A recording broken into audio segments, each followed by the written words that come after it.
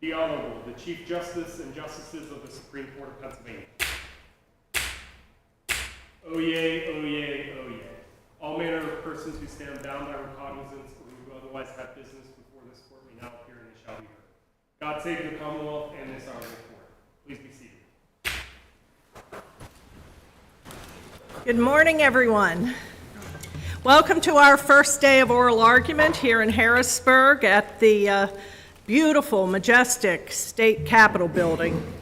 As architect Joseph Houston envisioned this building to be a palace of art, I highly encourage everyone in attendance to visit our rotunda, legislative chambers, and governor's reception room with an eye toward the beautifully crafted artwork, particularly the famous Violet Oakley murals, which were installed in 1927, which adorn this courtroom.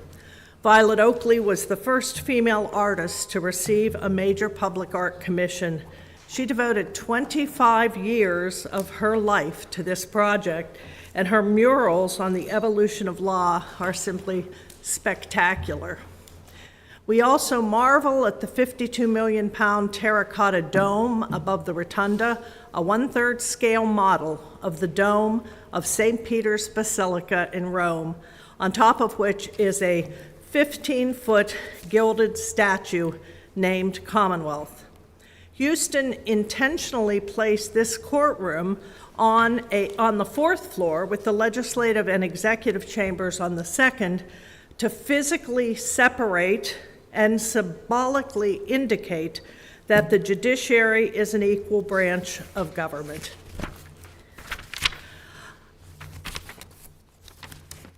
The majesty of our courtroom is designed to remind us all of the seriousness and importance of the work we are here to do. Before I call the first case, I would like to mention a few things to the attorneys who may not have argued before us before.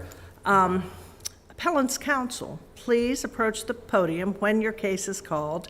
I will then give a short summary of the case. You may then begin by stating your name and the party you represent, and please introduce your co-counsel to the court. The justices are familiar with your cases, so I ask that you avoid any unnecessary recitation of facts or procedural history, and instead focus on the main issues on which we granted review. Counsel is welcome to rely on their briefs for any particular issues. Remember that we do not allow rebuttal.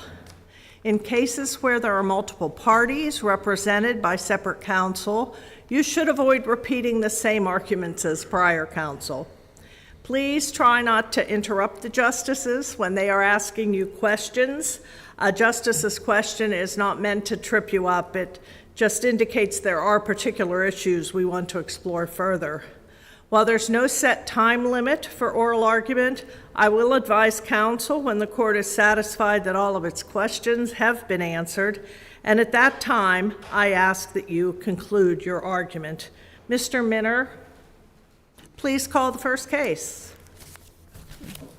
Department of Environmental Protection et al. Versus Pennsylvania Legislative Reference Bureau et al. Representing DEP, Mr. Thomas Hazlett.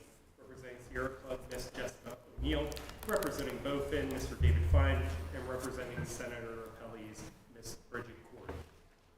These appeals concern a regulation which was promulgated by the Pennsylvania Department of Environmental Protection, or DEP, to require operators of fossil fuel-based power generation facilities to participate in the Regional Greenhouse Gas Initiative known as RGGI.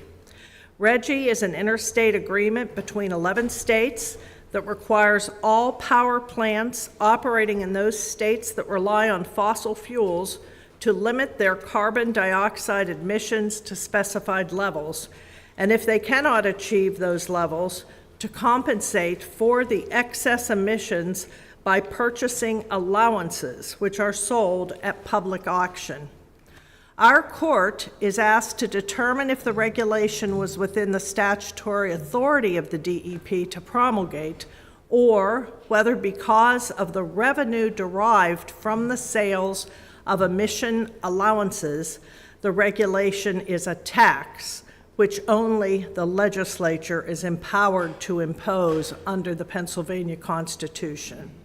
We are also asked to determine what impact Article 1, Section 27 of our Constitution, the Environmental Rights Amendment, has on such a determination. Please proceed.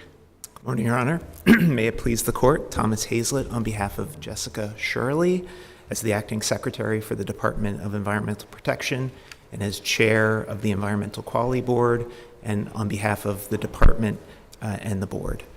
With me today is my partner, Matt White, and also with us is Jessica O'Neill and Emma Bast. Ms. O'Neill is arguing on behalf of the nonprofit parties that are the appellants in case numbers 110 and 111.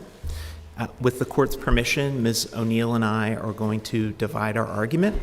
I'm going to address the Commonwealth Court's erroneous conclusion that the RGGI regulation CO2 emission allowances are not regulatory fees, but are instead a tax. I'll also address, and perhaps briefly, the alternate grounds for affirmance that the appellees raise in their briefs. Ms. O'Neill is going to present argument on behalf of her clients with respect to the Environmental Rights Amendment. All right, thank you. Thank you, Your Honor. Stepping back briefly, the issue before the Court is that when the General Assembly passes legislation that tells the executive branch to do something, eliminate air pollution, and the General Assembly gives tools to the executive branch to carry out that directive, for example, to establish fees in support of an air pollution control program. And the executive branch goes through an exhaustive regulatory process, which included active participation by members of the General Assembly and review by the General Assembly as a whole. Should individual members of the legislative branch who lost the policy argument and energy industry parties that are subjects of the regulation, who understandably don't want to be regulated, be able to stop the executive branch from carrying out its statutorily mandated duties by claiming that the regulation encroaches on the legislative branch's power? That's this case. That's what's happening in this case. And the answer should be no. And Commonwealth Court erred when it concluded otherwise. I'm going to start with the one issue on which the Commonwealth Court found against the Department and the Board, and that's this issue of a regulatory fee versus a tax. So what are these allowances? Starting with the text of the authorizing statute, the Air Pollution Control Act, Section 6.3a of the Act says, this section also authorizes the Board, that's the Environmental Review Board, authorizes the Board by regulation to establish fees to support the air pollution control program authorized by this Act. This is the statutory basis cited in the rulemaking record, and this is exactly what the allowances are doing. They are imposing fees on the regulated entities that support the air pollution control program. Counsel, can I stop you right there? I want to be sure I'm clear on a point. You're relying upon APCA, Section 6.3. Yes, Your Honor. Currently, there's 11 states that are members of this RGGI requirement. Is that correct? That's right, Your Honor. Of those 11 states, how many have entered RGGI without legislative approval? Just Pennsylvania, Your Honor. Okay. And just so I'm clear again, Section 6.3 that when you're talking about authorizes the executive, as you mentioned under APCA, to reduce air pollution, but I believe the language that it's not cited states that cooperate with appropriate agencies of the United States or other interstate agencies with respect to the control, prevention, abatement, or reduction of air pollution, and where appropriate, formulate interstate air pollution control compacts or agreements for the submission thereof to the General Assembly. Was the RGGI enactment of Pennsylvania or enrollment, was that ever submitted to the General Assembly for review or approval? So it was submitted through the Regulatory Review Act process, Your Honor. And did the General Assembly approve it? It did not. It did not stop the regulation from going into effect per the. That wasn't my question. Was it submitted to them and did they approve it? They did not approve it, Your Honor. However, the Regulatory Review Act, which is the statute that the General Assembly passed to have a role in review of regulations, has specified steps that must be taken that the General Assembly can stop a regulation passed by an executive agency from going into effect, and the General Assembly did not do so. You're assuming, wanna- counsel, that an interstate compact is a regulation. I'm sorry, Your Honor? You're assuming that an interstate compact is I mean, this is a tough answer that you're giving to Justice McCaffrey, because the Regulatory Review Act was never intended to approve interstate compacts. It is the scope of the General Assembly's authority there is to object to whether the regulation is consistent with the statute, not to approve or disapprove interstate compacts. There's nothing in the Regulatory Review Act about that. Agreed, Your Honor, and that was going to be the second point I was going to make to Justice McCaffrey, Your Honor, which is that the RGGI regulation, Pennsylvania's RGGI regulation, is being promulgated under Section 5.3, which is not the section that has to do with entering into interstate compacts. And in fact, this issue of an interstate compact was an issue that was raised by the appellees below. And the Commonwealth Court found that there is no interstate compact here, that there is no agreement, there is no contract as between Pennsylvania and any of the other RGGI participating states. And it didn't even rise to the level of a substantial legal question for purposes of granting a preliminary injunction. I didn't find that it was an issue that was worthy of discussion on summer relief. And so our argument is that this is not an interstate compact. This is collaboration and cooperation among states, and each of the states have independently entered into RGGI, many of them by legislation, in Pennsylvania's case, through the regulatory process pursuant to the Air Pollution Control Act. So, as I said, the fees themselves are within the power granted to the agency under Section 6.3 of the Air Pollution Control Act, and the department and the board are not arguing that that's the end of this court's or the lower court's analysis. But it is worth noting that the proceeds from the auctions of these allowances are consistent with what the authorizing statute says. The case law that we've cited and that the other parties have cited provides a series of guidelines or principles or factors. I don't think it's fair to say that there is any sort of bright line test for determining what is a tax versus what is a fee under any of the case law that folks have cited. Counsel, with regard, if the injunction had not been in play, do you have an understanding as to the aggregate monies that would have been collected under the quote-unquote fee to date?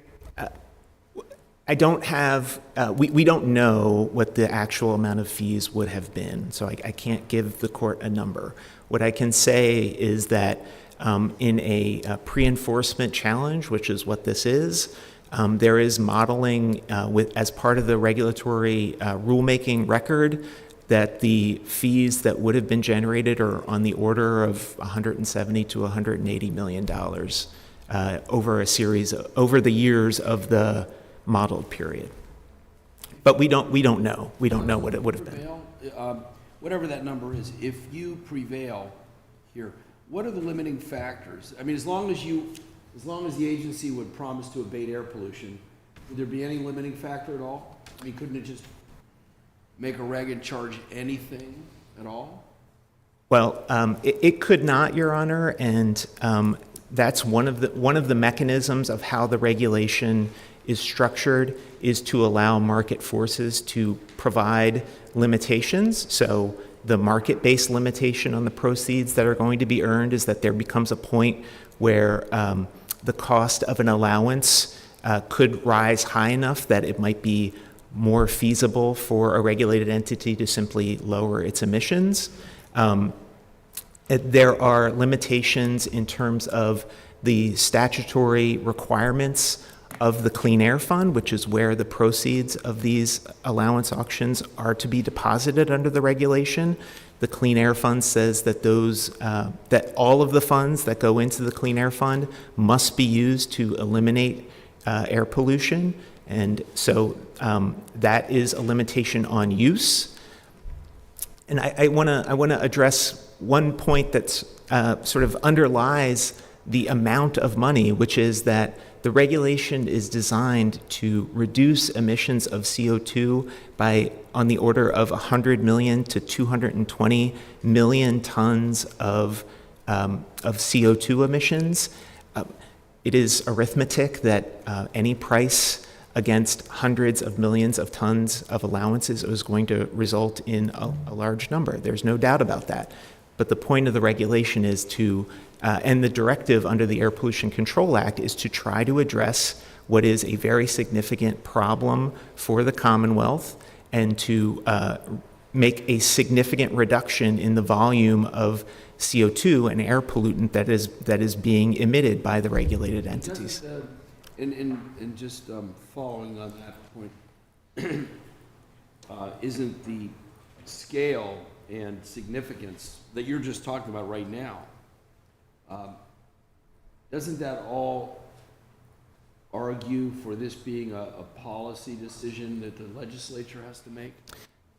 Your Honor, the legislature did make the policy decision. In the Air Pollution Control Act,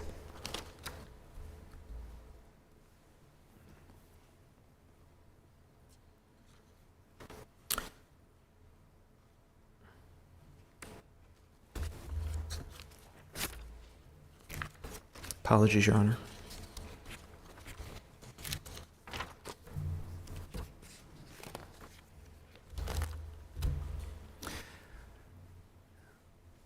The policy choice that the legislature made and the duty that it imposed on the Environmental Quality Board and the Department of Environmental Protection is to prevent, control, reduce, and abate air pollution. Carbon dioxide is an air pollutant. It falls within the definitions of air pollution within the authorizing legislation, the Air Pollution Control Act under Section 3. And there is a finding in the regulatory record about the harms that CO2 emissions create for the Commonwealth, for its people, for its lands and air. And so that policy choice was made, and the legislature also provided in the Air Pollution Control Act procedural guidelines to guide the agency in fulfilling that policy choice. This was not, the language, I'll point to Section 9 that creates the Clean Air Fund. It's not equivocal. It says that funds that go into the Clean Air Fund are to be used to eliminate air pollution, not just abate or limit or control. The goal is to eliminate air pollution. And so that was the legislature's choice to impose that duty on the executive agencies in Section 5.3.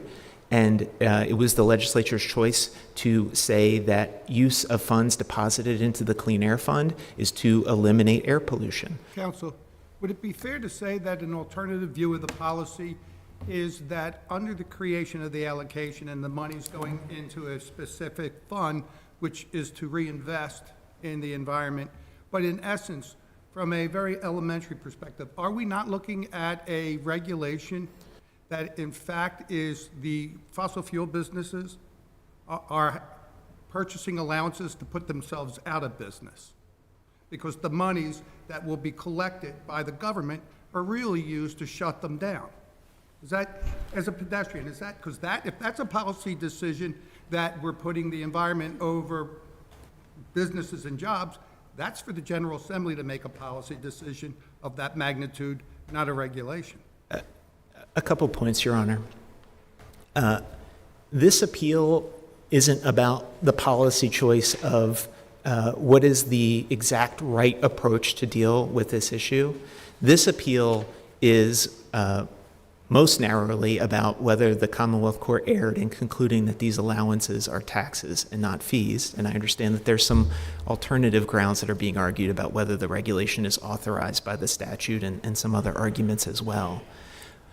What I can say is that, again, in the context of this regulation having not gone into effect as of yet, is that the modeling that was performed by the agencies in developing this regulation is that not only would you achieve significant reductions on the order of hundreds of millions of tons of CO2, but that overall it would be beneficial to the Commonwealth's economy in terms of jobs, in terms of improvement of health.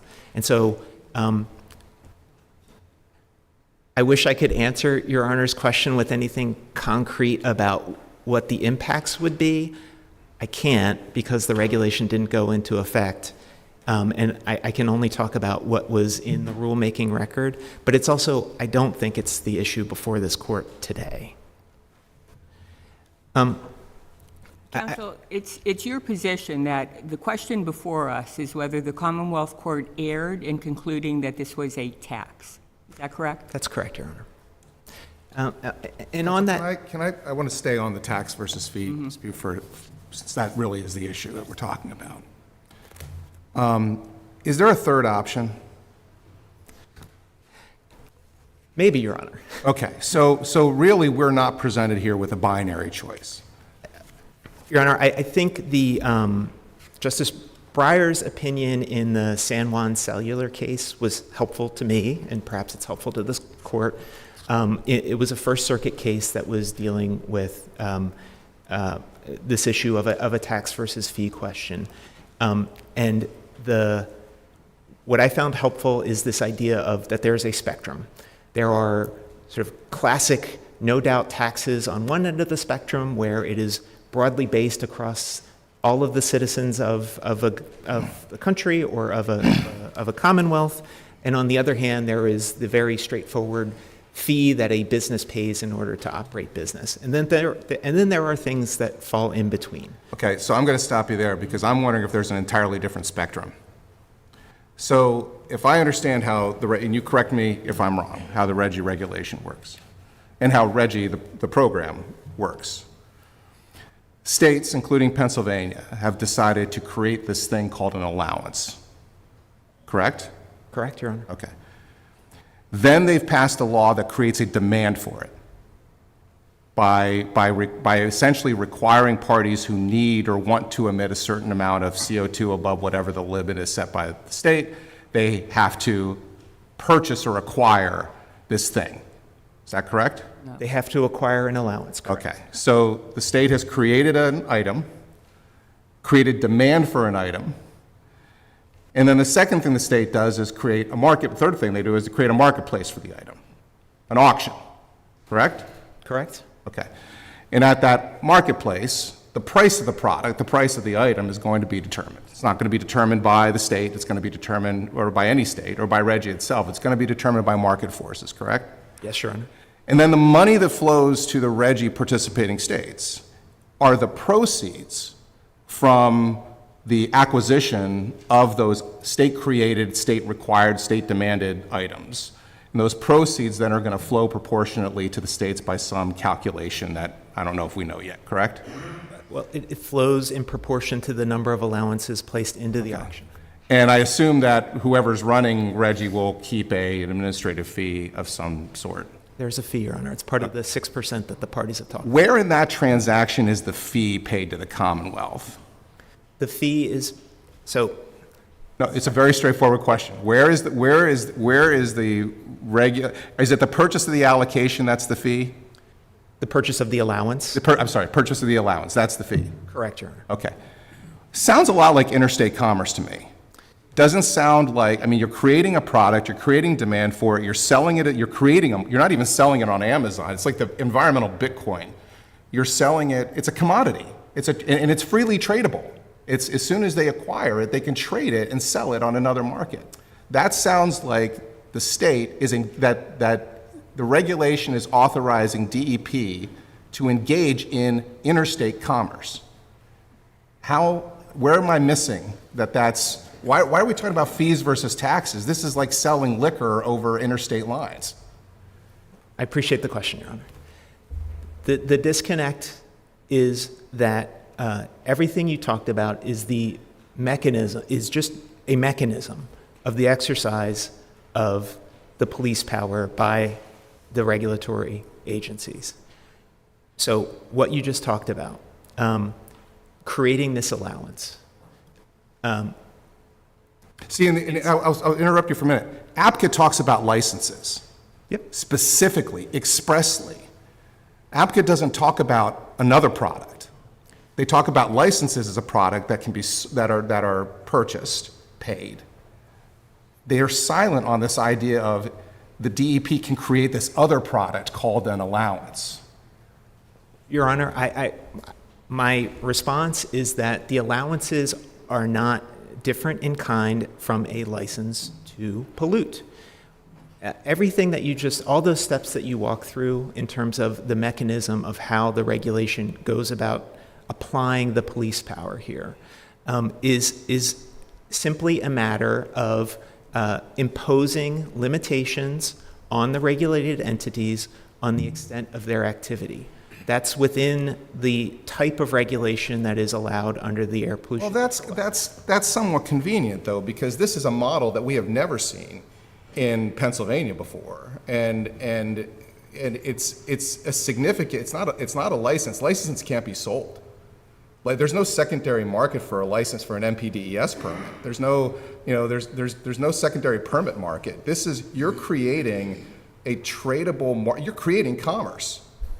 And that seems like it's something, again, to I think Justice Doherty's point, that is that it gets into the issue of whether it's whether there's some sort of unconstitutional delegation of legislative authority, if you're actually correct. But it complicates the fee versus tax dispute, because in all of those fee versus tax disputes, there was a one-on-one. It was, you want to do this, you have to pay us this fee. This structure, I think, arguably takes it out of the whole fee versus tax paradigm and simply asks us the basic question: what authority does DEP have to create a product that the General Assembly has not authorized them to create, to not set a price, but to create a marketplace, create a demand, and then reap the profits from the sales, whatever they may be, along with its brothers and sister states who agree to enter into this conglomerate? Your Honor, there's a couple different issues that I want to address here. The first is what the Air Pollution Control Act authorizes the agencies to do. And the second is this issue of, there's an implicit issue in Your Honor's questions about the effect and what it means, the fact that there are entities outside of Pennsylvania that are participating. Those are two separate issues. Well, my question is really is targeted toward this idea that we're here because the issue that the Commonwealth Court, of all the issues that the Commonwealth Court could have decided, they decided the tax versus fee issue. And the question before us is, and you started it this way, is it a tax or is it a fee? We don't have a standard factual paradigm to decide that question. We have a commerce paradigm, and that's what I'm struggling with. I understand there's a lot built into my question, and I'll shut up, but do you agree that the department that lacks the authority to engage in interstate commerce?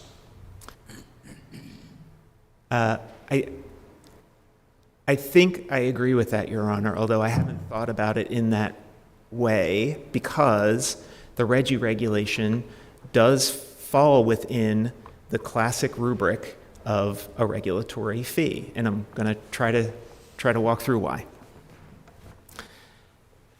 The subject of regulation is the emission of CO2. I don't think there's any dispute that CO2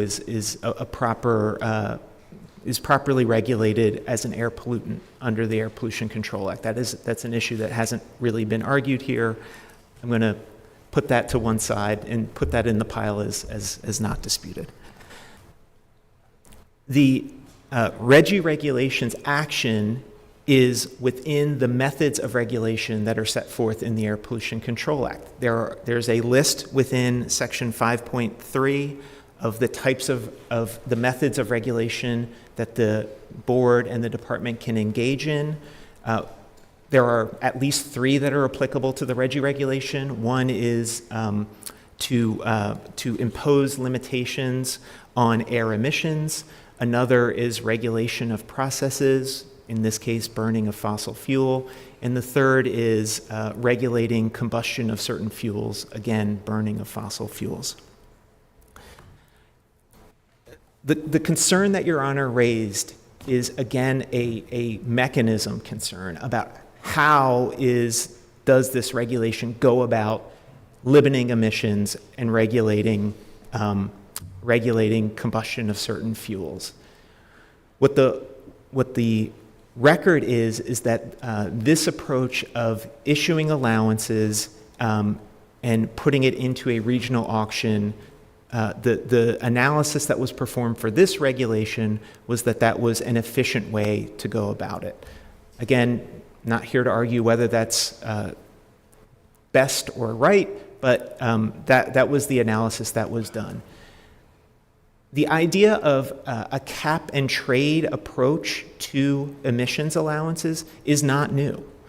The Commonwealth of Pennsylvania started engaging in a cap and trade approach to air emissions in the acid rain program, which was started back in the late 80s and early 90s.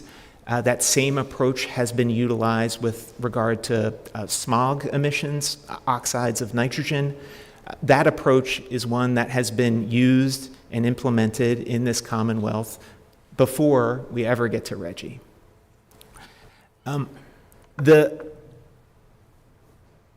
So that mechanism, that approach is not new. It's been authorized.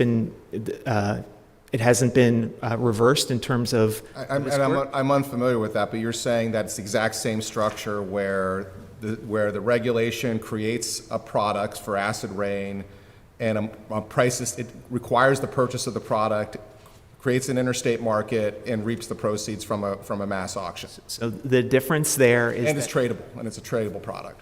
Tradable, yes. Creation, yes, in that there were allowances that were issued.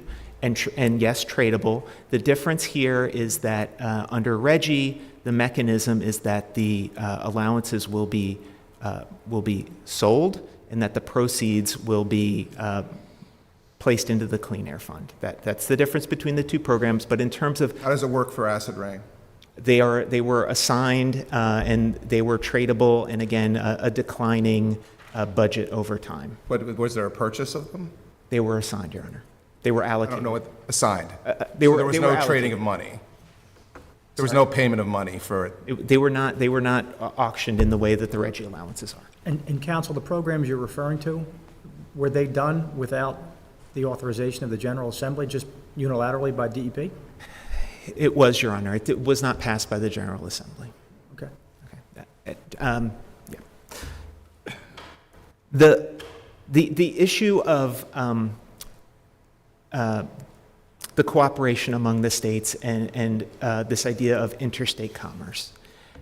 We need to be very clear and precise about what the exercise of power by the agency is.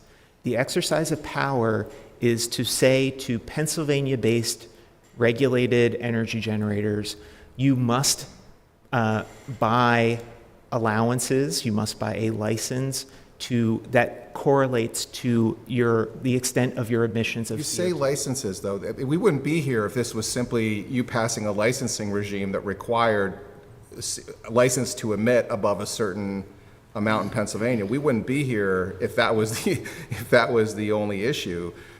You're adding new words to your argument. Now you're saying it's a license. That's not what the position of DEP has been. The regulation doesn't use the word license. It doesn't use the word fee. It doesn't even use the word tax, so it doesn't use any of those. What it uses is auction, price, sale, bid. Nothing about a license. Your Honor, I will withdraw the reference to license. I was trying to call back to my prior statement that it is a license to pollute. It does, in fact, say that it is a fee. It says that it is a regulatory fee, and it says that these allowances and the proceeds from them are a regulatory fee under Section 5.3 of the Air Pollution Control Act. Is that in the body of the regulation, or is it in like an explanatory comment associated with it? Both, Your Honor. It's part of the regulatory analysis form that comes at the front that provides the background and statements and summaries, and it's also in the longer form as well. again, the exercise of the police power is solely in Pennsylvania. It is enforceable only against Pennsylvania-based generators in telling them that they must acquire allowances that correspond to their level of emissions. It establishes a CO2 budget that declines over time, and it issues allowances that correspond to the CO2 budget. And then in terms of the proceeds from the auctions of the allowances, those proceeds, Pennsylvania only receives its share of the overall proceeds based on Pennsylvania's issued allowances. That declining over time point you just mentioned, Yeah, sure. isn't that a policy decision to shut down the fossil fuel generators or industry? It's not, Your Honor, and it's, first of all, under the modeled period, the regulation is not intended to go to zero in terms of CO2 emissions by these regulated entities, so that's one point. But the idea of the regulatory regime is to allow the regulated entities to manage their business in the most efficient way as they intend.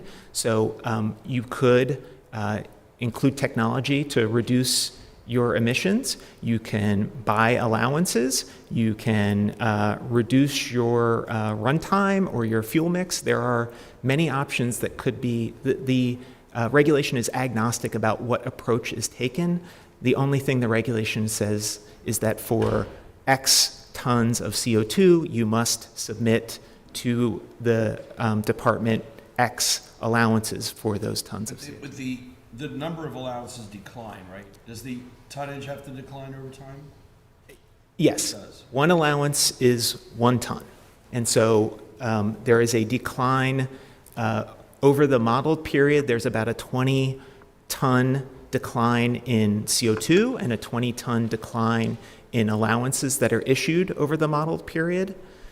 What the regulation says is that in addition to those declines due strictly to the number of allowances that are issued, that because of the investment of the proceeds, the regulation is modeled to achieve somewhere around 100 million to 220 million tons of reduction. So one part of the reduction is due to the allowances and just the number of allowances that are issued and available, and the remainder is based on the investments that are made by the regulation. And how is that contained within delegated authority from the General Assembly? So the standard, a couple points. The standard in terms of the delegated authority is simply, is the policy choice made? And here, the policy choice is made in the Air Pollution Control Act by the statute saying that the intent of the legislature is to reduce and abate harmful air pollution, to eliminate air pollution. That's the policy choice.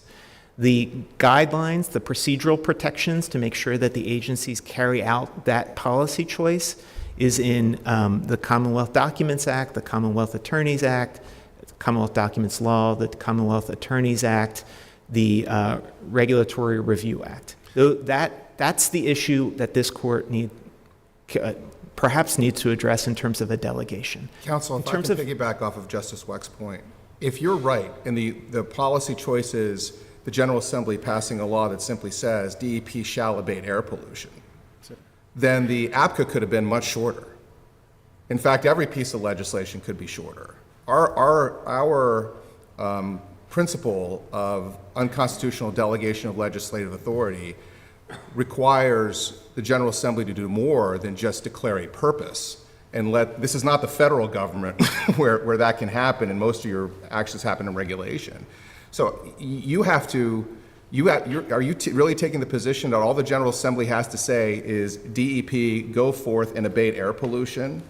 And as long as they pass a regulation that complies with the Commonwealth Documents Law and doesn't fall afield of the Commonwealth Attorneys Act, which I'm not sure what that has to do with it other than the Attorney General's approval of the regulation,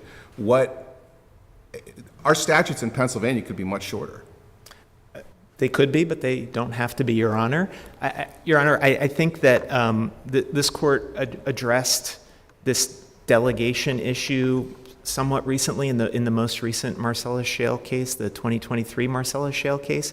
And the court, in that case, reaffirmed what the standard is for this delegation issue, which is, and pointed to the Eagle Environmental 2 case and to Protz and to Tosto and all of the cases that have come down from this court about what the delegation doctrine is in Pennsylvania. And it is nothing more and nothing less than when the legislature provides a clear statement of policy and provides guidelines for the agency to follow, that satisfies the non-delegation concern. Here it goes even further, because you're alleging a delegation to your agency, and then it becomes more highly attenuated, because then there's a marketplace out there over which you don't claim control, and you couldn't claim control.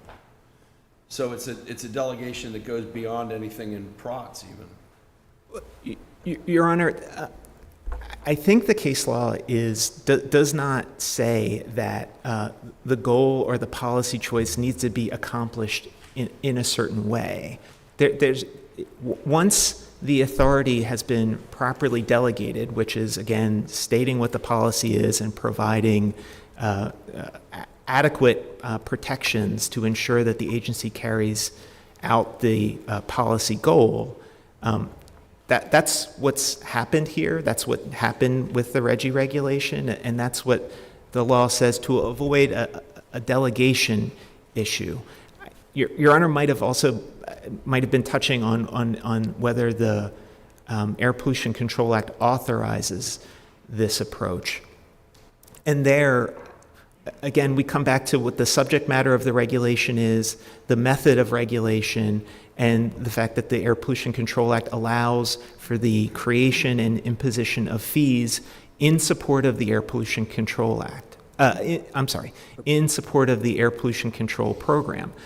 That's what that's what the proceeds from these auction allowances do. Yeah, but counsel, yours is a wildly expansive kind of reading of APCA and of the general intention. I'm just thinking, can you think of any circumstance by which DEP could enact a regulation or a rule that would be deemed kind of outside the parameters of what the enabling statute allows? In other words, could DEC say, you know what, CO2, you got a lot of cars out there that generate CO2. Let's eliminate all cars. How about cows generate CO2? Let's not have meat farming anymore. I'm struggling. Where's the limit? Because in this particular issue, and I think we're kind of nibbling around the edges, theoretically, under your reading of the statute, you could basically charge unlimited amounts and do literally take untold measures to generate income, fees, license fees, whatever you kind of want to call them, and essentially put any kind of business that generates CO2 emissions out of business. Would that be allowable? I don't think so, Your Honor. And a couple of responses. First, and if you could, where do we draw the line? Sure. We draw the line with the language of the Air Pollution Control Act. The subject matters of what is air pollution under Section 3, the methods of regulation under Section 5A, and then the requirement that the fees, any fees that are imposed, must be used to support the air pollution control program. And so, in the case of the RGGI regulation, does that mean you can outlaw automobiles, gas-powered automobiles? I don't think so, Your Honor. Why not? But the line drawing problem exists. So, if you're saying you're delegated the authority to abate pollution, and this is how you're doing it, in principle, though, there's no difference to you than promulgating a regulation that shuts down every kind of CO2 emission except perhaps human respiration. What's the Don't give him any ideas, Justice Weck, okay? limitation? I don't see the principal limitation. The fundamental limitation is that the General Assembly can always amend the Air Pollution Control Act, can impose additional limitations on the Clean Air Fund. That is not a good answer. I'm just going to start. That the idea that you if you violate or go beyond your authority, that that the only solution is for the General Assembly to amend the statute to say you can't violate what they previously wrote, that's not a good answer. Your Honor, the line drawing that the court is wrestling with here today is about hypotheticals that are not this regulation. Well, but we deal with hypotheticals. That's why you're here. This court deals with the ramifications of our rulings much beyond Reggie. And I think Justice McCaffrey raised a really good example. What if methane emissions are determined to be hazardous, or CO2 emissions from a farm? Can you basically require farmers in Pennsylvania to purchase allowances for cattle to emit whatever cattle emit, and then trade those on the open market in the hopes of reducing the amount of cattle people can have on farms because of the noxious fumes that are emitted from farms? The statutory grant of authority under the Air Pollution Control Act, that is the basis of the Reggie regulation, wouldn't apply in that. Why wouldn't it apply? Because there is no fossil fuel being combusted, and there is no process for generating electricity. APCA doesn't apply? Your authority under APCA to abate air pollution wouldn't apply to any source of air pollution?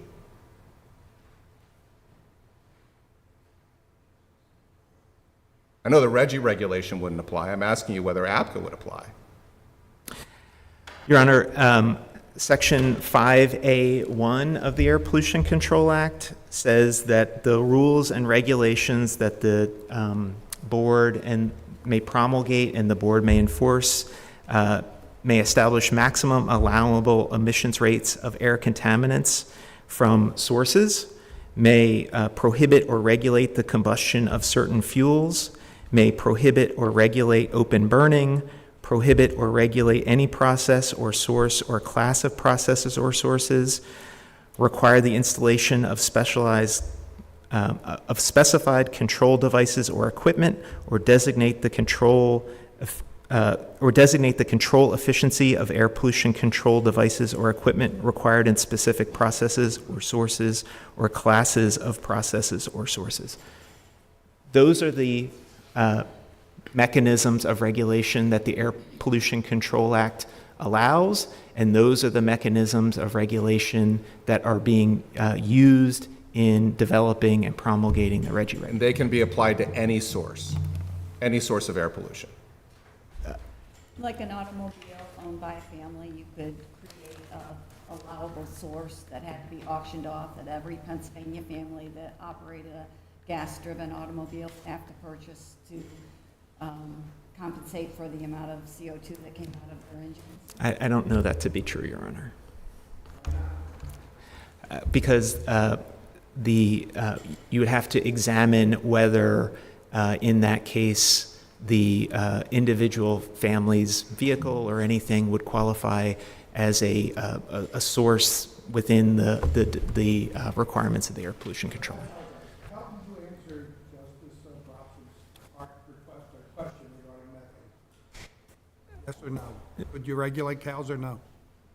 I don't know that whether you could or not, Your Honor. Why not under the Enabling Act? It said the reduction, prevention of any pollution of the air by smoke, dust, fumes, gases, or odors. Doesn't that include it? It could, Your Honor, but you still have to fall with. Methane, how do you define methane? Gas or odor? Methane is a gas, Your Honor. And the Enabling Act specifically says gas. So, in essence, you could. Methane is regulated, but the question is whether the methods of regulation under Section 5A1 would apply, and that's a question I'm not sure what the answer is, Your Honor. And that's the section that you just read to us in full. Correct, Your Honor. Let me ask you a question. The opinion that we're looking at from the Commonwealth Court dealt with one issue. It did, Your Honor. Okay.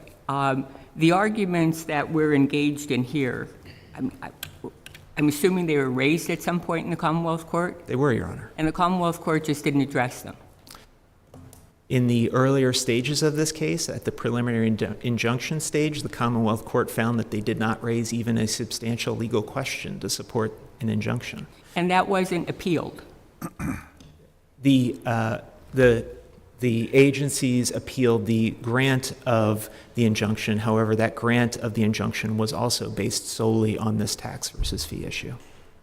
Okay, you see where I'm going with this question. I mean, I find the discussion interesting, but I just don't see how it impacts on the issue that we have before us.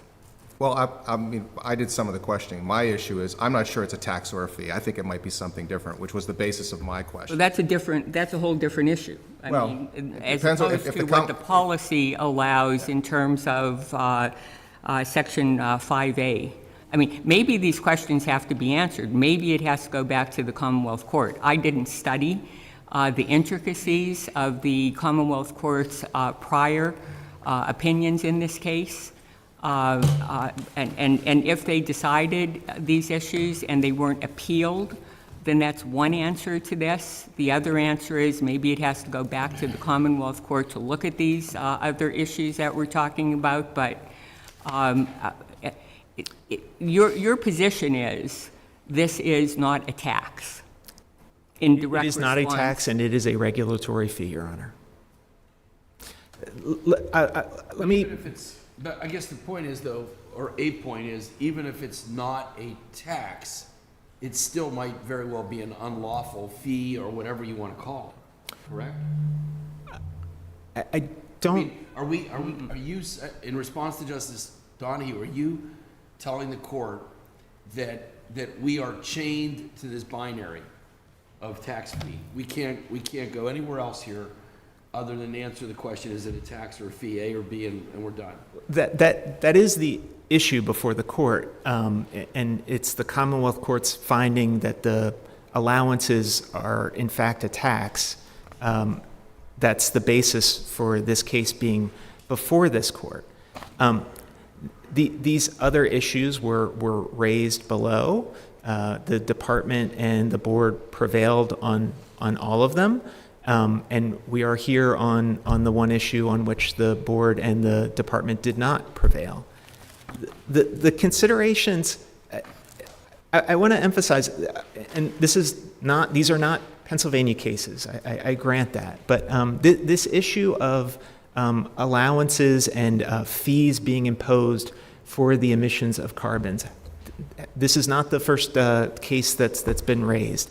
And we cite to these cases in our brief, but there's a case in California that addressed this issue, a case in Maryland that addressed this issue, and the Fourth Circuit addressed this issue.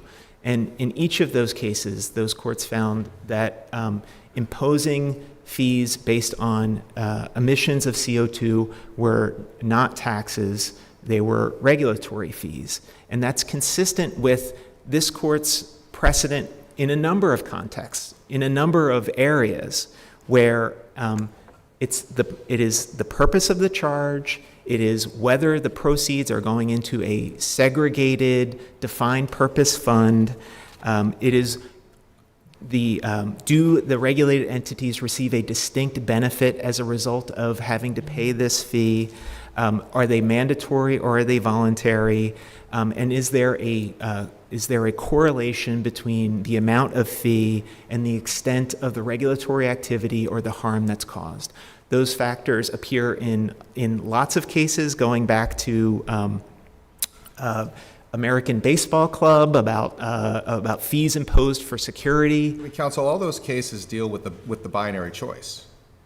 All those cases are to try to determine whether something is a tax or a fee. So the test is meant to differentiate between what otherwise would be a tax. So again, and I realize that the Commonwealth Court said this, and maybe what we say is the Commonwealth Court was wrong in saying it was a tax, but don't bless your idea that it was a fee.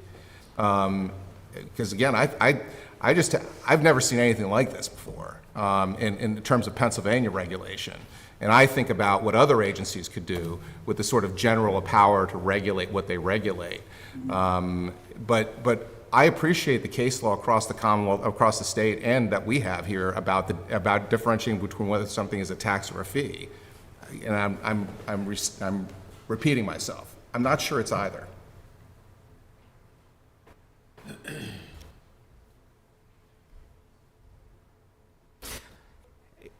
A couple things, Your Honor. First,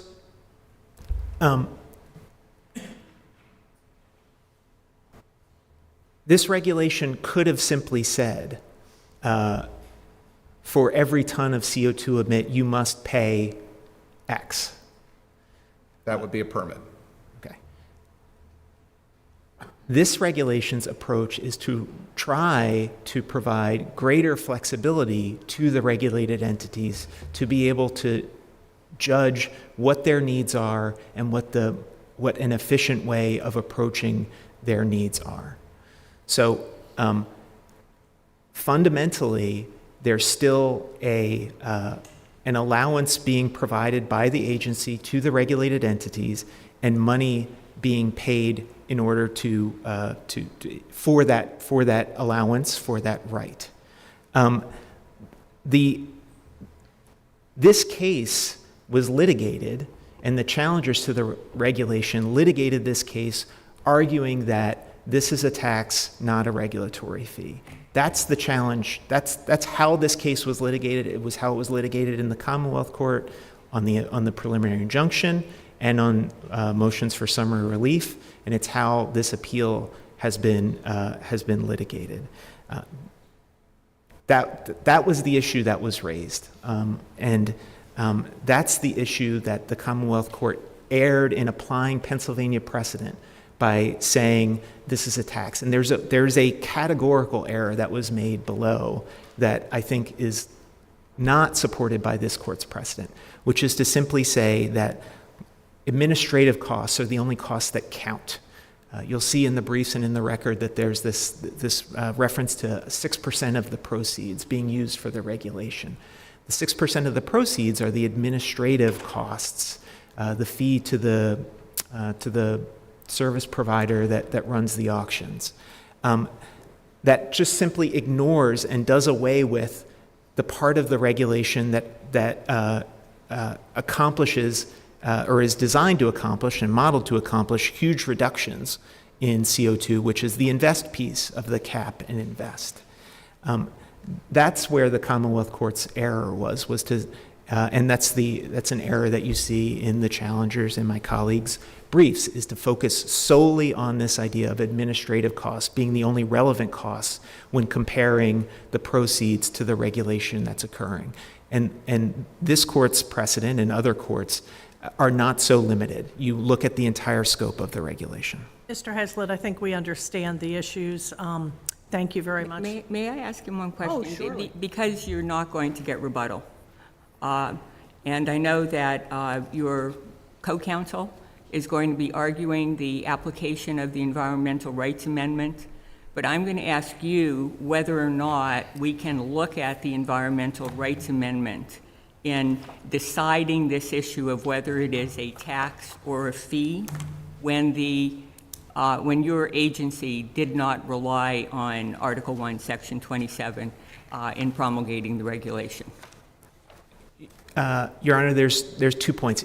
The answer is yes. The court can and should consider the Environmental Rights Amendment. We all have to, all of the agencies, all of the branches must consider and act consistent with the Environmental Rights Amendment.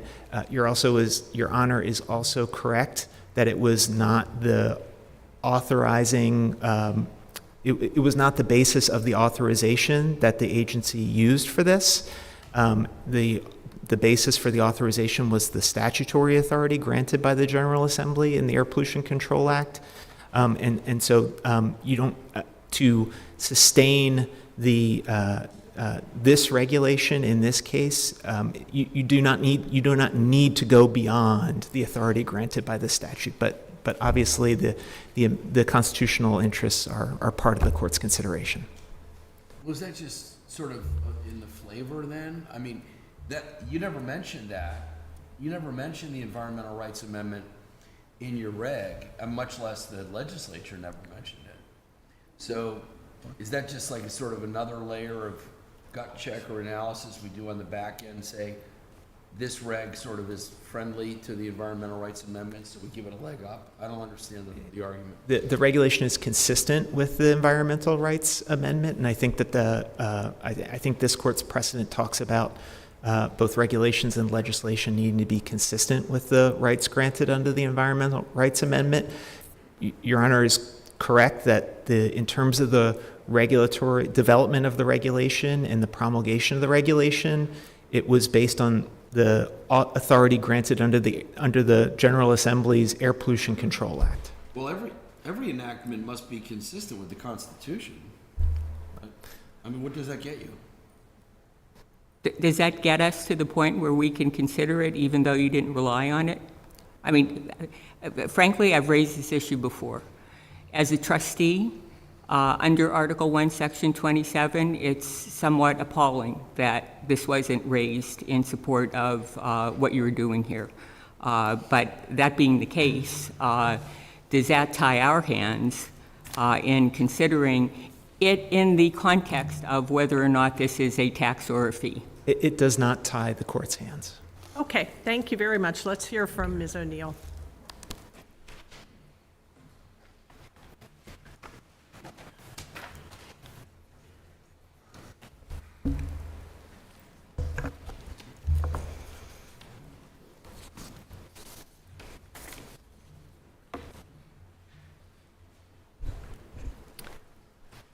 Thank you very much.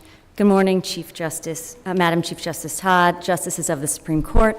My name is Jessica O'Neill. I'm here with my colleague Emma Bast. We are from Citizens for Pennsylvania's Future, and we represent the interveners in the 110 and 111 cases before you. Interveners are Citizens for Pennsylvania's Future, Clean Air Council, Sierra Club, and in the 111 case, Environmental Defense Fund. Your Honor, there are 2 points that I want to focus on today, in addition to responding to whatever questions the court may have. And the first is that the application of the Environmental Rights Amendment, Article 1, Section 27 of Pennsylvania's Constitution, addresses appellees' constitutional concerns with the regulation and harmonizes the constitutional provisions at issue here. And the second is that once we view the RGGI regulation through that Section 27 framework, it is plain that the charge is not a tax. Your Honors, the people have a right to clean air.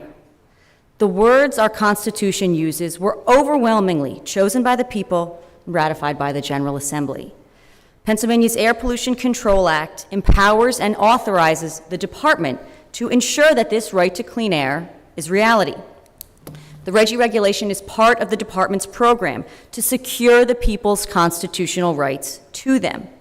By putting the plain text of Section 27 at the forefront of its analysis, this court will faithfully support and obey the Commonwealth's Constitution and should find that the RGGI regulation is a lawful and constitutional rule that carries out the purpose of the law and the will of the people. Now, as a preliminary matter, the Environmental Rights Amendment applies to this case because air is a public trust resource. Air is the first enumerated resource in the amendment, which is the instrument of the trust.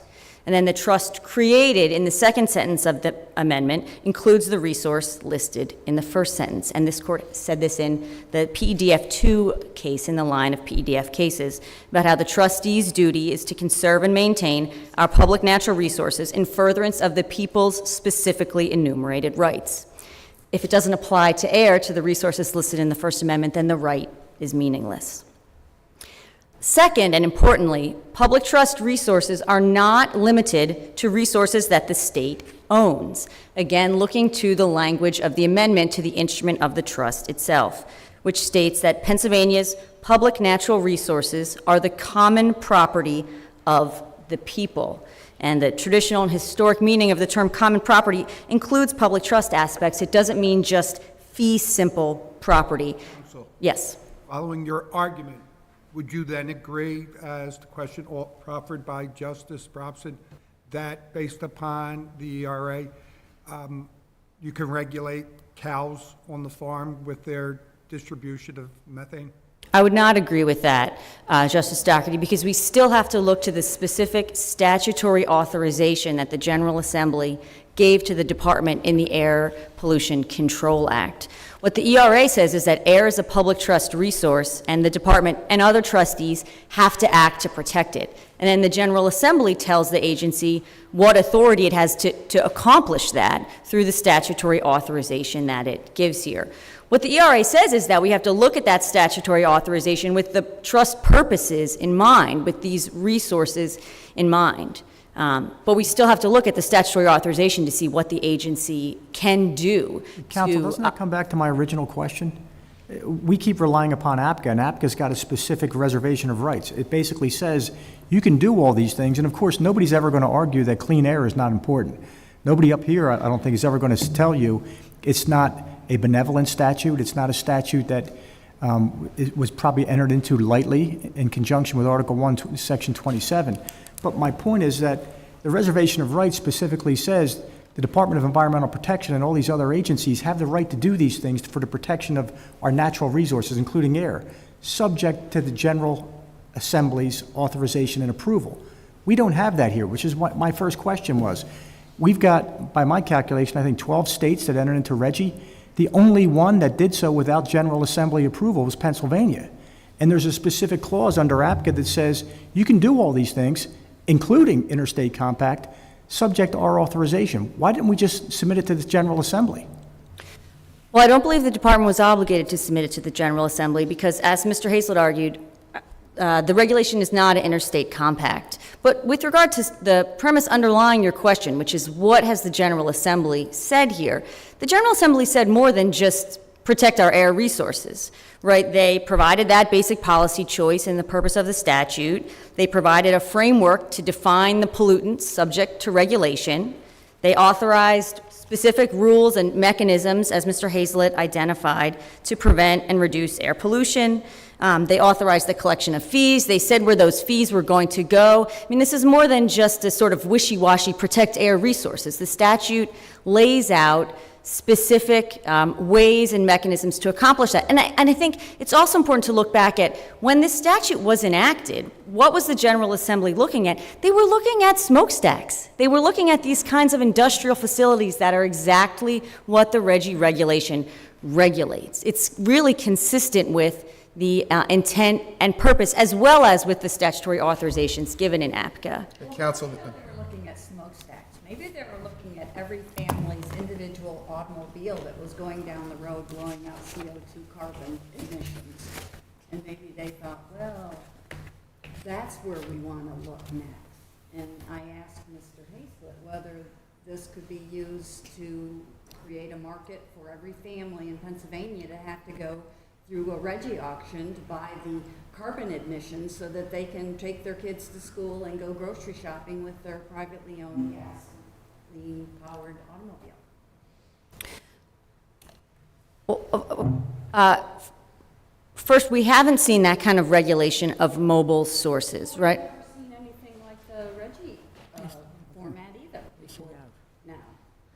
Well, I would disagree with that, Justice Mundy. I think, as Mr. Hazlett pointed out, the department has engaged in these kind of trading programs for years through the acid rain, the sulfur dioxide programs. He told us that the acid rain program didn't involve a market with interstate commerce with other states. It involves other states, Your Honor, but it doesn't, the allowances were handed out by the department. So they didn't come at a cost to the regulated entities. They were limited. They were tradable with other states. It's a regional program. You weren't creating a market.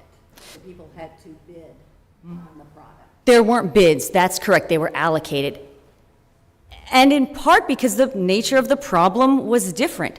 We are talking about a different type of pollution. We're talking about a different problem, a problem that the department determined it needed to address. The CO2 that comes from cars different from the CO2 that comes from smokestacks? It's not a different pollutant, Your Honor, but it's a matter of scale. It's a matter of the agency saying this is a problem that we're required under the Air Pollution Control Act to address, and what is the best way for us to address the problem?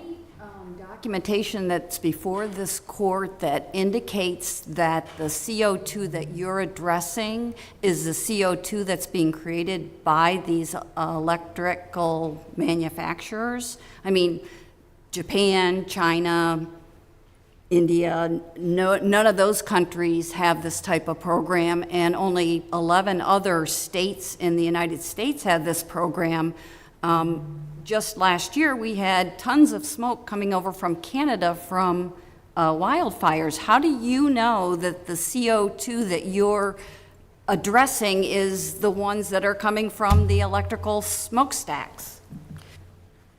Pennsylvania has made a determination here to address air pollution, and the department can only regulate those sources in Pennsylvania. Its authority is limited to Pennsylvania. So the department can't regulate Canadian wildfires, of course, or emissions in other places, but the department can say, we have a problem here. We have regulated sources in Pennsylvania, and it's our duty under the Air Pollution Control Act, and as a trustee of Pennsylvania's public natural resources, to do our job.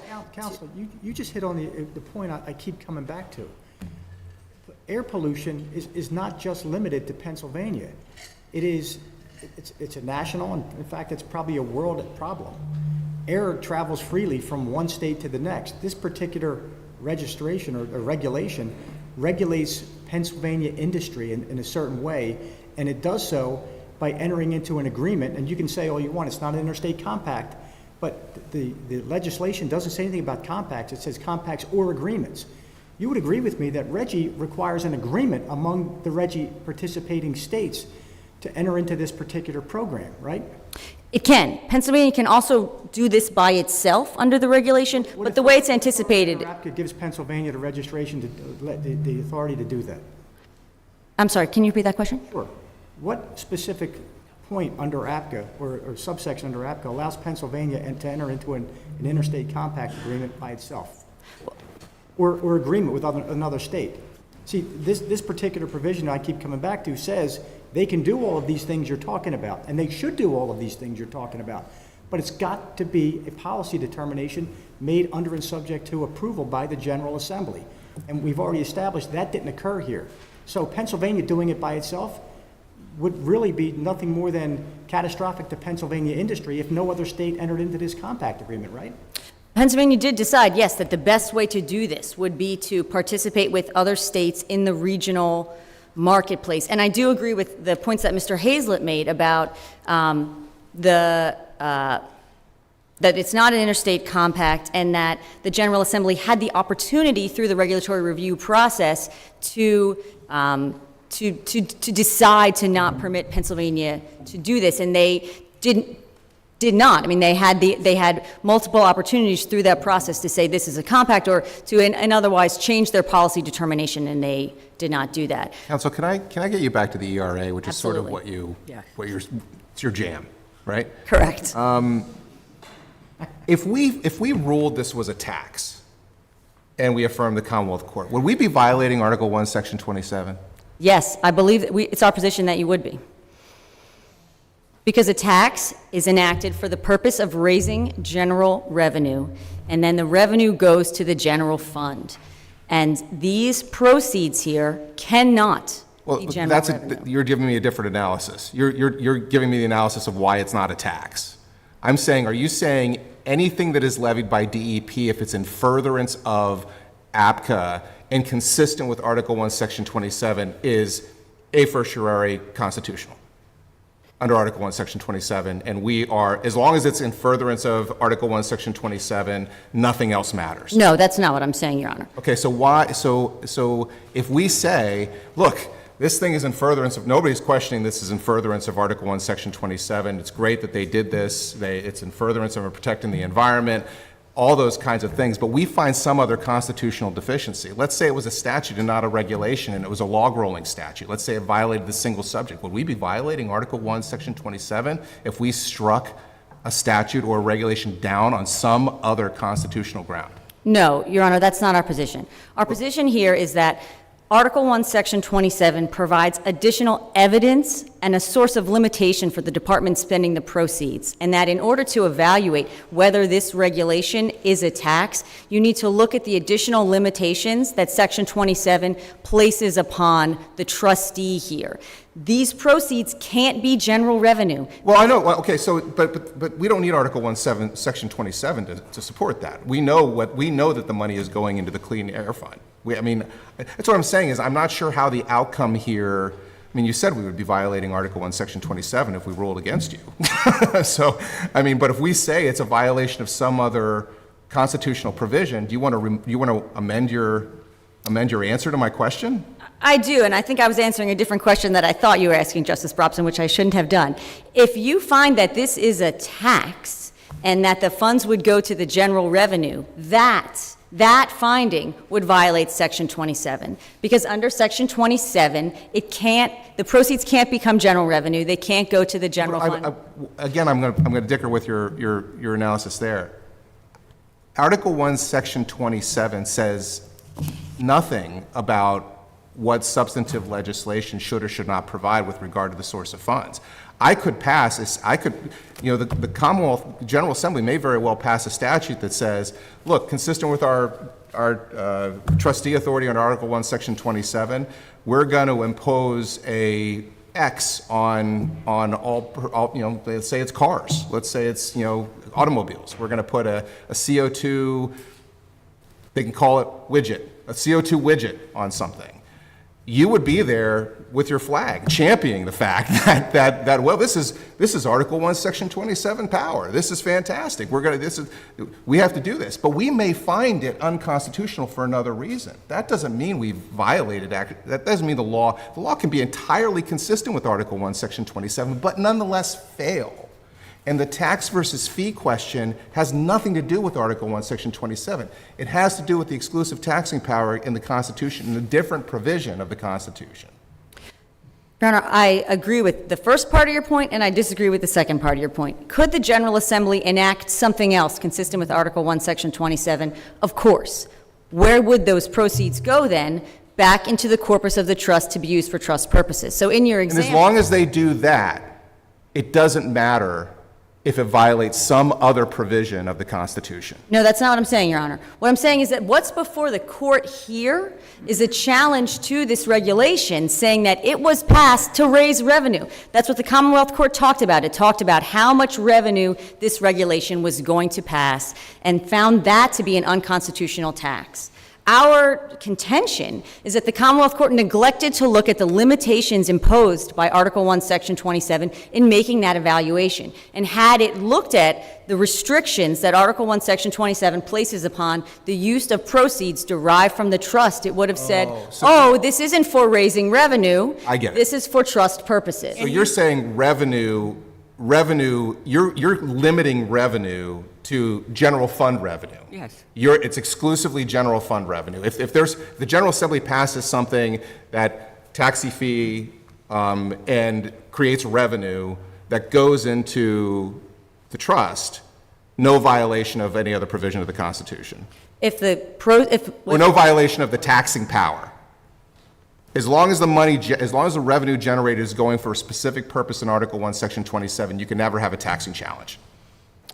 I'm saying in response to the specific taxing challenge raised here. Right. Well, I'm asking you about general. As long as the revenue generating device, fee, tax, widgets, as long as the proceeds of whatever that is, the revenue, because it is revenue, the revenue generated goes into purely targeted funding toward the environment, i.e. the corpus under Article 1, Section 27, it can never be a tax.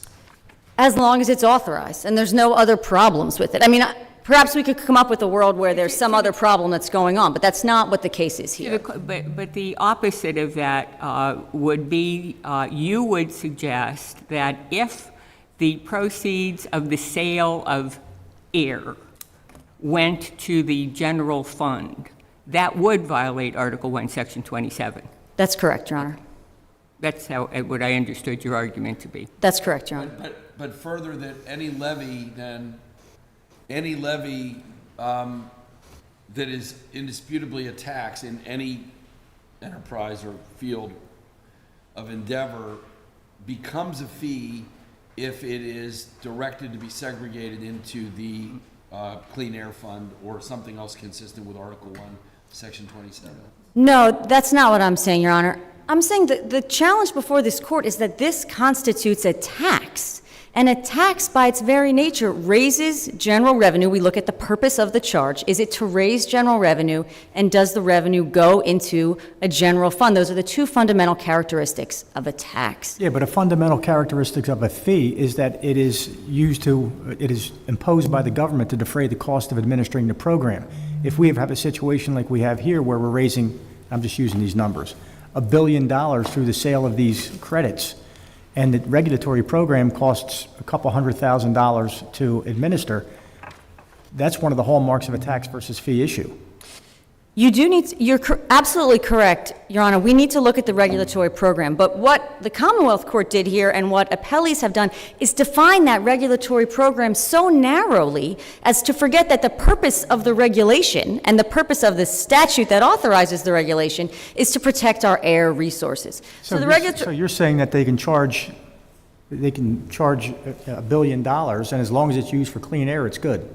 In other words, what they did, what the Commonwealth Court did, was look at the entire budget for DEP and say, theoretically, the amounts of the revenues that are going to be generated through the sale of these particular auctions could be $1.3, $1.4 billion, which is 3 or 4 times the actual entire budget of the DEP. Therefore, it's got to be a tax, not a fee, because it has nothing to do with the costs to defray the regulatory program. I think what you're telling us is that that doesn't make a difference. What should be looked at is where the money goes to and what it's used for, and that's it. I'm not saying that's it, Your Honor, but I am saying that the Commonwealth Court didn't look at the whole regulatory program when it made that analysis. It concluded that this was a lot of money, right? And it looked at the cost to administer an auction and the cost to participate with Reggie Inc., but it didn't look at what is the Commonwealth trying to do with that money. It's trying to spend a third of that money on energy efficiency. It's trying to spend a third of that money on renewable energy programs. It's but that's somewhat problematic in and of itself, don't you think? I mean, I'm not suggesting that those aren't good decisions. I would suggest that maybe they're policy decisions best left for the General Assembly, but if you're going to basically regulate one particular industry and then use the money from the regulation of that industry to put it out of business, isn't that a policy decision that the General Assembly should make, or is it a strict Article 1, Section 27, we need clean air, we need clean water to help with those particular industries? I don't believe that this is an attempt to put a particular industry out of business. I think this is an attempt to regulate a pollutant pursuant to their statutory obligation. It's regulating a pollutant that's derived from the fossil fuel industries, and if you're going to take the money from that for alternative fuel sources or energy sources, by necessity, aren't you putting those particular industries out of business? No. No, Your Honor, I don't believe so, because the cap doesn't decline to zero. There's no requirement that any particular source or any particular industry shut down. The General Assembly told the Department of Environmental Protection, protect air quality. It's of the highest priority. It's one of the highest priorities of the Commonwealth, and this court said that in the Locust Point case. And this is the department attempting to do that. Now, the department can decide the mechanism. Then why not submit it to the General Assembly? If your position is the General Assembly told us to do it, why didn't you just submit it to the General Assembly and say, here, pass legislation to enter us into Reggie? Simple. We're not here. Oh, she's not the DEP. And the General Assembly made its policy choices in the Air Pollution Control Act and said regulate carbon dioxide. And this is the department's attempt to regulate carbon dioxide. Counsel, as I understand your argument, Section 9.2 of the ACPA is consistent entirely with Article 1, Section 27, because it provides, in short, all fines collected shall be administered by the department for use in the elimination of air pollution. So it's a specialized fund into which the proceeds are placed in order to eliminate air pollution, as provided in Section 9.2. That's correct, Your Honor. And if someone, my clients or another entity believed that the department was utilizing those funds in a way that violated Section 27 under this court's precedent in the most recent version of the PEDF cases, a challenge could be brought to say you're not doing your accounting, you're not spending them right. There could be a takings clause challenge. There isn't one. You know, the notion that industries are being put out of business and things of that nature, there is no takings clause challenge in this case. I mean, I keep sort of hearkening back to the limited nature of the issue before us. That's absolutely correct, Your Honor. There's no takings. There's nothing being taken here. There's no private property that's been taken. Well, the argument that, or the questions that are consistently being asked have to do with the impact on the industries being regulated. I mean, there may be a takings clause challenge somewhere in the mix of that analysis, but we don't have it here. That's correct. You do not have anything like that before you, Your Honors. If there are no other questions, I do have one last question, and you may have already answered this in response to Justice Donahue, but is there any way that this can be a tax, and as long as a certain amount of funds are funneled by the legislature into the Environmental Protection Fund, that it could be constitutional under the ERA? I don't believe so, Chief Justice Todd, because I believe that in essence says that it's not a tax.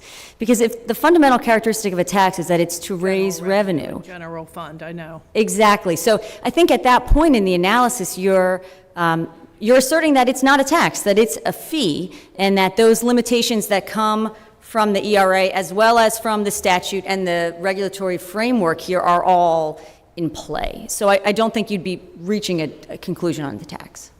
Okay, thank you very much. Thank you. Thank you. Let's hear from the appellee, Mr. Fine, on behalf of BOFIN.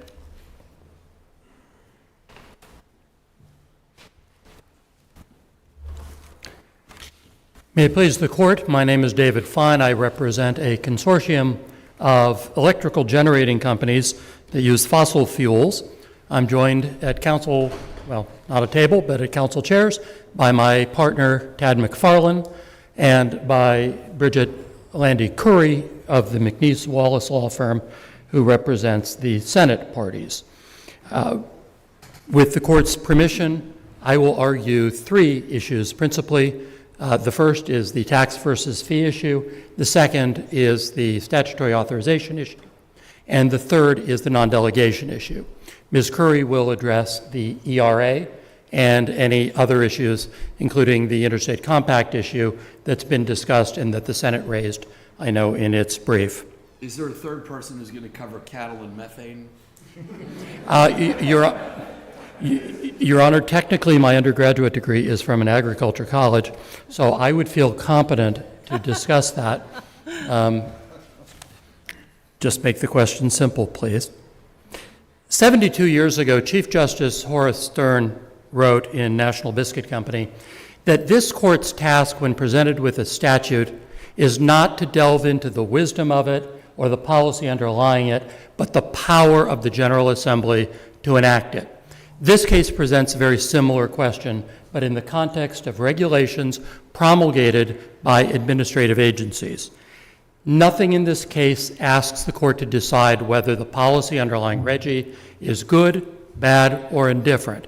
The question is whether executive agencies under our Constitution had the power to implement it without a single person in this building raising a hand in favor of it. And the answer to that is no. They did not have that power. There are certain things that are indisputable. RGGI would have tremendous economic impacts, negative impacts in Pennsylvania. There was a question asked of one of the folks on the other side of the lectern, what would have been earned had Pennsylvania been participating? That's fairly simple math. He said that he didn't know, but it is fairly simple math if you take the number of allowances that would have been offered, and that's in the regulation, and if you then take what the auction prices were, which have in each auction since commencement of RGGI vastly exceeded the DEP modeling, or the EQB modeling.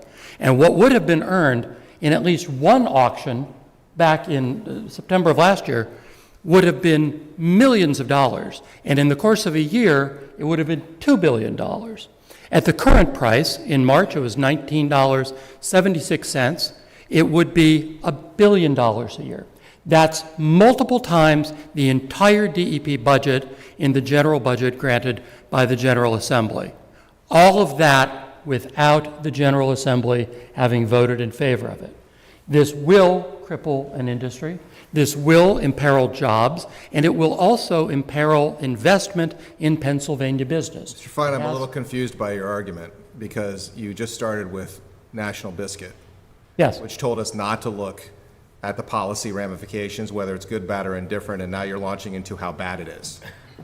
Well, Your Honor, I'm not asking you to decide that the policy is bad. I'm asking you to decide that something of that magnitude should be decided by the General Assembly a couple of floors down. I guess why? If a fee just so happens to generate a lot of revenue, but it goes into a designated fund and it's not going to the general fund, I have been told relatively recently that it stays to be a fee because it's consistent with Article 1, Section 27, and a tax is only a tax if the money goes into the general fund. That's what I have been told.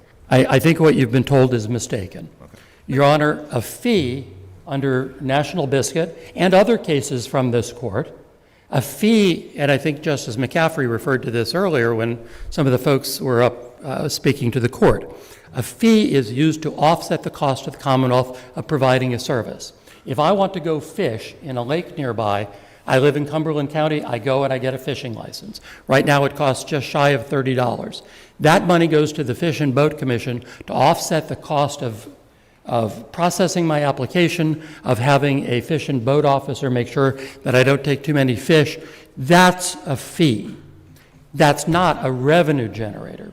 And I know, Justice Brobson, you were struggling a little bit with, maybe you weren't struggling, maybe you were quite certain. Struggle all the time. But this is, that the Reggie revenue is a unicorn because it doesn't look like anything the court has seen.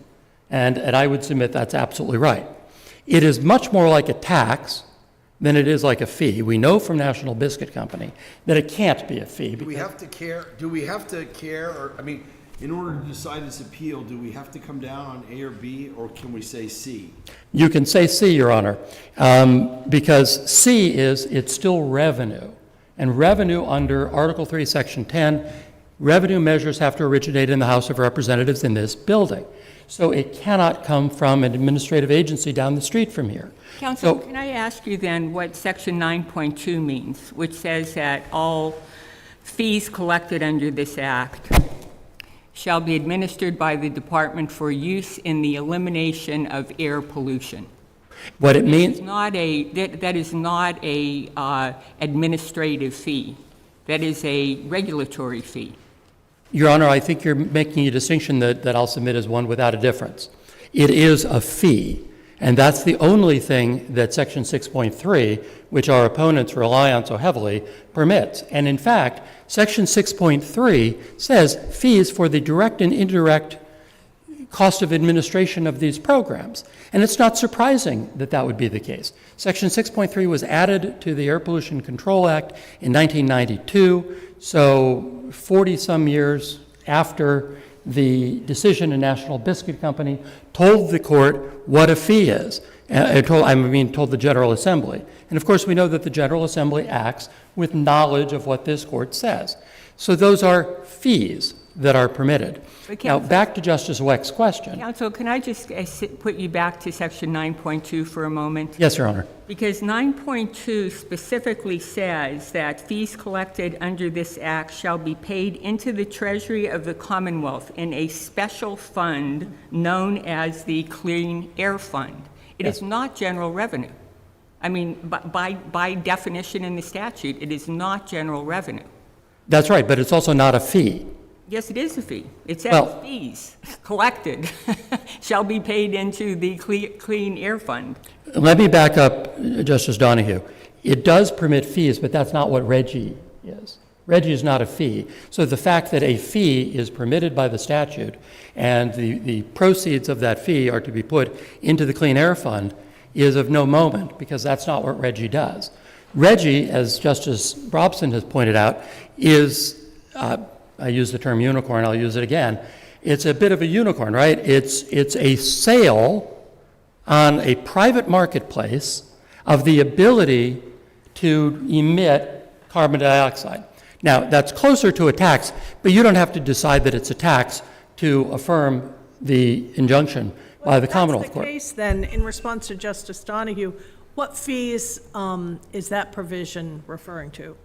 It could be fees for hiring officers to prepare permits, to do inspections. All of those things are part of the cost of providing the benefit that the Air Pollution Control Act allows. I think the Chief Justice's question was, what, and it kind of puts the rabbit in that, what fees does that provision applies to fees? Yes. Your argument is not that that provision doesn't say what it says.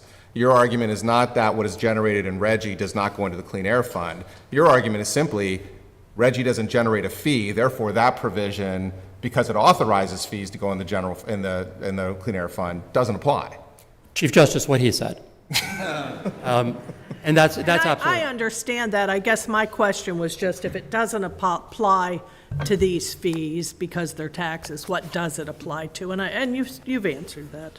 Thank you, Your Honor. It applies to like permitting fees. Yeah. Like it would be a permit, if you apply for a Exactly. permit fee. My fishing license. You're fishing, well, not under. Well, not under the Apple. Air Pollution Control Act. Emissions control fees? Yeah. I think that's right, Justice Wacht. All right, thank you. Absolutely. Now, I'd like to make 3 corrections, if I might, before moving into the specific issues. One is to respectfully, Chief Justice, the way the RGGI works, to my understanding, and I stand ready to be corrected, it's not that above a certain amount of emissions you have to buy allowances.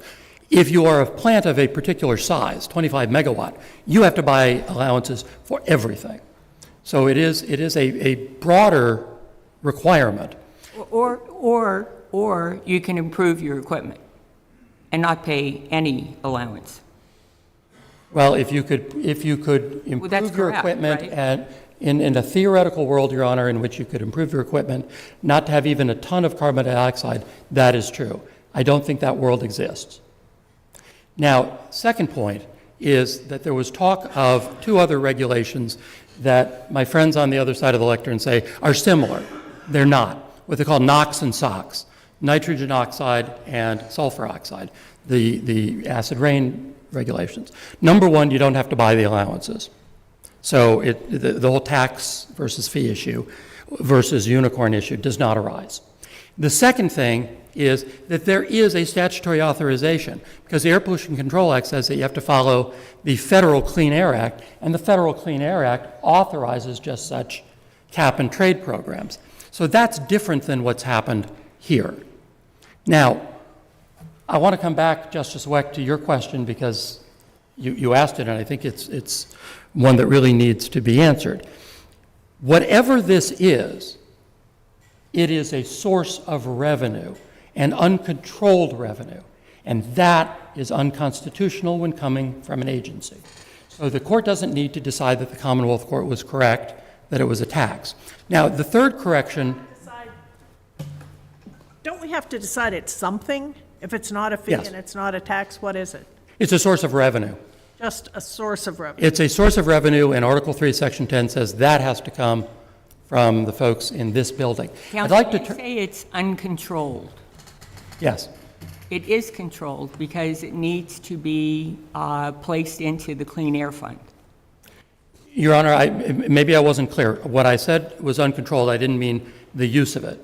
What I meant was the amount of it is almost uncontrolled. It was perhaps a bit of dramatic light. Is it uncontrolled because there's a market? There's a market, and Justice Wecht, that marketplace includes not only folks like my clients who use the allowances, but folks who trade them as investments, and folks who work on the environmental side. An unknown universe. An unknown universe, and folks who, by the way, buy them and park them on the credenza so that they can't be used because they believe that that's appropriate in furtherance of their goal regarding the environment. So it is revenue. The last correction, if you will, that I'd like to make is respectfully, Justice Donahue, you asked a question of one of the folks who was at the lectern earlier about, well, sort of the statutory authorization piece wasn't separately appealed. It didn't have to be appealed because you only have to take a cross appeal in Pennsylvania when you want to change something about the judgment. And there wasn't anything about the judgment that anybody on our side of the V wanted to change. We got an injunction. We were happy with that. You simply argue it as an alternative basis for affirmance, and that's precisely what we did. So there's no question about issue preservation. Those issues are in the case.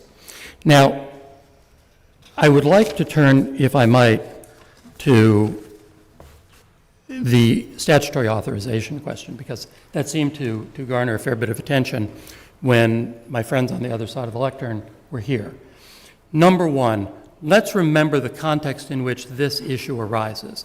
This court has said that it is for the General Assembly to legislate. And if it wants to delegate to an administrative agency the power to legislate, it must do so, yes, sir, clearly and unmistakably.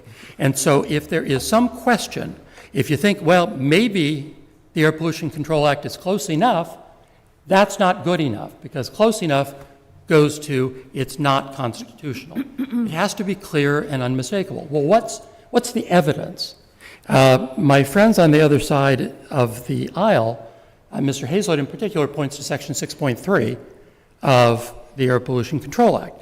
As I noted earlier, it authorizes fees, and fees are reimbursement to the Commonwealth for services offered. It doesn't authorize anything beyond that.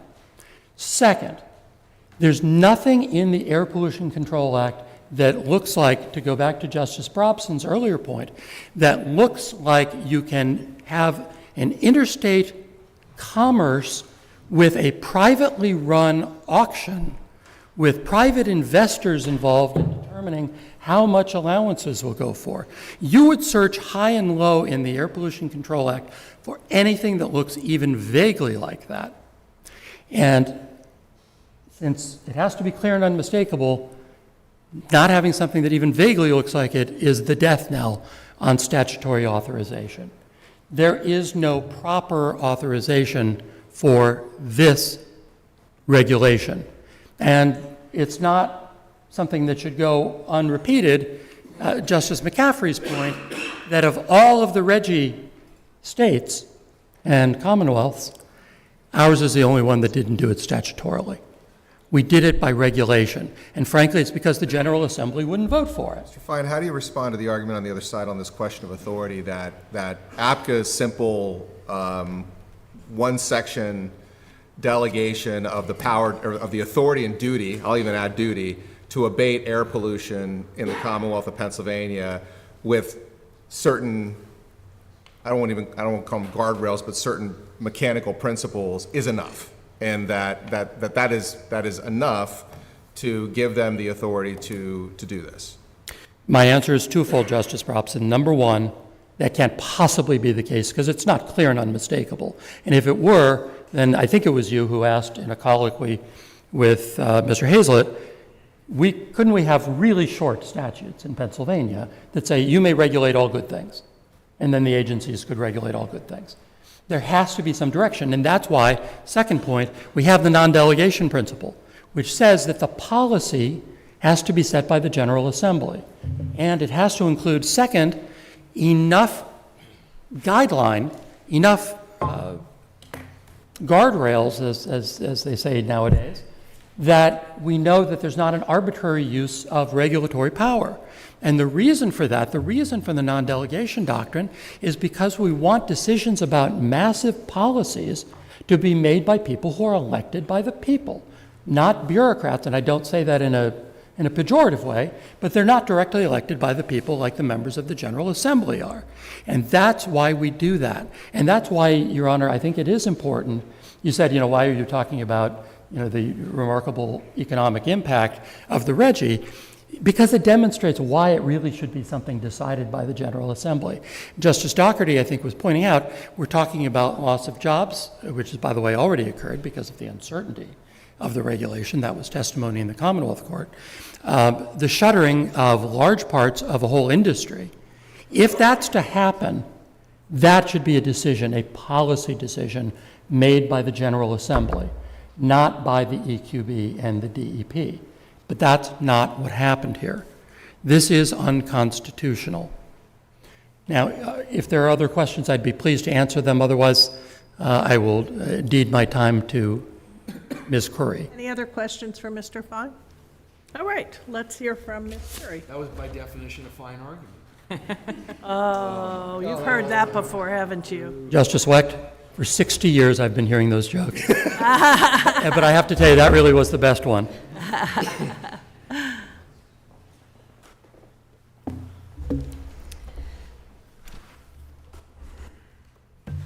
May it please the court, good morning. Bridget Landy Quarry of McNeese, Wallace, and Norrick on behalf of Senate Appellees in this matter.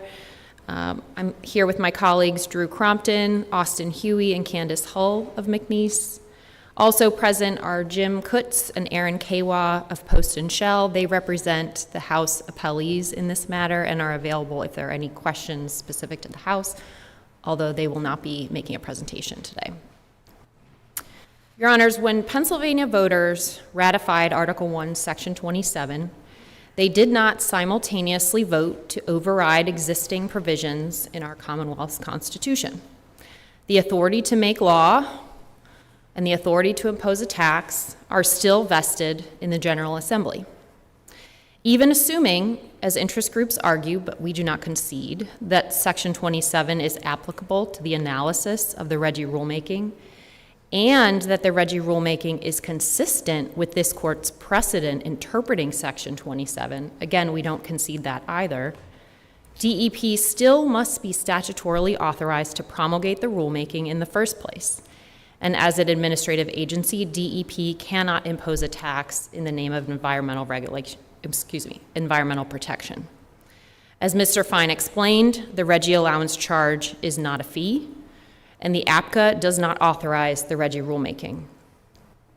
And the interest group's position introduces additional constitutional concerns involving private property rights.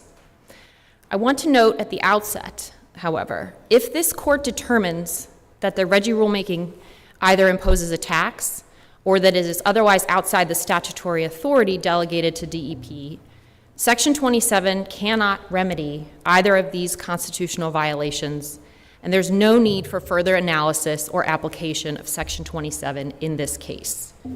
And I'd like to make one point before I turn to some of the clarifying points based on what's been said today. Section 27 is not applicable here. And to understand why, we have to look closely at the amendment itself, which this court has stated unequivocally is divided into effectively two parts. The first sentence is a reservation of rights by the people. Like other rights found in Article 1, it prohibits state activity that infringes on those rights. This court stated in its 2023 Marcellus Shale Coalition versus DEP decision, quote, Section 27 does not impose express duties on the first clause of Section 27 does not impose express duties on the political branches to enact affirmative measures to promote clean air, pure water, and the preservation of the different values of our environment. So that's the first clause. And accordingly, there can be no cause of action to compel the government to impose specific police power restrictions such as the Reggie rulemaking. And interest groups do not invoke this clause of the amendment. Rather, they argue Reggie is a valid police power restriction that should be imposed on others. So the first sentence is not applicable. The second clause reads as follows, and I promise I'm not going to read much more in this, but I want to make sure I get the language right. Again, Section 27 is titled not Environmental Rights Amendment, it's called Natural Resources and the Public Estate. The second clause reads this way: Pennsylvania's public natural resources are the common property of all the people, including generations yet to come. As trustees of these resources, the Commonwealth shall conserve and maintain them for the benefit of all the people. This clause applies to public natural resources that are the common property of all the people. This interpretation is consistent with the plain language. It's consistent with the legislative history, which if you examine this, the word public was not included by the original proponents of the amendment. It was added by the Senate before they voted to move the amendment forward in the process. And they did that specifically to avoid conflicting with the 5th and 14th Amendments of the U.S. Constitution. And finally, this interpretation... Are you suggesting, counsel, that clean air and clean water aren't natural rights? I am absolutely not suggesting that clean air and clean water are not natural resources that are a priority to be protected by the General Assembly through properly enacted statutes pursuant to the police power. What I'm suggesting, the analysis on the ownership by the Commonwealth as part of a public trust changes that analysis significantly and would essentially be saying that the... How would it change it? Well, currently, the analysis when you are dealing with environmental regulations, the question is, it's the state police power balance versus private property rights, the ability to do what you like with your property. If it's to farm, if it's to build a home, there's lots of activities. But don't all of those other rights, we're talking about inalienable rights. We talk about life, liberty, the pursuit of happiness. Isn't clean air and clean water, I mean, they're basic necessities that basically establish the right to all the rest of them, aren't they? Absolutely. What I'm saying is Section 27 applies to public, those resources as they exist on public lands. What the people of Pennsylvania were saying is they were telling the government, when you're managing a state forest, we don't want you to treat it like a private owner could and sell all the timber at once. We want you to manage it in a way that protects it for future resources or future generations. But if that effort by the government generates money, whether it's from a fee or a tax, it must be pursuant to our case law. It must be dedicated to the environmental purposes that the amendment seeks to vindicate, right? So that's correct, Your Honor. This court has applied those principles to public lands, so the natural gas present. I'm just talking about land. I mean, the air floats everywhere, right? So you can't carve it up into the private air or the public air. Sure. I'm trying to square the interest group's position, which they're attempting to apply the PEDF line of cases, which applied to public lands and were predicated on the ownership of those resources. That's not true. I mean, it's not the Commonwealth doesn't own anything. The people own all of the protected resources listed in Article 1, Section 27. It's not the Commonwealth. That's correct, Your Honor. I think if you look up the definition of Commonwealth, it is the people. Well, I don't think that's true. I think Article 1, Section 27 preserves the rights for current and future generations of Pennsylvanians, not the Commonwealth of Pennsylvania. We've said the Commonwealth's the trustee. The Commonwealth is a trustee. So are we. Sure. So are we. Sure. So is the Department of Environmental Resources. And this court has also said in those same cases that private trust principles have to be applied interpreting this public trust. Your point that you're trying to argue is that you're trying to suggest that there's no public natural, because the Article 1, Section 27 talks about public natural resources. Correct. It doesn't talk about private natural resources. Correct. It doesn't say all natural resources under the earth in Pennsylvania are within the trust. That's your point. Correct. And I'm, again, not That doesn't saying... answer Justice Weck's point, which is, well, what about air?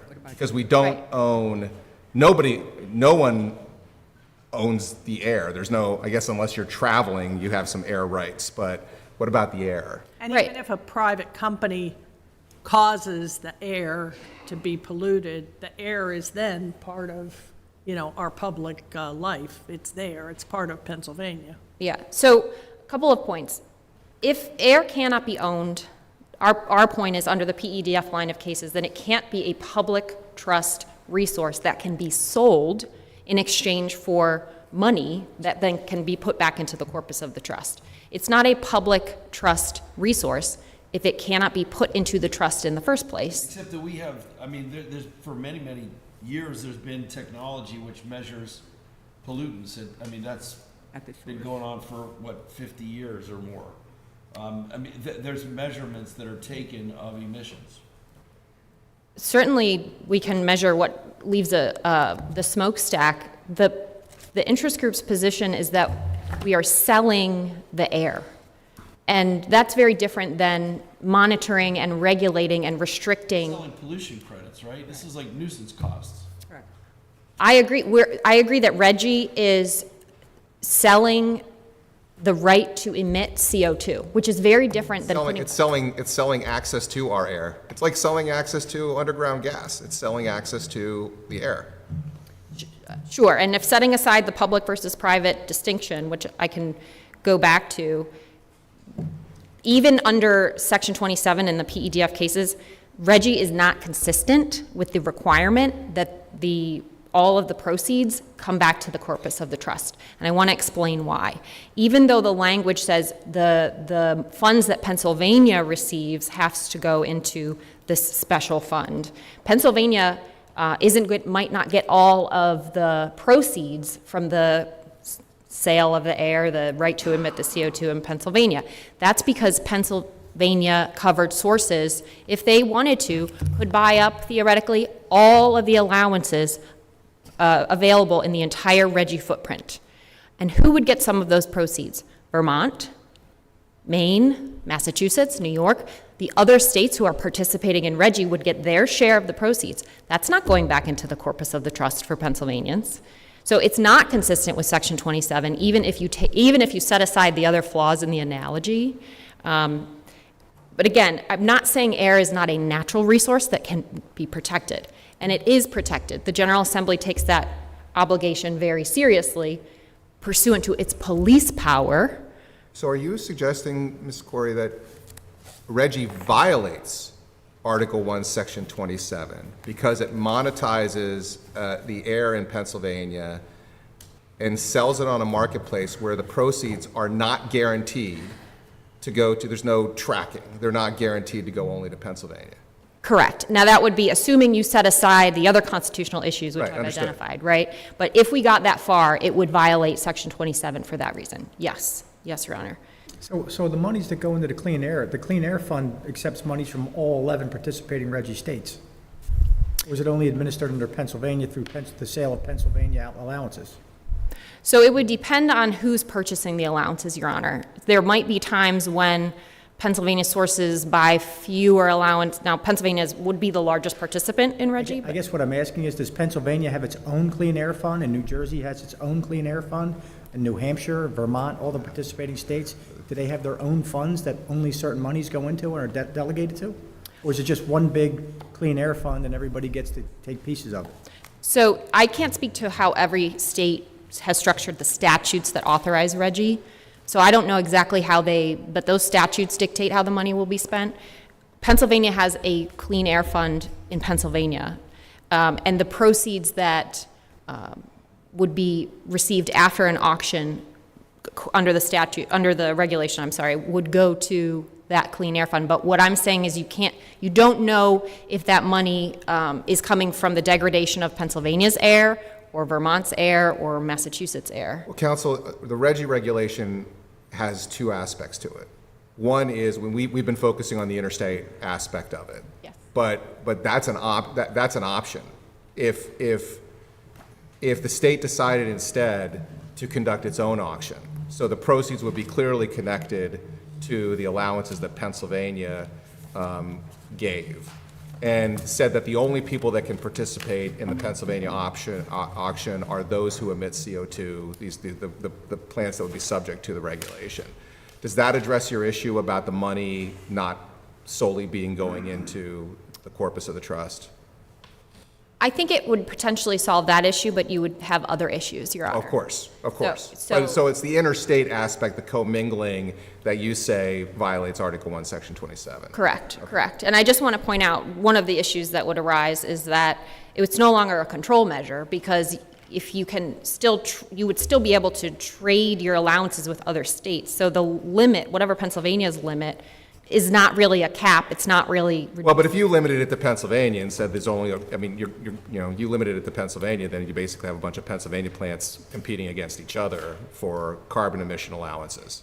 Well, I believe the way the regulation reads, Your Honor, is that the allowances would still be tradable with other states. Well, and I don't want to blue line a regulation, but if I'm trying to think about a regulation that might pass Article 1, Section 27 muster, it would have to be structured in a way that ties it directly to the corpus of Pennsylvania and the proceeds and limits it to that. That would be how you would have to. If all of those things, then it would not violate Section 27 for the reason I just discussed. Again, assuming you can apply the public trust principles that have been espoused in this court's precedent to private activity on private land. Again, I want to go back to that quickly. We have a test for when an environmental regulation is an overreach and violates private activity on private land. The police power restricts activity on private land. It doesn't allow it in exchange for a charge. And by introducing Sure it does. Sure it does. My son's building signs for his Eagle Scout project, and he has to get the permission to do it, he has to go pay a fee. It's a pretty big fee, actually, to be able to put these signs up. So I would disagree a bit, Justice Brobson, and that is that it's not really permission when you go to get a permit for something. It's a confirmation that you are in compliance with existing requirements that have been properly enacted by the General Assembly and then promulgated by an administrative agency. You're not going to ask someone at an administrative agency, how do you feel about this today? If I pay you this money, will you let me do it? That's not how that works. A permit is a confirmation that you already are complying with those requirements. And that's a valid exercise of the police power. We also know what those requirements are in advance, which is why these restrictions that we put on our fellow citizens have to go through the General Assembly, and they have to be promulgated through the proper process in the regulatory sphere. So I've covered that it's not applicable, that air is not a public trust asset, and that the RGGI rulemaking is inconsistent with Section 27. I want to focus again on this police power question again, and what the discussion has focused on a bit today already is that maybe it's a tax, maybe it's not, maybe it's something else. DEP has been delegated the police power. They can enact a fee pursuant to the police power. RGGI is not a valid exercise of the police power. The volume of the money is absolutely an important consideration, but it is not the only consideration, and that's what we can pull from the National Biscuit Test. Why is the amount of money a valid consideration? Why is the amount of money a valid consideration? If it would cost $20 billion to provide clean air in Pennsylvania to eliminate pollution, why is the amount an issue? The test is not how big, let's find a really big problem and then find a way to pay for it. They found a really big problem. The legislature found a really big problem. They said to eliminate pollution. So what if it's $20 billion? So the legislature provided specific ways that these entities could be regulated, and it doesn't fall into one of those. But so it doesn't fall into, you're saying this doesn't fall into Section 5A, the specifics of what can be regulated? It's not a control measure in the way that has been interpreted and applied historically. But in terms of the volume is relative to the cost of administering and overseeing the entity paying it. It's not to solve the big problem that's been caused by decades, centuries of activity by many, many, many actors. Again, this gets back to what is the police power. The police power is what is reasonably necessary with regard to that entity or that group of entities, and what is the cost of administering that program. What is typically done with an exercise of the police power and a valid fee is we find an entity, we want to make sure that the air is not being degraded too much. What is a reasonable restriction on the emissions to make sure the air stays clean? Then we determine, and we set that level. Then we determine what is the cost of administering that restriction.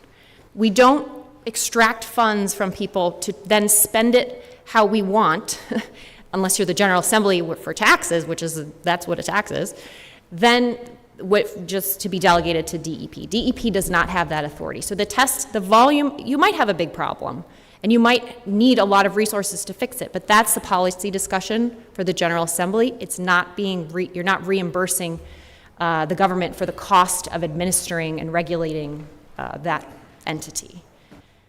But there are 3 other prongs to the National Biscuit Test that I would like to point out. And they all center around DEP's jurisdiction. DEP doesn't have jurisdiction over entities in these other RGGI states. And they cannot supervise and regulate those entities. It's also not a condition, the entities that are paying for those allowances, it's not a condition upon which they are permitted to transact their business. DEP doesn't have jurisdiction over these, of anything beyond Pennsylvania, and they can't disguise RGGI as an exercise of the police power under that rationale.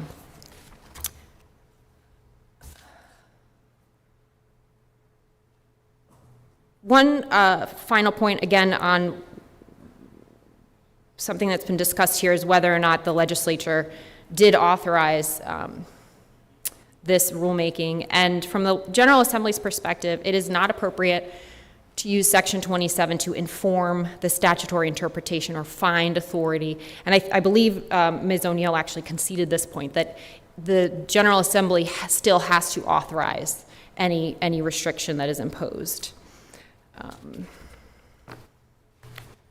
All right.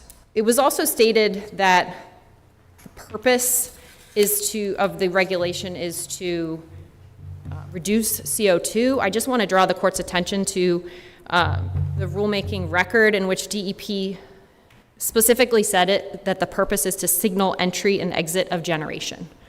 So if the purpose is just to cap and regulate CO2, that's one thing. If the purpose is, as was alluded to earlier, to change the entire dynamic of our electric generation system, that's absolutely a policy decision that must be made in the General Assembly that was not made here.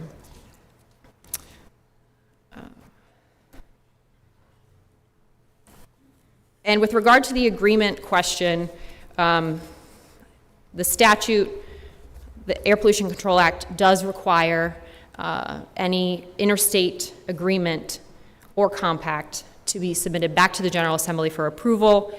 So I just want to point out, it doesn't have to be a full compact to get there. It's compact or agreement. I think it's disingenuous to argue that this is not an agreement with other states. Well, but the only agreement aspect of it is if Pennsylvania chooses to go into, to not conduct its own auction.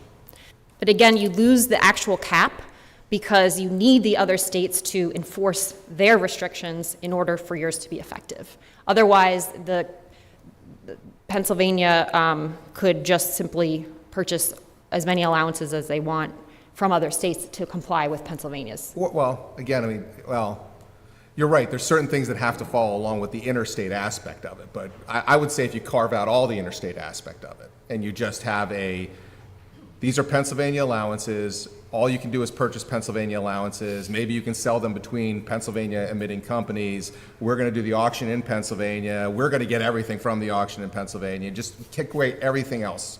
Yeah. That wouldn't be a problem. So I would say assuming all of that, yes, I agree. Okay. The agreement has been entered. Just because they can withdraw from the agreement doesn't mean they're not in it in the first place. And if there's no other questions, I can conclude things here. Sure. The Commonwealth Court's opinion was clear, it was concise, and it was correct. The RGGI rulemaking is not a valid fee pursuant to the police power delegated by the General Assembly. It's our position the RGGI rulemaking imposes a tax, and only the legislature can impose a tax. The interest groups have had an opportunity to present their case, and it does not change the outcome. One of the amicus briefs in this case included a topical quote from former Chief Justice of the U.S. Supreme Court, William Howard Taft, and I'll paraphrase it here. No matter how well-intentioned, the ends cannot justify the means, where the means will break down recognized constitutional standards that are fundamental to our representative system of self-government. We ask the court to affirm the Commonwealth Court's decision in this matter. Thank you, Ms. Curry. And to all counsel, that was exceedingly well argued, and we'll take it under advisement. Thank you. Thank you.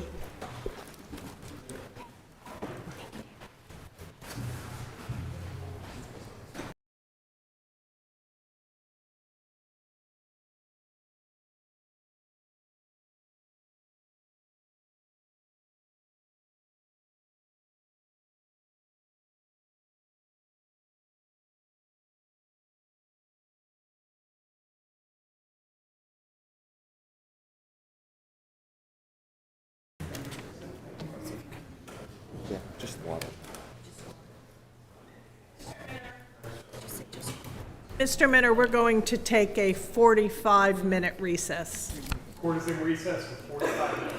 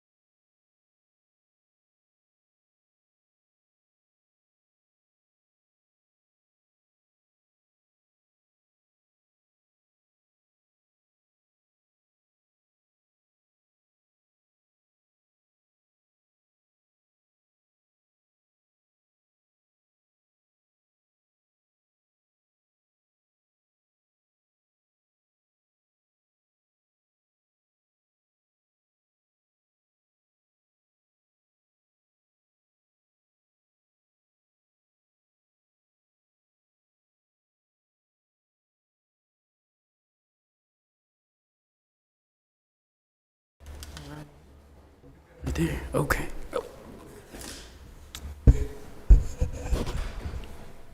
Court is back in session. Please be seated. Right there. Thank you.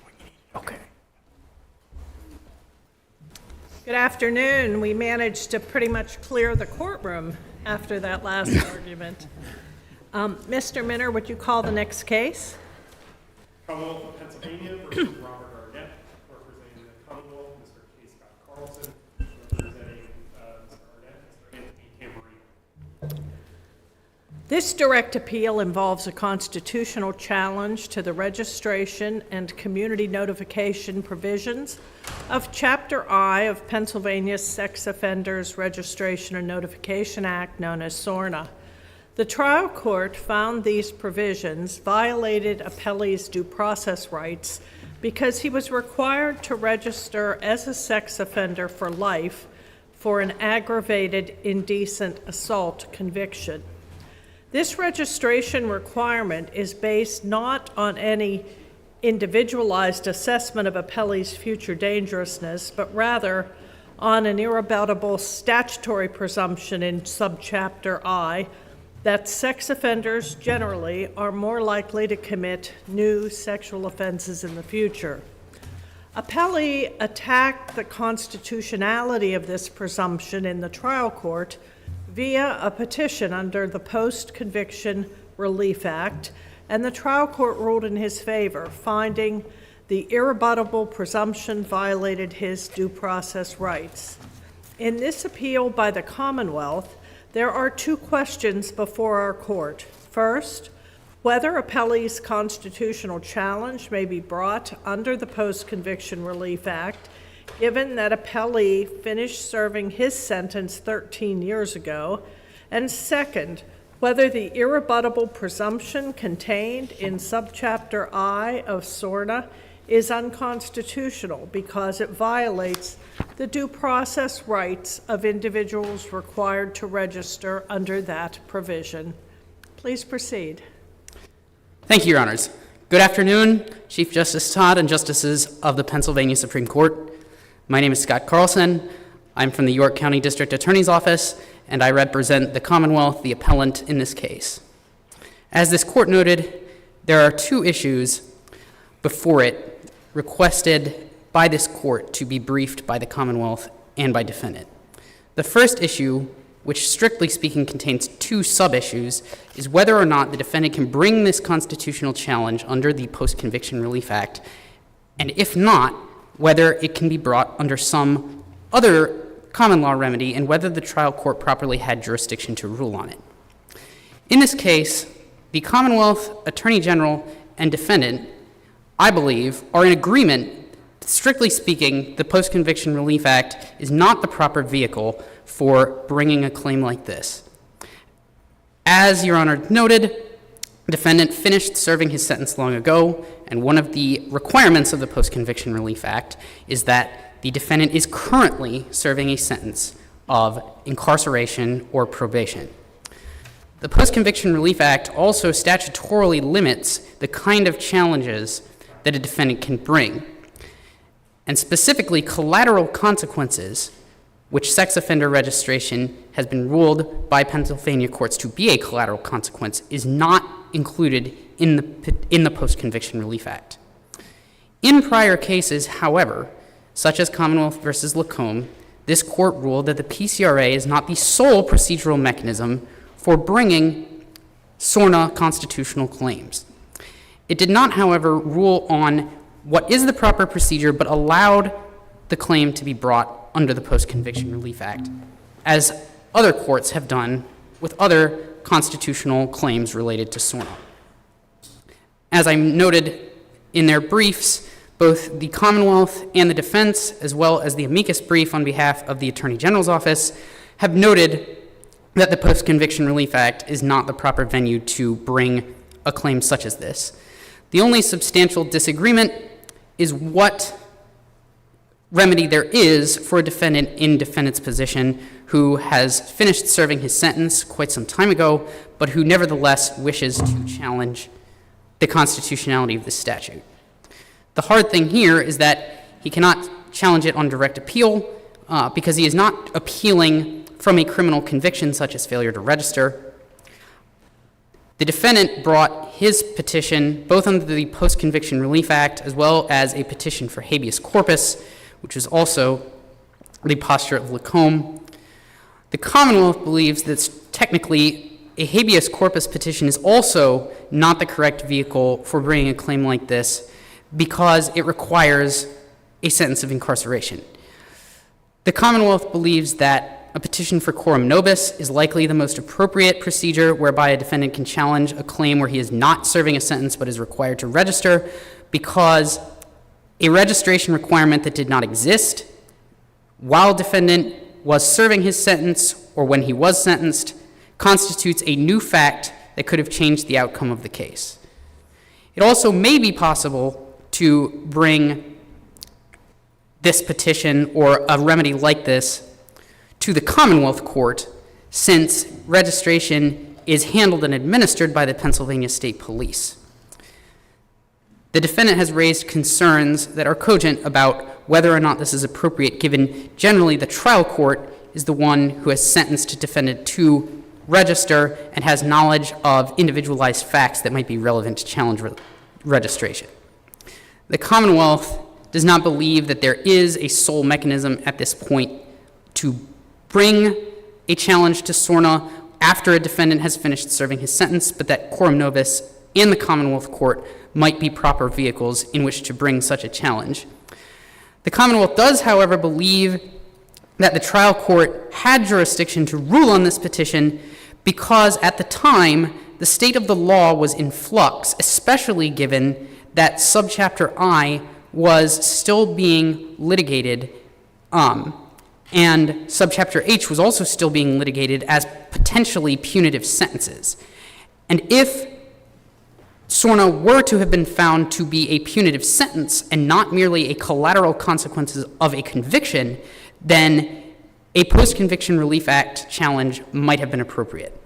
It's clear that the defendant did attempt to preserve his rights, and given that there was no sole procedural mechanism in place by any court to bring such a challenge, the Commonwealth is not arguing that the trial court improperly ruled or lacked jurisdiction. The next issue that your honors wish the Commonwealth and defense to discuss is whether or not subchapter I violates defendants' due process rights because of an unconstitutional irrebuttable presumption. The Commonwealth believes that Counsel, it's Justice Donahue. Before you move on, I believe that you said that it was your position that potentially a coram nobis action in the Commonwealth Court would be appropriate? I may have misspoken or miscommunicated what I meant to say. A coram nobis action would properly be brought in the trial court. Right. The Commonwealth Court is more akin to bringing an action against PennDOT, for example, for a licensing issue. The issue defendant has pointed out is whether or not PennDOT is analogous, for example, to the Pennsylvania State Police in administering the sex offender registry and handling registration by defendants.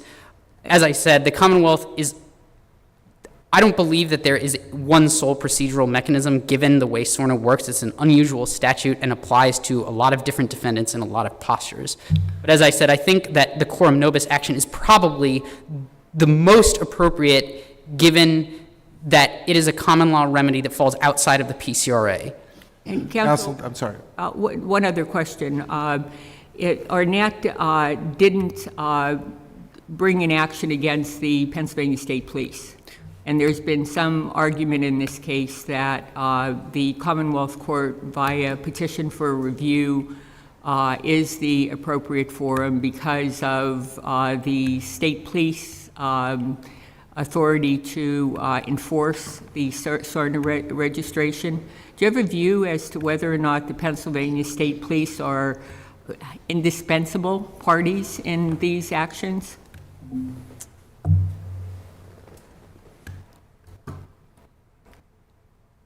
I mean, they're indispensable in the sense that they are the enforcement mechanism, but they're not the sentencing mechanism. And typically, SORNA challenges have not at this point been brought against the state police generally. Counsel, this is Justice Brobson. I want to probe you on your understanding of the Commonwealth Court's original exclusive jurisdiction. You seem to indicate that that jurisdiction only extends to a state agency or an action against a state agency. But the statute says the Commonwealth Court shall have original jurisdiction of any or of all civil actions or proceedings against the Commonwealth government, including any officer thereof acting in his or her official capacity. Wasn't this an action against the Commonwealth government, this petition that was filed in this case? It was, Your Honor, and that's, I believe, the primary argument that the Attorney General raised, and we don't necessarily disagree with that argument. We're not certain it's the correct argument or that it's the exclusive avenue for a defendant to raise a challenge like this, which is what the Attorney General's office was arguing. Given, counsel, pardon me, this is Justice Weck. Given what you've said in response to my colleagues and your prior argument, why shouldn't the mechanism be a mandamus or declaratory judgment action against the state police in the Commonwealth Court? Why wouldn't that be the best mechanism or the most appropriate mechanism here? I don't know that it wouldn't be the most appropriate mechanism, Your Honor. I think quorum nobis and the kind of writ you're describing might be equally appropriate. My primary argument, given the questions that you asked, is that the PCRA is not statutorily the appropriate mechanism, and that habeas would not really work as a mechanism because the defendant, unless the defendant is incarcerated. Thank you. Counsel, Justice Brobson again, but the problem with saying it could be Commonwealth Court or quorum nobis is the Commonwealth Court's jurisdiction is statutory and exclusive. And if you say the Commonwealth Court is an appropriate mechanism, other than the exception written in for habeas corpus, there is no other exception to the Commonwealth Court's exclusive jurisdiction in this matter.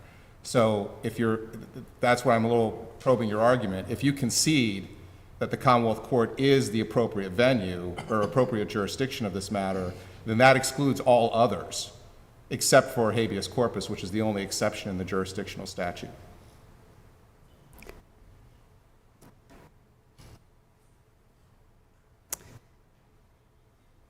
Your Honor, I think you may be correct about that, and that is why the Commonwealth included that, and that's why the Attorney General included that as their argument.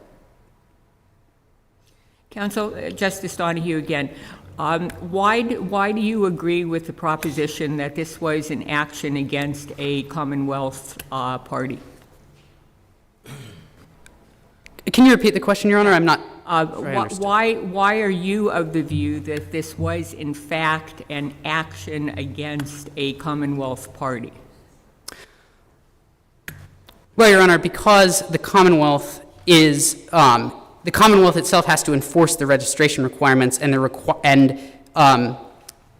statutorily required pursuant to SORNA itself. And so the Commonwealth is the one that is directly administering the sex offender registry, so there really is no other entity to challenge. You could say it's challenging the Pennsylvania State Police or potentially the District Attorney's Office, but in either case, I think it is challenging the Commonwealth of Pennsylvania as an entity. Now, why would that be, counsel? I mean, as I view the request for relief here, this is, as I read it, not a challenge to the enforcement of the registration requirement, but it's a challenge to the registration requirement itself.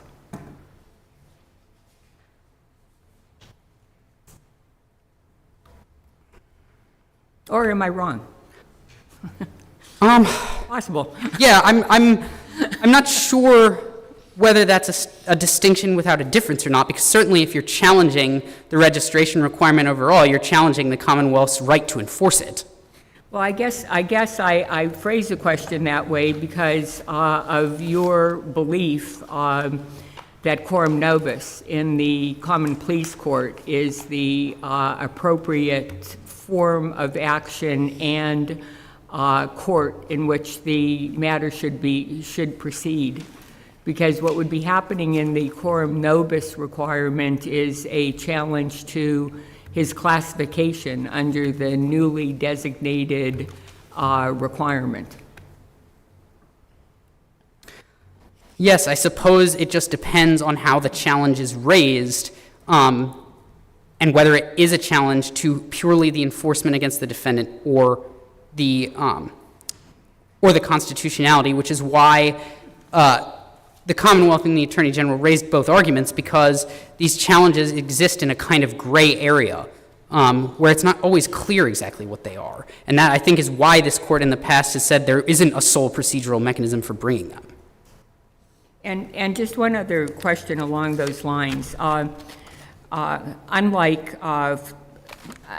other matters that are brought in the Commonwealth Court, the DUI conviction followed by a license suspension, in a case like this, it's not as though the Commonwealth Court, the Common Pleas Court, actually ever loses jurisdiction over this matter. I mean, ultimately, there are a lot of different entities and agencies that are involved in the application of SORNA registration, including the Common Pleas Court at the 25-year period when they're tasked with reviewing a recommendation by the board. Does that make a difference in terms of whether or not the Commonwealth Court has exclusive jurisdiction at this stage of a proceeding? I think it does, Your Honor, and the reason is that the trial court may have more data and may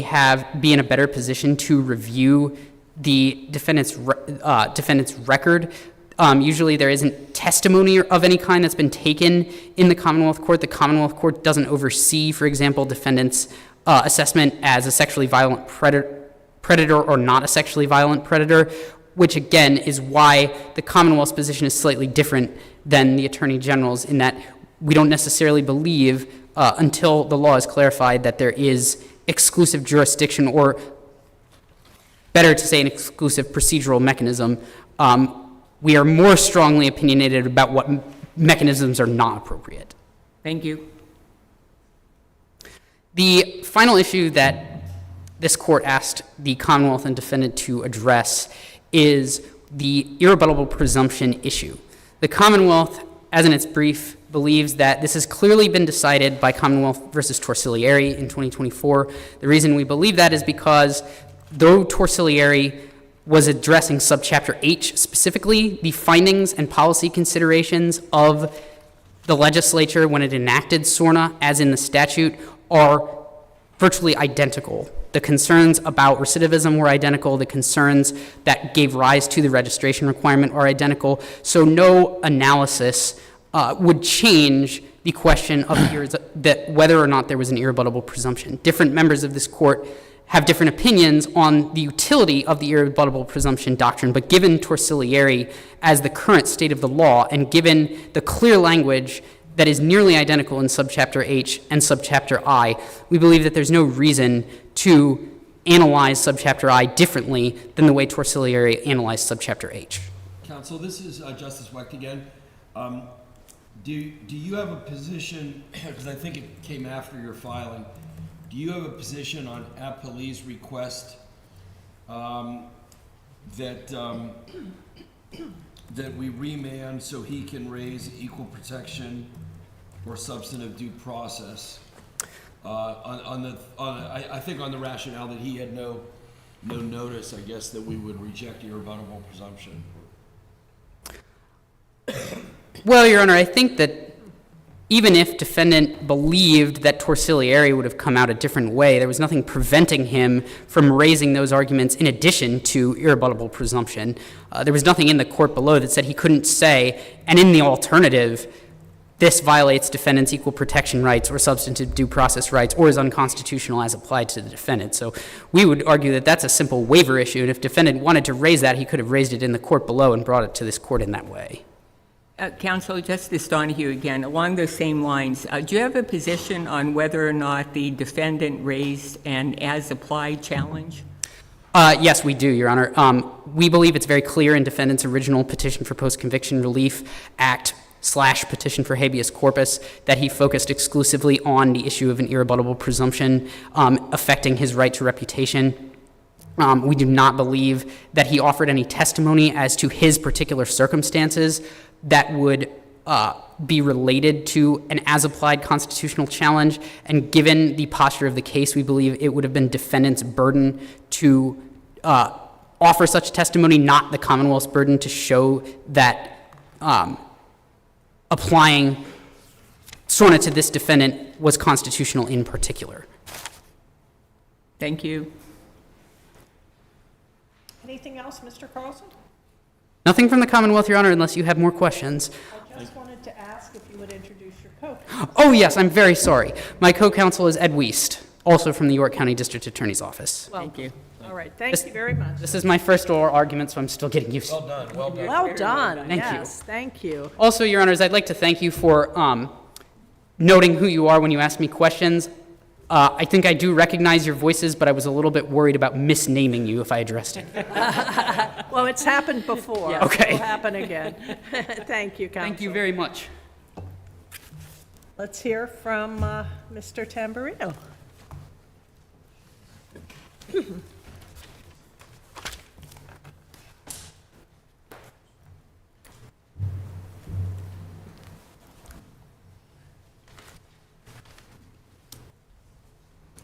Please proceed. Good afternoon. May it please the court. My name is Anthony Tamburino. I'm with the York County Office of Conflict Counsel, and I represent Robert Arnett in this matter. Mr. Arnett requests that this court affirm the York County Court of Common Pleas order granting him relief from lifetime registration under subchapter I of SORNA.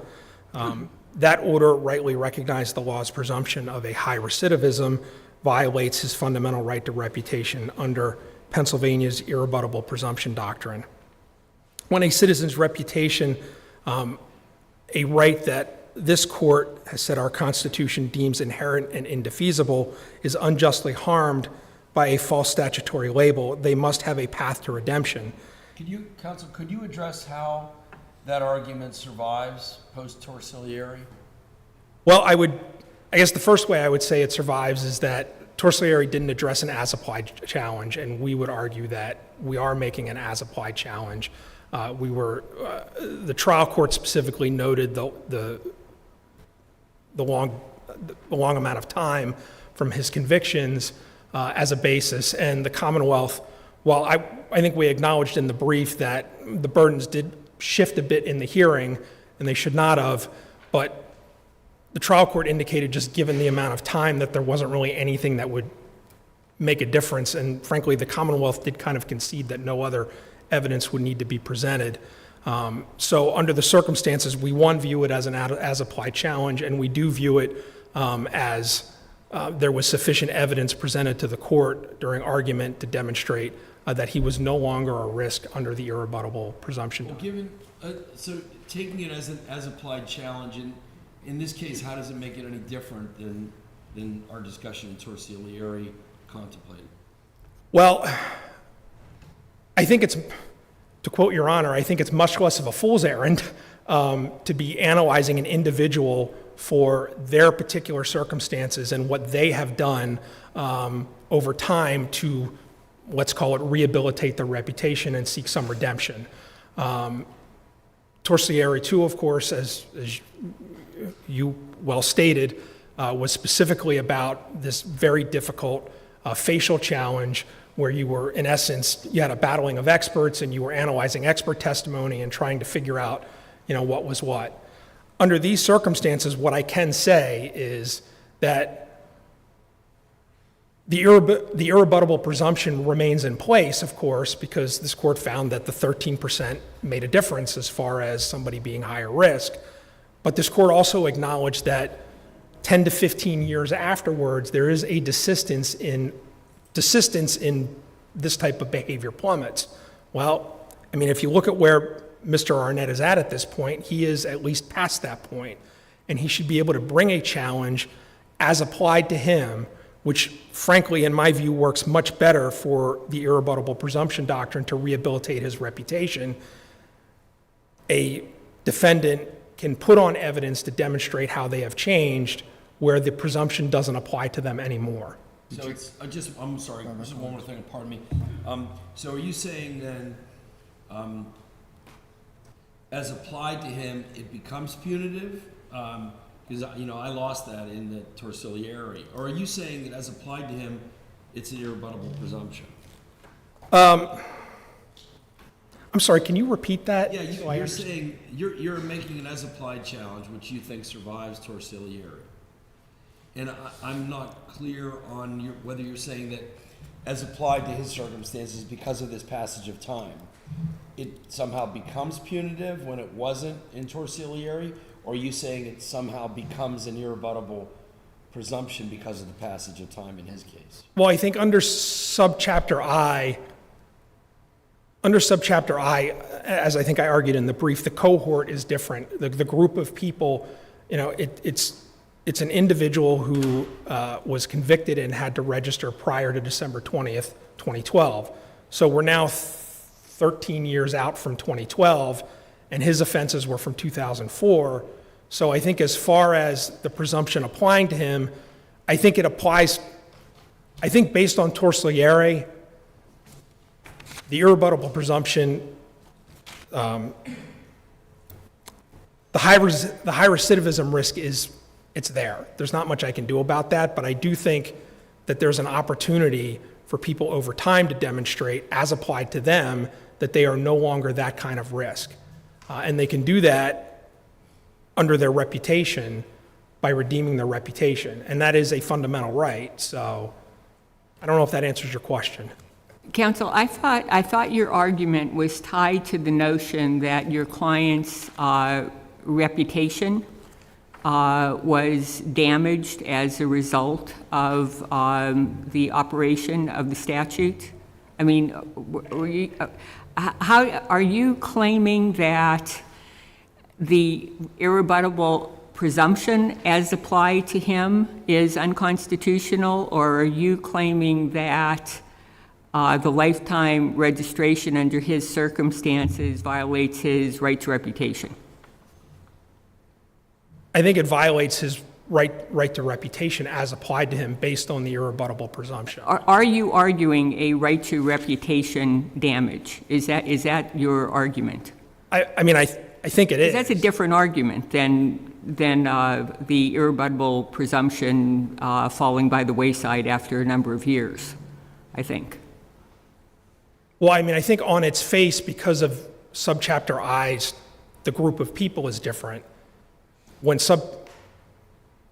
subchapter I was passed, these individuals were already fairly distant from their convictions, and therefore it did violate their reputation. In this particular case, I'm saying it violates my client's reputation as applied to him because he can demonstrate that he has not been a problem for a number of years. Did he demonstrate that? Wouldn't that be a requirement in order to preserve this challenge? Well, I guess all I can really say is the trial court thought he did, and I guess that goes to the idea of remand. This court could certainly remand for more evidence and for. Well, what was the evidence on which the trial court determined that what you think the trial court determined that he had somehow rehabilitated himself? What was the evidence other than the passage of time? I think under these circumstances it was the passage of time. Well, I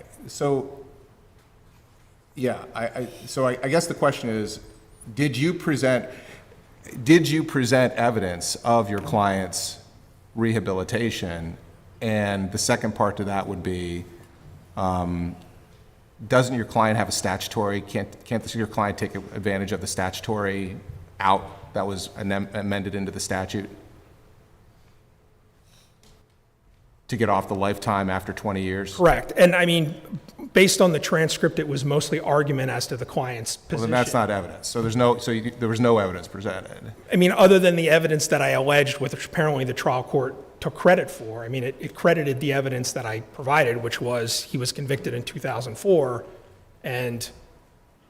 But what about the statutory out? Why should we create some sort of out when the General Assembly has already created it? Well, I think the out of 25 years is somewhat arbitrary if under torsilliary 2 there's an acknowledgement that their risk plummets after 10 to 15 years. If we're talking about a fundamental right of reputation, then their reputation is being damaged for at least Well, 10 to 15 years. But it's denial of reputation without due process of law. That's what the Constitution guarantees. All kinds of things harm reputation. Your client was guilty of an act that harmed the reputation. So I'm not sure how you can then piggyback off of a collateral civil consequence and say, my client's reputation has been harmed. It was harmed by the criminal conviction, which your client received due process of law. Well, it is harmed by the criminal conviction, but it's harmed by the registration requirements, which is the issue in this case. So the conviction of, how could the reputation how could the reputation of your client go further in the tank by the registration? If the conviction is a matter of public record? Well, the registration requirements and, I mean, the availability of registration information is far more damaging to his reputation than... Did your client have a right that the conviction be forgotten?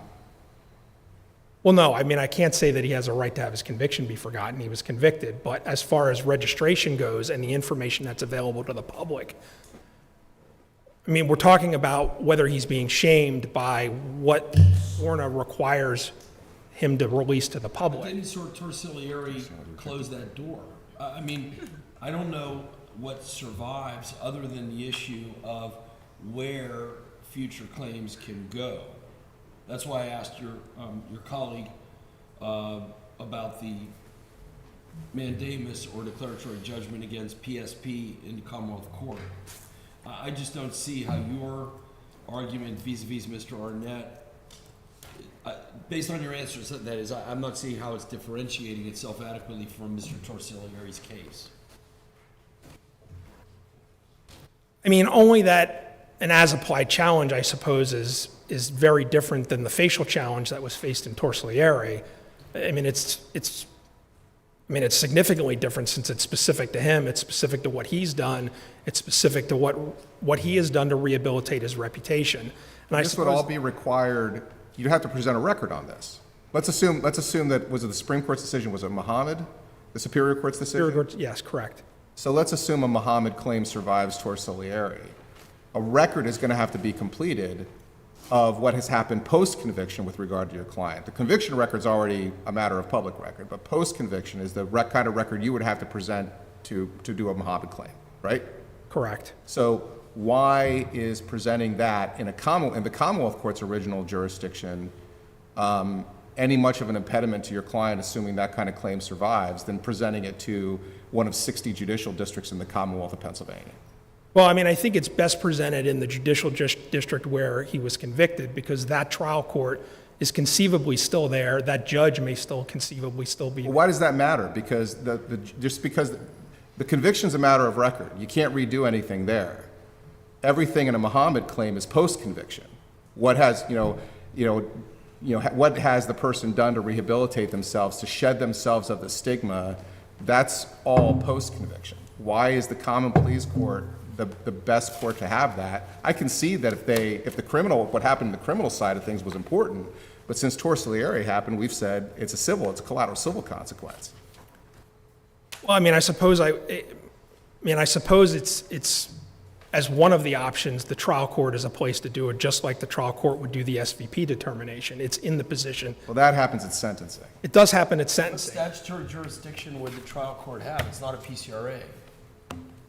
Well, I would argue, just like under Commonwealth v. Martinez, which was also my case, I raise that as a habeas issue as well. I think habeas is appropriate here because these registration requirements are restraints. But they don't have the body.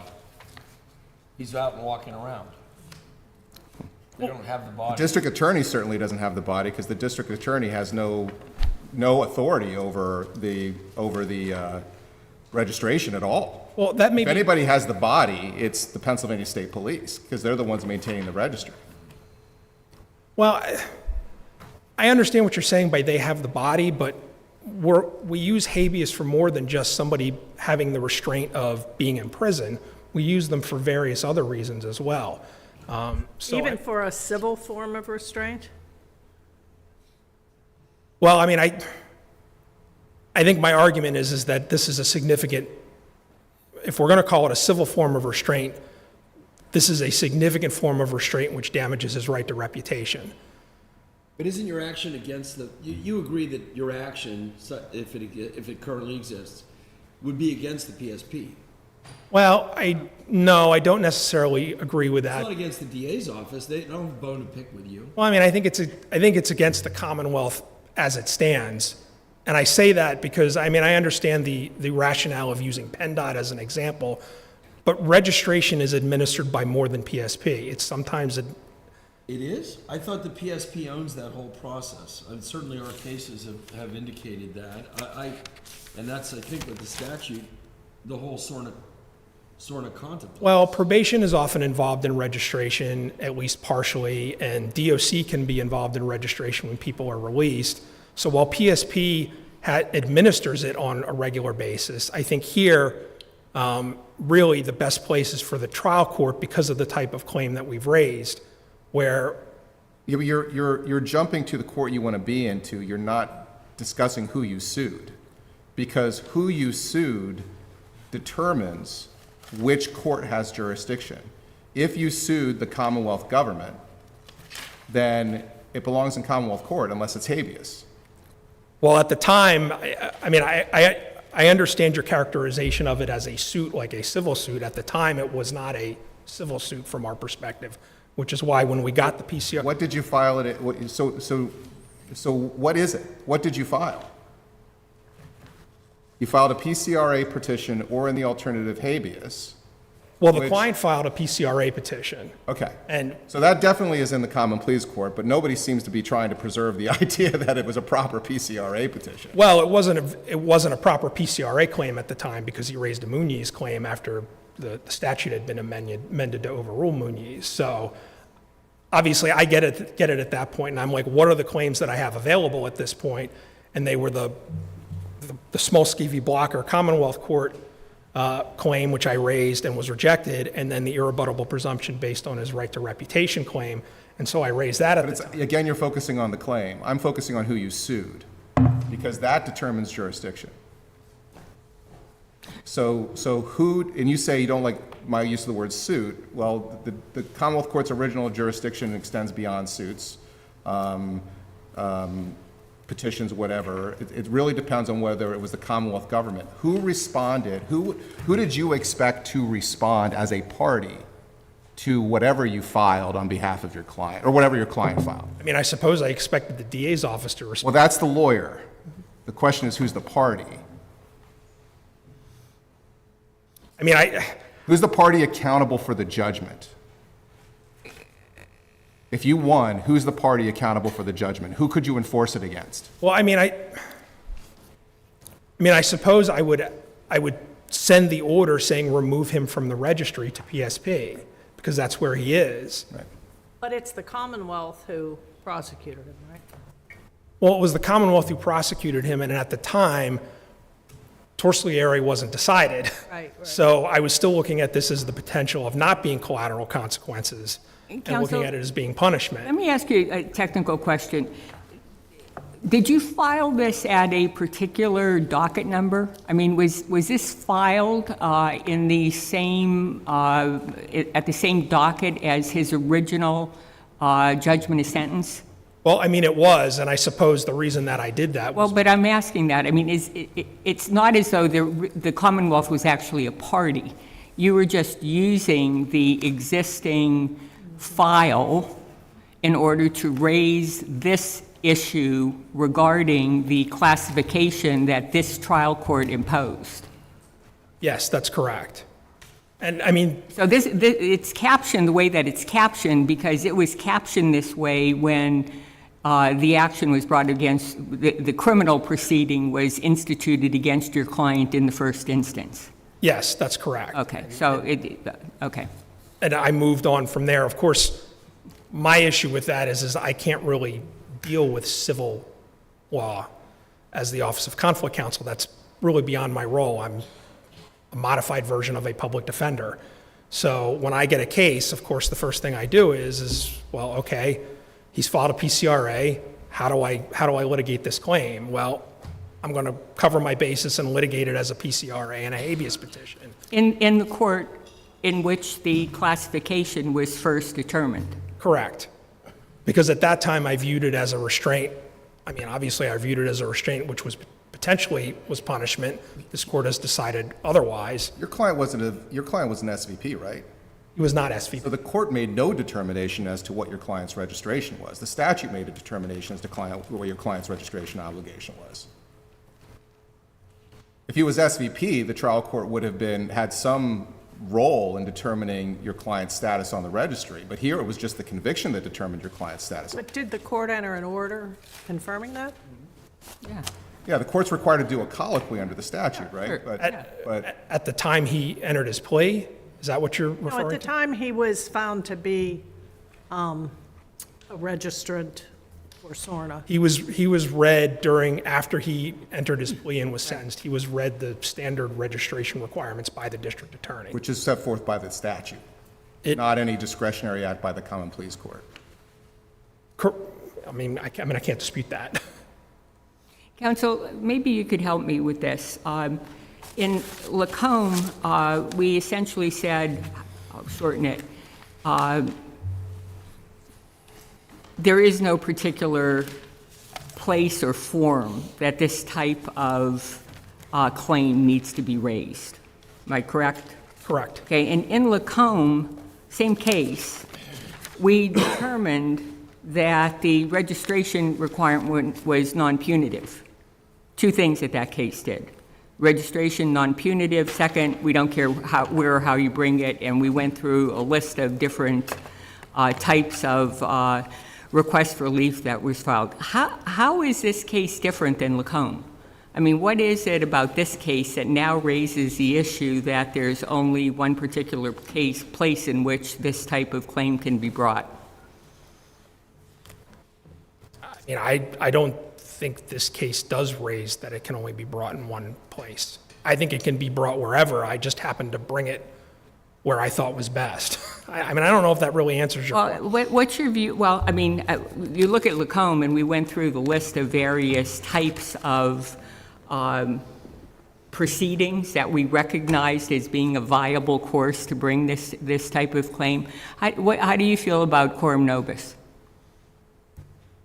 You don't get that question every day. No, I definitely don't get that question every day. I mean, at the time, I just went back based on my own experience of how I had raised these in the past, and I had raised them when I got them from defendants under PCRA and under habeas, because I felt like that covered me because we viewed the registration requirements and the information that was disseminated as a restraint. Okay. Thank you. All right, does anyone have any other questions? Thank you both, well argued. Thank you.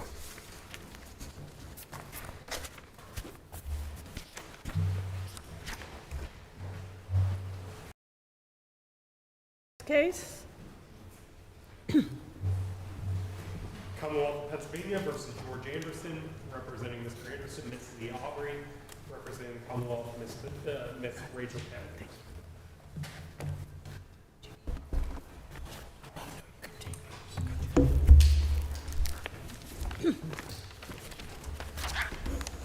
In this discretionary appeal, appellant was stopped for a traffic violation during which the police officer learned that the Jeep he was driving was registered to another individual. The police officer ultimately searched the vehicle and recovered a firearm. Appellant was thereafter charged with various offenses. Appellant filed a motion to suppress the evidence recovered in the search, which the trial court denied. Following a jury trial, appellant was convicted of a firearms offense and appealed his judgment of sentence to the Superior Court, challenging, among other things, the denial of his suppression motion. The Superior Court affirmed, holding that appellant failed to demonstrate a reasonable expectation of privacy in the Jeep he was driving, as the Commonwealth established at the suppression hearing that appellant was not the registered owner and that appellant offered no evidence that he had permission to drive the vehicle. Thus, the court did not further address the merits of appellant's challenge to the search and seizure. We granted allowance of appeal to review the propriety of that ruling. Please proceed. Good afternoon. Lee Aubrey on behalf of appellant Mr. Anderson. My son and I don't share the same last name. So when he begins to drive the family car, it's my expectation that he'll offer his friends some rides and may decide to refuse rides to other people, exclude them, that he'll have the authority to exclude them from the car. And I anticipate that he'll treat the car similarly to the way he does now, as an extension of our home with some T-shirts and smelly cleats and mail and random schoolwork tossed about the hatchback more than I might like. And he will have the same experience of anticipated privacy in the vehicle as a driver that I currently do now, an expectation of privacy. Should he be pulled over, he should have the same rights as I do at a suppression hearing. Society recognizes that drivers of vehicles tend to carry an expectation of privacy in their vehicles, and certainly this court has acknowledged that right in the context of the Pennsylvania Constitution, and the federal courts have recognized it under the Fourth Amendment. Non-ownership of the car is a neutral fact that renders it possible that someone might legitimately be in the car and possible that they may not.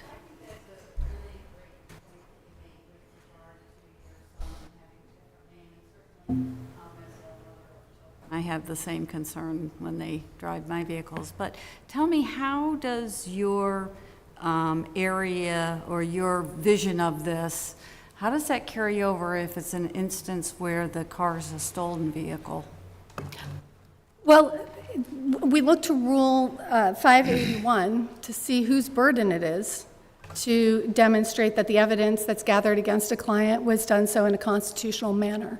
And so if the Commonwealth is seeking to rely on the fact that someone's stolen a car or otherwise has wrongful possession of the car that they drive as the sole driver, then the Commonwealth has a burden to introduce facts tending to show by preponderance of the evidence that it's more likely or not that they lack that legitimate presence. If they've stolen the car, and people are beautiful, chaotic creatures, so there may be some other scenario where someone's in a car without the legitimate presence, and in that case, society's not willing to recognize a reasonable expectation of privacy.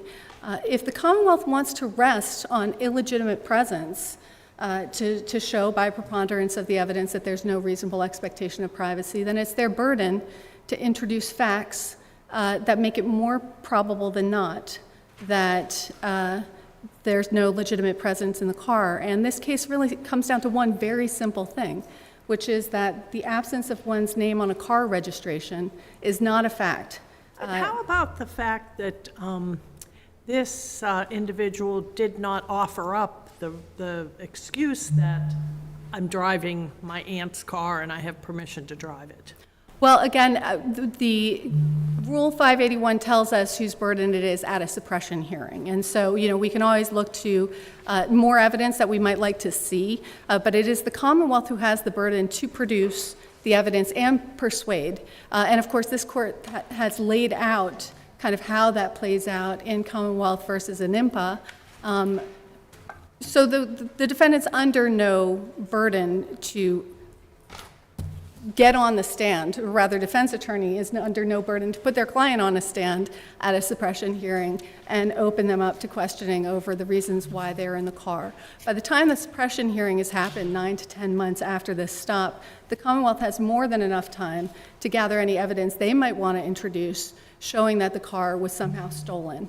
They did not do so in this case. In fact, they later sought to introduce That's really irrelevant at a suppression hearing, because the inquiry we're kind of limited to is what was in the police officer's mind at the time of the search. So you're asking us to impose some kind of rule that we can produce, that Commonwealth can produce evidence at a hearing which may occur months down the road to somehow impact upon the legitimacy or the reasonableness of a police search that happened months or a year before. Sure. Well, in this instance, we don't really know what was in the mind of the officer on that particular point. If you look back at the trial record, the prosecutor starts to question about, was there anything here about, who owned the car, and the prosecutor cuts the police officer off very quickly before we get an answer on that. So we can look to other indicating factors, right? Here was someone who was pulled over, driving a car. There's no indication the car's been broken into. The back windows are intact, the steering wheel's intact. Indeed, we have a subjective expectation of privacy that's demonstrated by both the officer and the driver, and indeed the trial court, who did not make a determination on the reasonable expectation of privacy in their 1925A opinion. The officer never charged my client with driving an unauthorized use of a vehicle or anything like that. He proceeds with the stop. And when we are talking about the burden at issue, we are at that point talking about what evidence was brought forth at the suppression hearing. So if the question is kind of how come I didn't put my client or my colleague didn't put their client up, to be open to questioning, which arguably could be used against him in impeachment later in the process, although not directly against him. The question, could also be how come the Commonwealth didn't produce evidence that there was no legitimate presence in the car to meet their burden. Yes, sir. Correct me if I'm wrong, but did the police officer introduce the fact that the car was not stolen in his case in chief? Indeed, they did put the officer, and what he introduced was it was not reported as stolen. They ran it through. And he also introduced that the defendant shared the same address with the registration of the vehicle. That is correct. And in fact, he could not recall whether or not he had asked for the license. And in a production of burden and a motion to suppress, it falls within the Commonwealth to prove by a preponderance that the car is either stolen or not, that the individual driving the vehicle was not in possession, or ownership, or non-possession. I agree, Your Honor. Counsel, your response to Justice Dougherty's question kind of goes to what you first said in your opening remarks, which piqued my interest. Are you saying that we should recognize, if we haven't already, a principle that anybody who is driving a vehicle is presumed to have a constitutional protected privacy interest in the vehicle until the Commonwealth proves otherwise? I think that the totality of the circumstances analysis still applies, and because of that,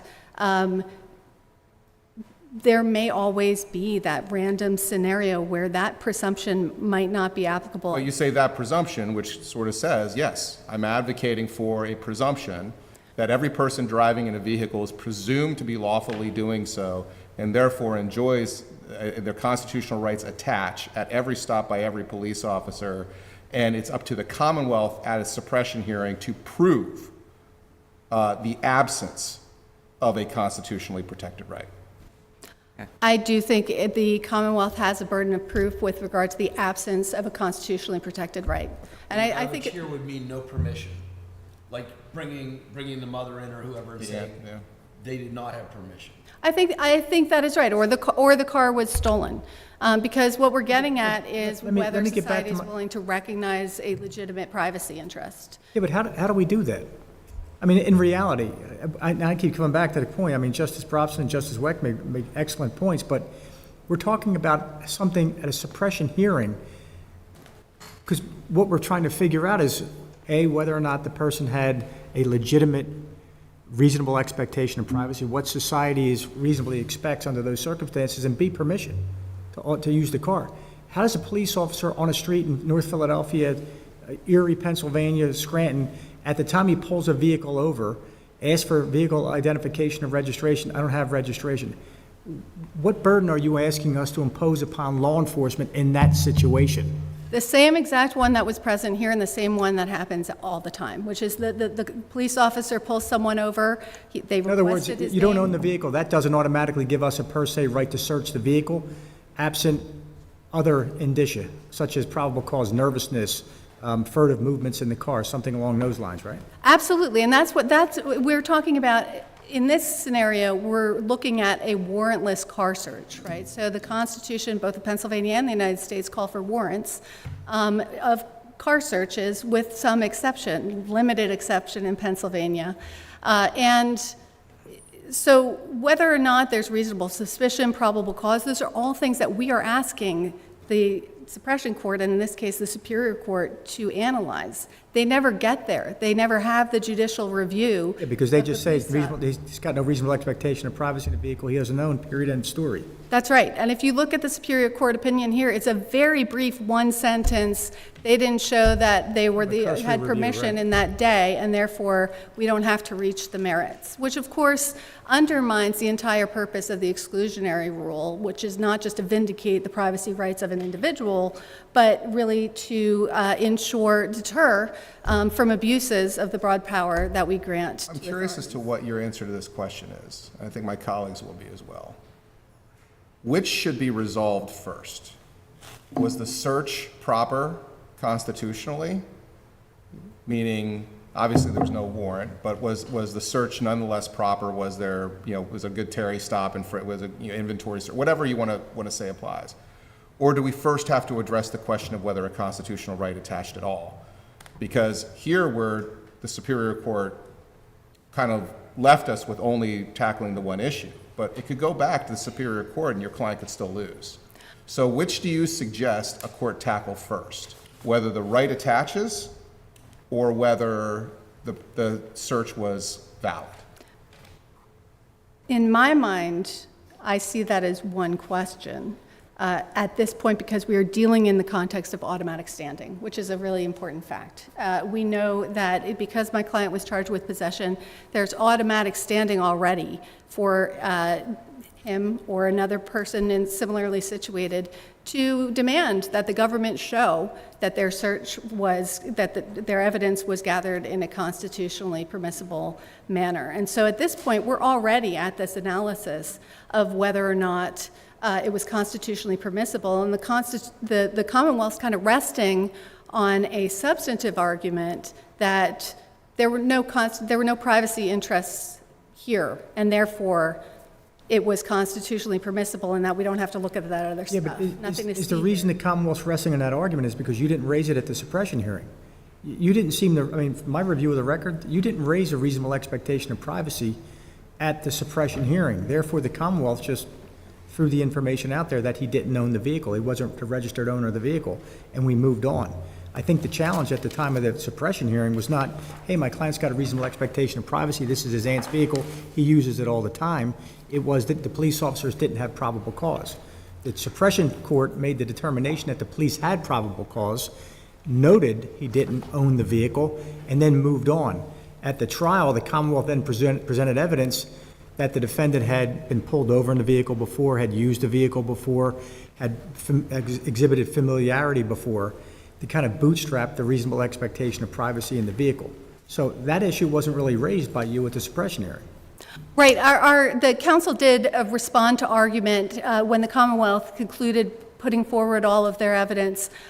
They did make an argument regarding reasonable expectation, and at that point, defense counsel did say, Your Honor, this is not a case of a stolen car. So there was a little argument there, but in fact, you're correct. The trial, the suppression court didn't issue a finding of fact on the spot, but when the appeal was raised, was flagged for them as one of several issues, including whether or not there was reasonable suspicion or probable cause. The prolonged detention was flagged for the court, but even in their 1925 opinion, the trial court did not reach reasonable expectation of privacy, which does kind of go to your question of the order. I think the Commonwealth versus INIMPA makes it very clear that the trial court doesn't have to reach that issue. They can just go. Well, and the trial court did. And it's the Superior Court that decided to really jump on the issue of reasonable expectation. That's why I'm saying it could go back to the Superior Court. Here, your client could, I guess you recognize that, your client could ultimately lose on that. But you are, just so we're clear, you believe that our law recognizes a presumption of constitutionally protected rights for any driver of a vehicle until the Commonwealth proves that they don't have one. I think that is a fair statement. I would also argue that the Commonwealth is really pushing for a per se rule that is way too narrow here. A per se rule that if someone can't show, is not getting up there and showing that they had permission to drive the vehicle the day of, that we don't have to reach the merits of any other aspect of their their concerns around the police action. And the United States versus Byrd kind of dismissed that logic on the federal level, and certainly our precedent here under Alexander, Commonwealth versus Impa. And Byrd, the defendant, produced testimony at the suppression hearing that he was authorized to use the vehicle even though his name wasn't on the registration. It was remanded for a finding of fact as to like the extent to which that person, given those facts, was similarly situated as a mere thief, in that he would not have a reasonable expectation of privacy. But there's kind of two aspects of that holding, and one certainly does get into the contractual arrangement of a leasee with a rental agreement. But the first section, the first part of that opinion, really just does go into the build-up of opinions that happened across the circuit split, in which courts were saying, well, someone's not on the, they're not the leasee to a rental, and therefore they have no reasonable expectation of privacy. In fact, the police officer in that case makes that comment at the stop. That is also in the testimony presented in that case. Is he looks at the lease, sees that the driver was not on the lease as a permitted renter, turns to his colleague and says, oh, he has no reasonable expectation of privacy. And that ruling turned, a lot of case law that had built up where there's just been this presumption that if someone's not a leasee of a rental agreement, all of a sudden we don't have to reach the merits of the case because they have no reasonable expectation of privacy. And in fact, some of the cases cited by the Commonwealth, such as Burton, is a similar fact pattern with the rental. There's no difference here if it's a question of someone whose name is not on the registration. Any other questions for Ms. Aubrey? Thank you very much. Thank you, Your We'll Honors. hear from Ms. Kemi.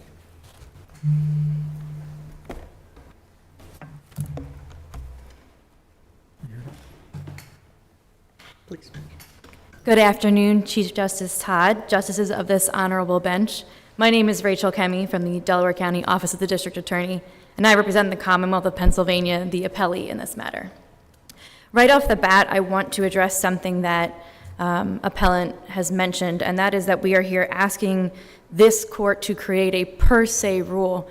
We're not here asking this court to do anything besides follow the well-set decades of precedent that when the Commonwealth produces evidence that the vehicle driver is not the owner, that is then their turn to persuade the court. Commonwealth, let me stop you there. Isn't the real, is ownership or non-permission? You're putting the focus on ownership. It also requires non-permission to operate, move, remove that vehicle or any item from that vehicle. That's what our precedent says. So share with me, what did the Commonwealth introduce to show non-possession, not ownership?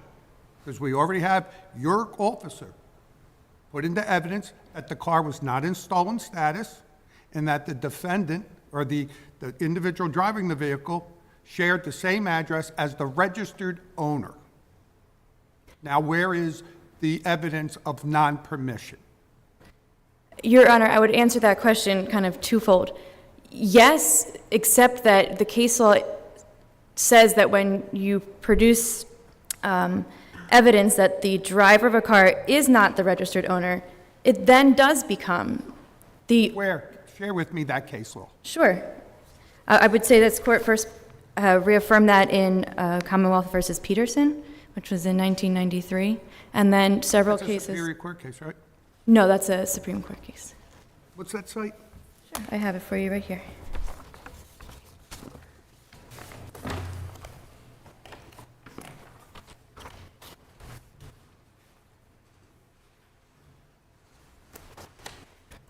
My apologies, Your Honor. Take your time. Thank you.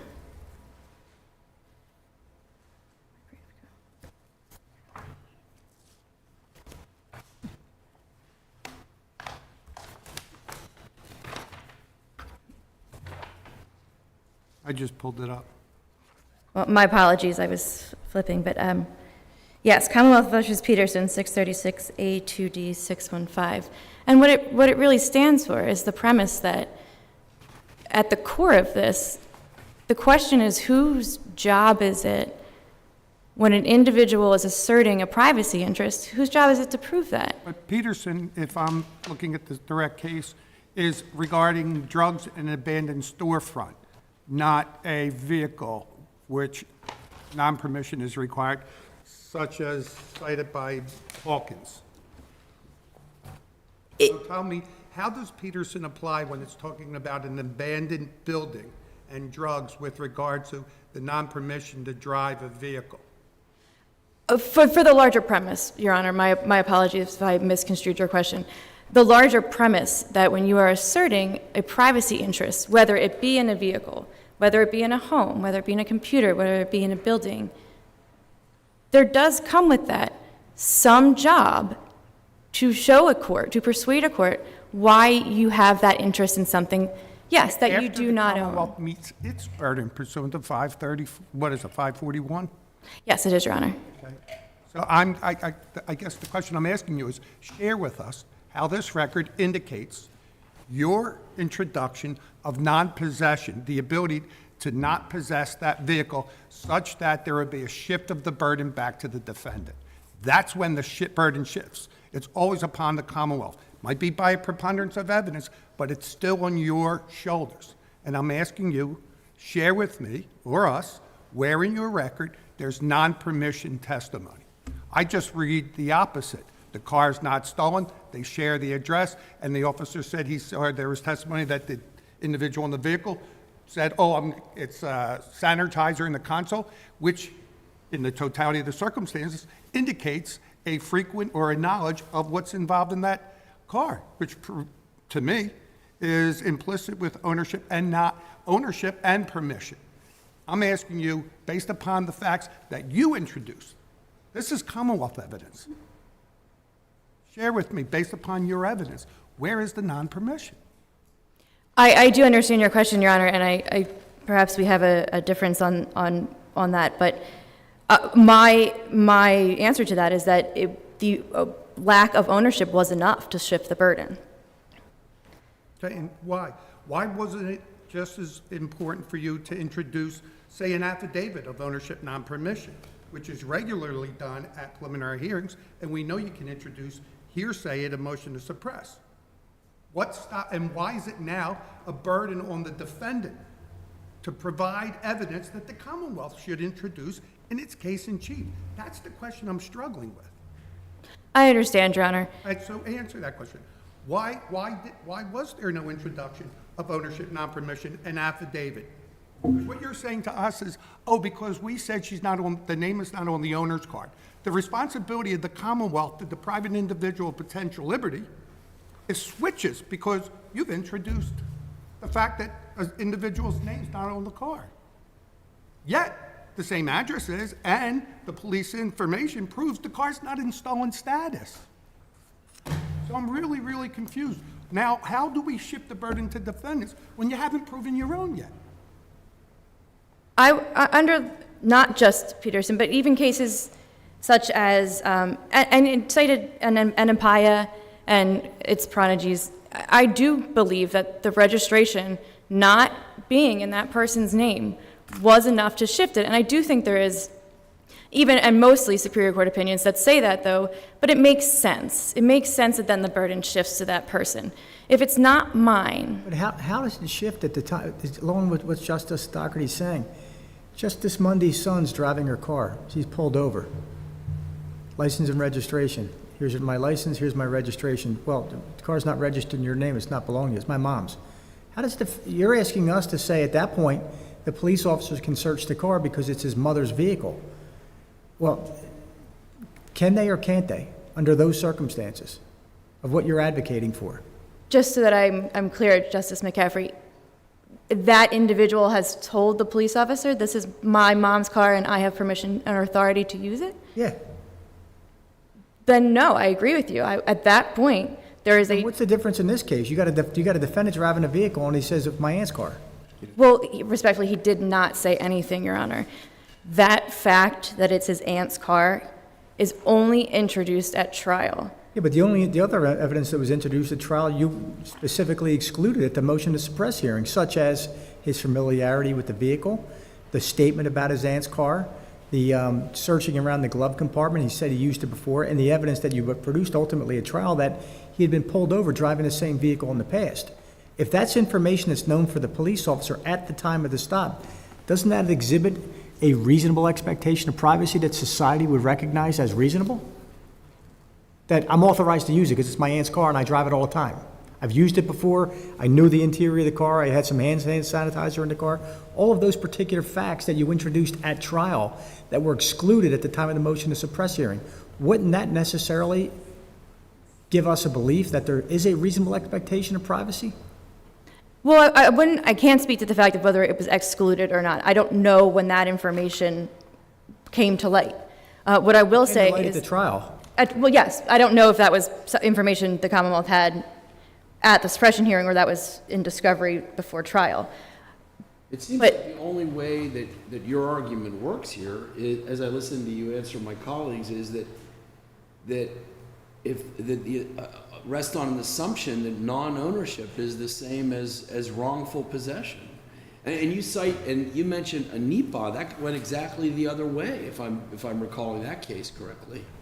I mean, you want to, take the example of the 16-year-old driving his mom's car for ice cream and gets stopped. Does his mother have to testify at the suppression hearing? I mean, you seem to want to, in the face of our case law, get us to stand with an assumption that non-ownership is wrongful. That's exactly the opposite, I think, of what our cases say. After all, you have an expectation of privacy in a hotel room. You don't own the hotel room. You have an expectation of privacy in your rental car. You don't own the rental car.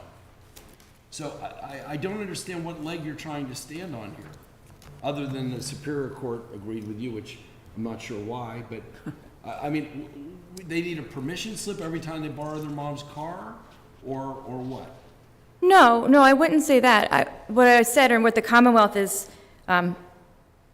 resting on, so to speak, is not that you need a permission slip, but at some point, yes, you do, as that person, have to offer some kind of permission or authority to use it. And it can be as simple as, it doesn't even have to be testimony. What Mr. Anderson could have said to the police officer was, "This is my aunt's car." It's his burden. And I have...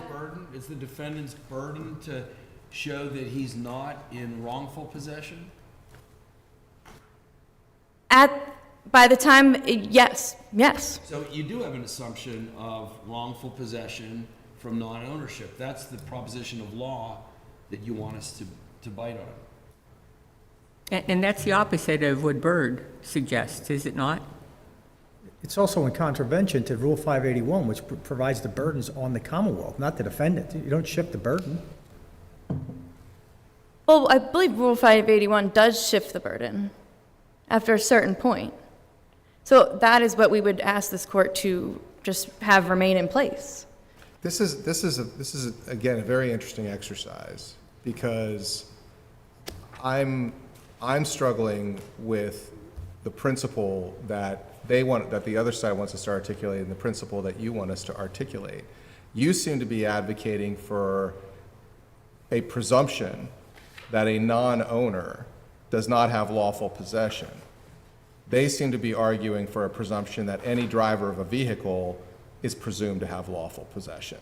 Both of you are advocating for some form of a presumption.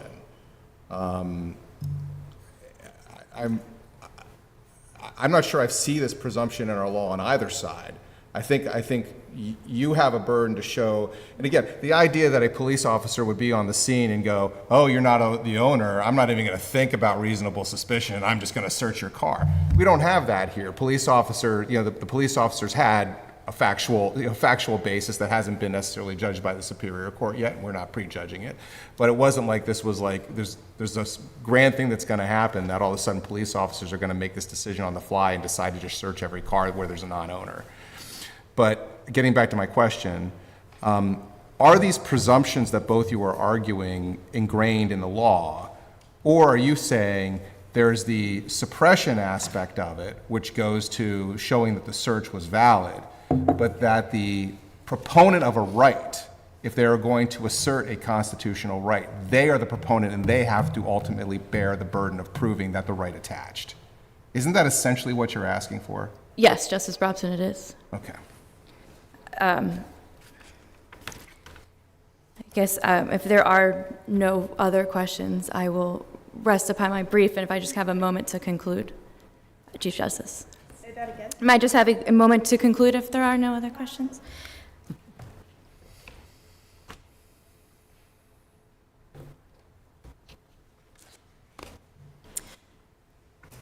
What the Commonwealth is asking this court for is to keep in place the very premise that an individual who is asserting a privacy interest here in a car, but really wherever it may come up, which is homes, computers, apartments, that if you want to have alleged to the court that that search or seizure was illegal, that there is a portion of that burden that is on you as the individual asserting the privacy right.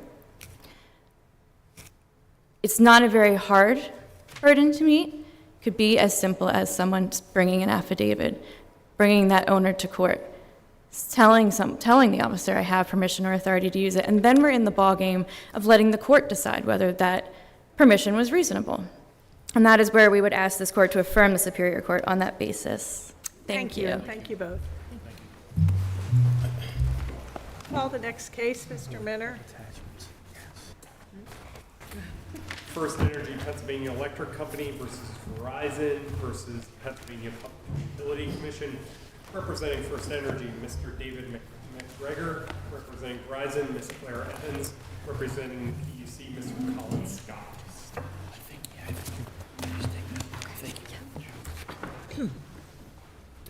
In these discretionary cross appeals, we must determine, among other related issues, whether the Pennsylvania Public Utility Commission, PUC, exceeded its authority and ran afoul of the Public Utility Code by adopting regulations of the Federal Communications Commission pertaining to utility pole attachment rates.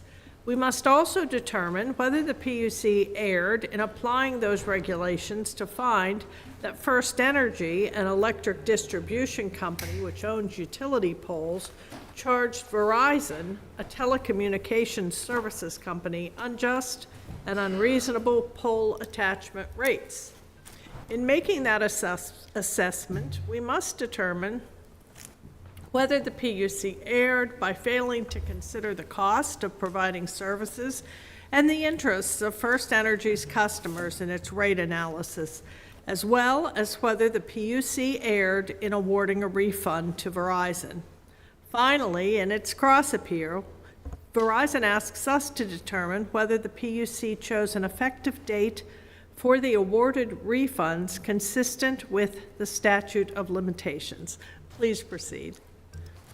Late in the day for a pole attachment case, I guess. Right? Yeah, we've been eagerly anticipating. Yes, I'll bet. I noticed the room is nearly empty.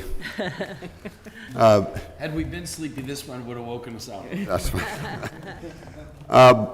It's our view, Your Honor, that the Commission committed a fundamental error of law in this case. I want to introduce the... I'm sorry. My name is David McGregor, Your Honor, Post and Shell. Yes, and your colleague? I have esteemed co-counsel Jim Kutz. Thank you. My apologies. No worries. The Commission made a mistake here, in our view, when they determined that our existing rates that have been in effect for many years were unjust and unreasonable, based solely on the fact that the contracts which contain these rates were renewed in 2019. You look at pages 24 to 42 of the Commission's decision, that contains their entire discussion about whether our existing rates are unjust and unreasonable. You will find no reference to cost of service in that portion of the Commission's order where it made the relevant findings. Cost of service is the pole star of Pennsylvania rate regulation. No pun intended. Where did the Lloyd Court get that poll star from? I don't know if poll stars did it for. The Lloyd case really is a summary over 100 years of judicial precedent that rates in Pennsylvania are determined on cost of service. But the code doesn't say that the cost of service. No, that's correct. It's a judicial interpretation of the Public Utility It Code. sort of sounds like what we heard argument recently in a game code case, and the whole doctrine rested on Justice Holmes just saying it's as old as the common law. So you could just say this Polestar is just as old as the common law. Yes, the Public Utility Commission was created in Public Service Commission in 1913, and the cases, we cite cases going back to 1917 that contain essentially the same principles and holding as Lloyd. It's a bedrock common law of public utility law.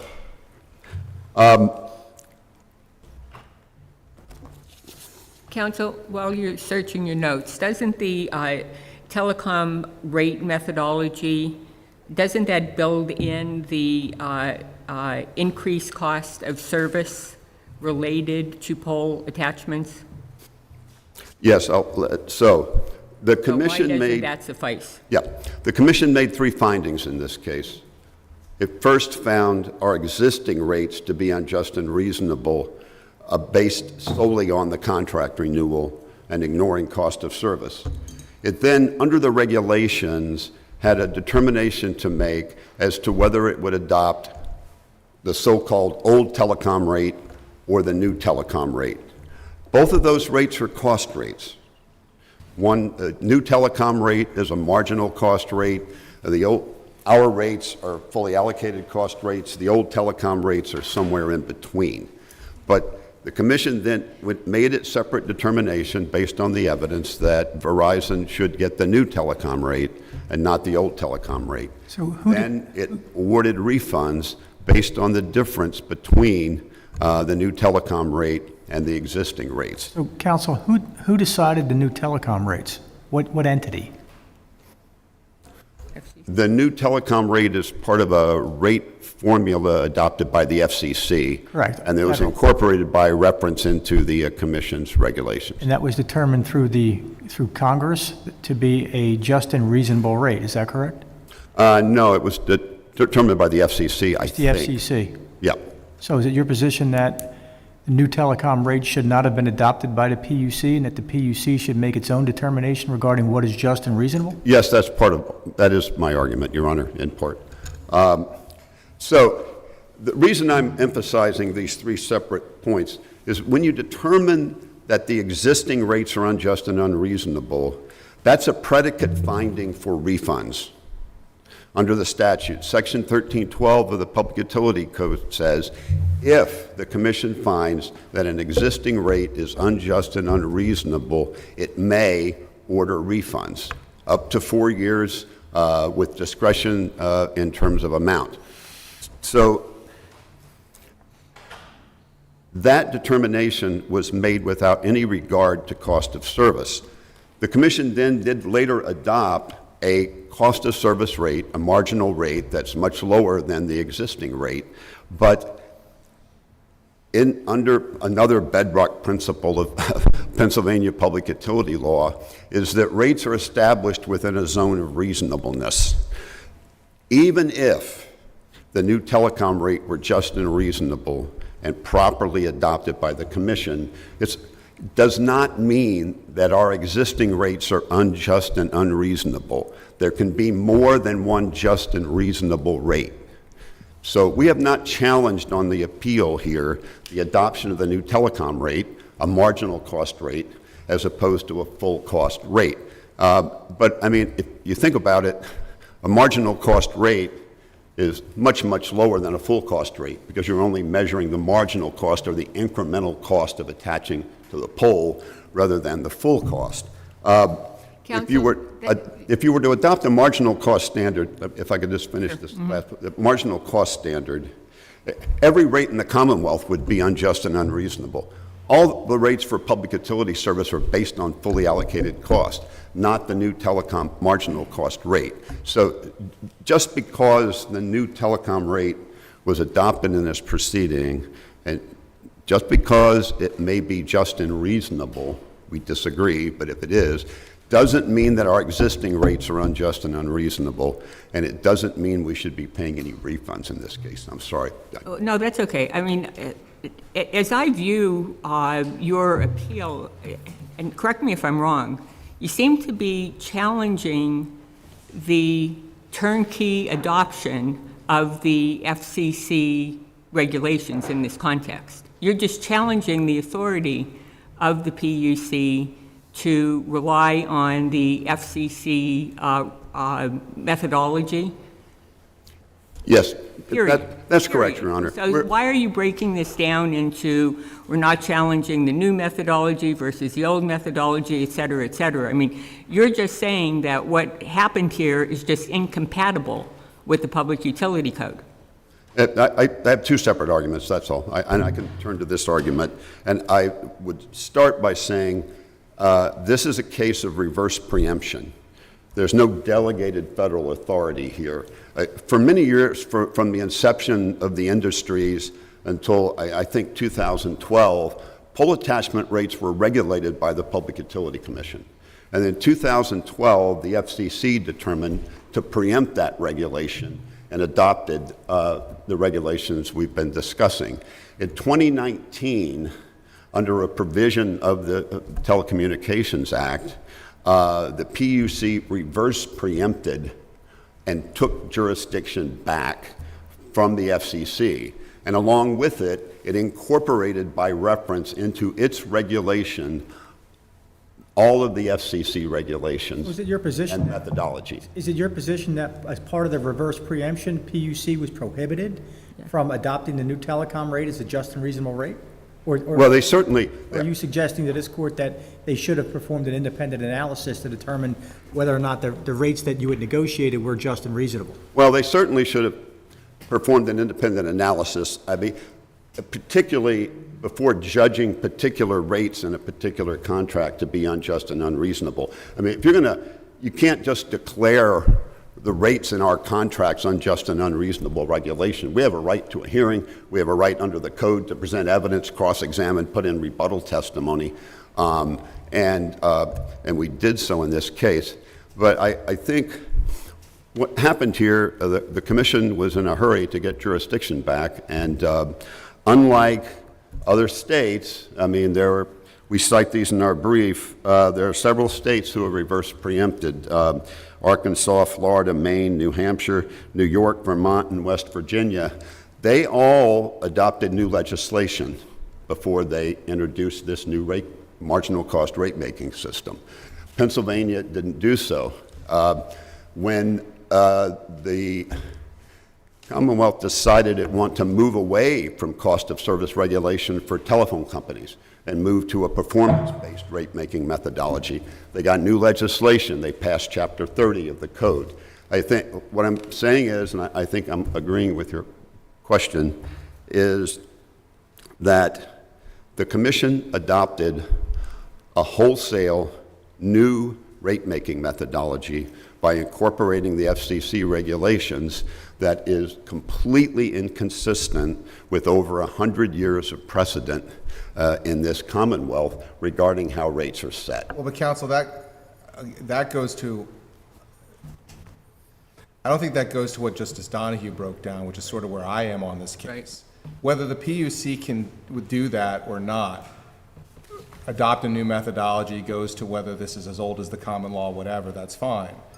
The question is, what they did to you with regard to the regulations and the procedure here, did it violate the code? Because the code in a rate challenge puts the burden on the party challenging the rate to show that it's unjust and unreasonable. And here, by adopting the regulation shifts the burden in a way to you and compares it to this other rate that's out there, as opposed to what the code requires is a determination that your rate is unjust and unreasonable, not that there's a better rate out there. That's right.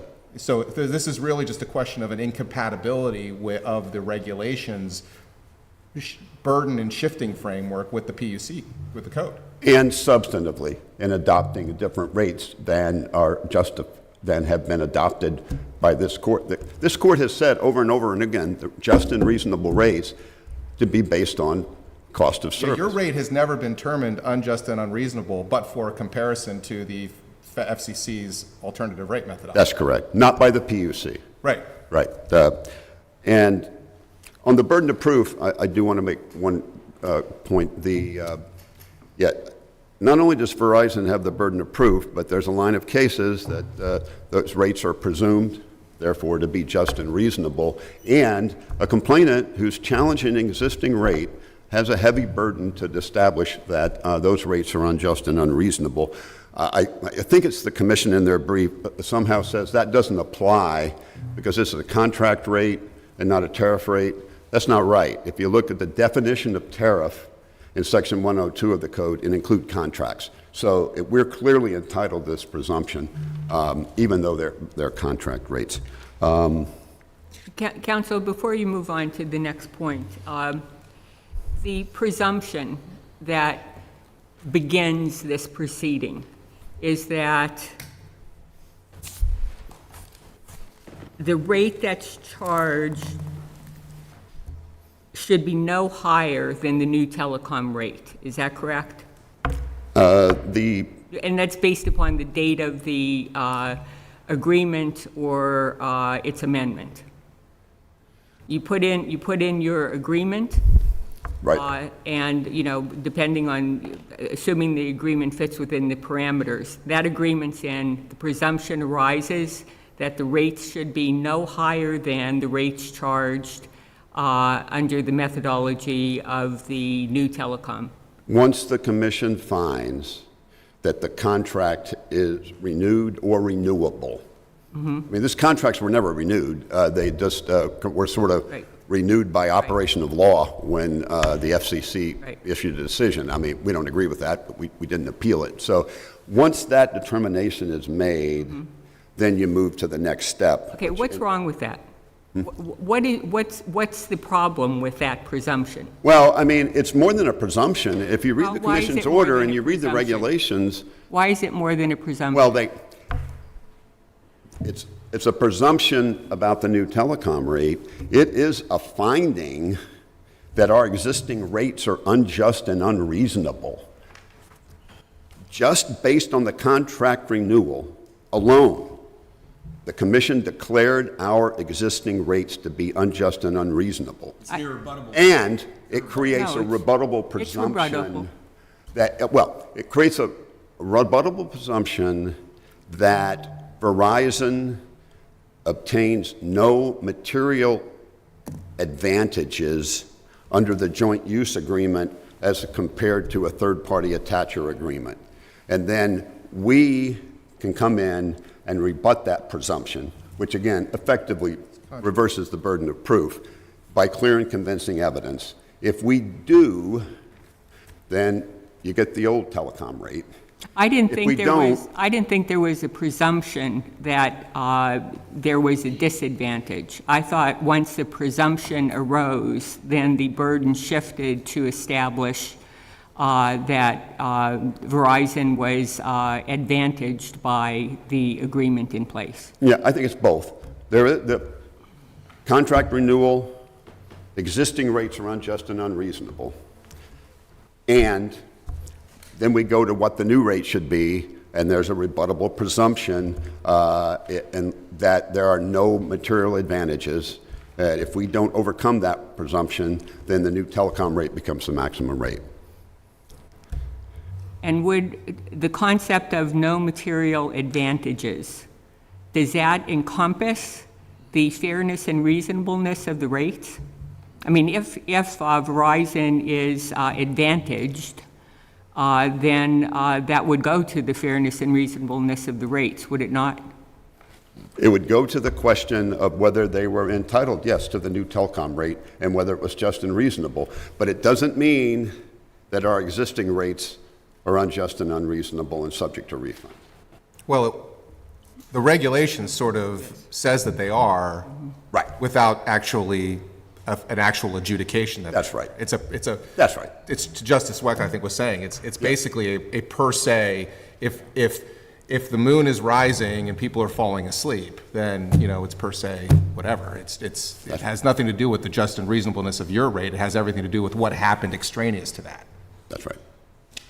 Well, isn't the argument also that even if you, in that scenario, that even if you rebutted the presumption, you still can't charge the Verizons of the world more than the old telecom rate. That can. That's right. Right. We never get back. We never get back to, once our rates are up front determined to be unjust and reasonable, the only question is it the old telecom rate or the new telecom rate?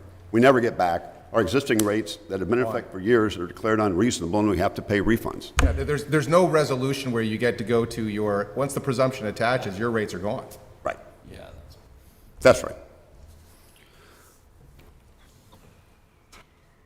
I have a question. Yep. I understand that under the PUC, historically, you used a cost analysis to determine just and reasonable, and then the PUC adopted the FCC's language with regard to the new rates or the old new rates. Was the PUC authorized, or are you alleging any wrongdoing in the adoption of the FCC rates, or just the fact that they were contrary to what the existing scheme was for energy users to determine if their rates were just and reasonable? I'm sorry, I didn't quite follow that. Are you claiming that it was a violation for the PUC to adopt the FCC rate? Yes, both the adoption and the application of those rates and their determination that our rates were unjust and unreasonable and reversing the burden of proof and all of that violated several provisions of the Public Utility Code, including burden of proof, and is inconsistent with over 100 years of precedent establishing cost of service as the basis for establishing just and reasonable rates. Yeah. Perfect.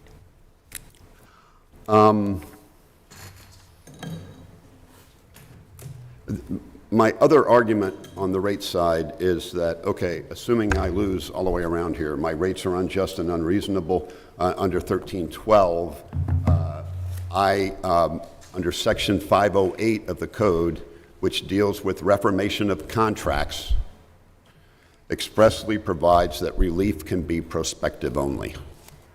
And so here, the Commission ordered refunds, retroactive refunds, in a contract. So even assuming the contract rates are all wrong and they've got to be changed, they'll be changed prospectively under the terms of the statute, but you can't award retroactive refunds. The Commission argues that, well, there's another provision of the Code, 1312, that says if the Commission determines a rate to be unjust and unreasonable, then it can order refunds. Our position is that 508 trumps that. It's a more specific limitation on contract rates, recognizes that you can't impair contracts retroactively, and that's why the legislature adopted a provision that assured that any reforming of a contract, which is a big deal, it doesn't happen very often at the Commission, is only going to be prospective. My second argument is impact on electric customers.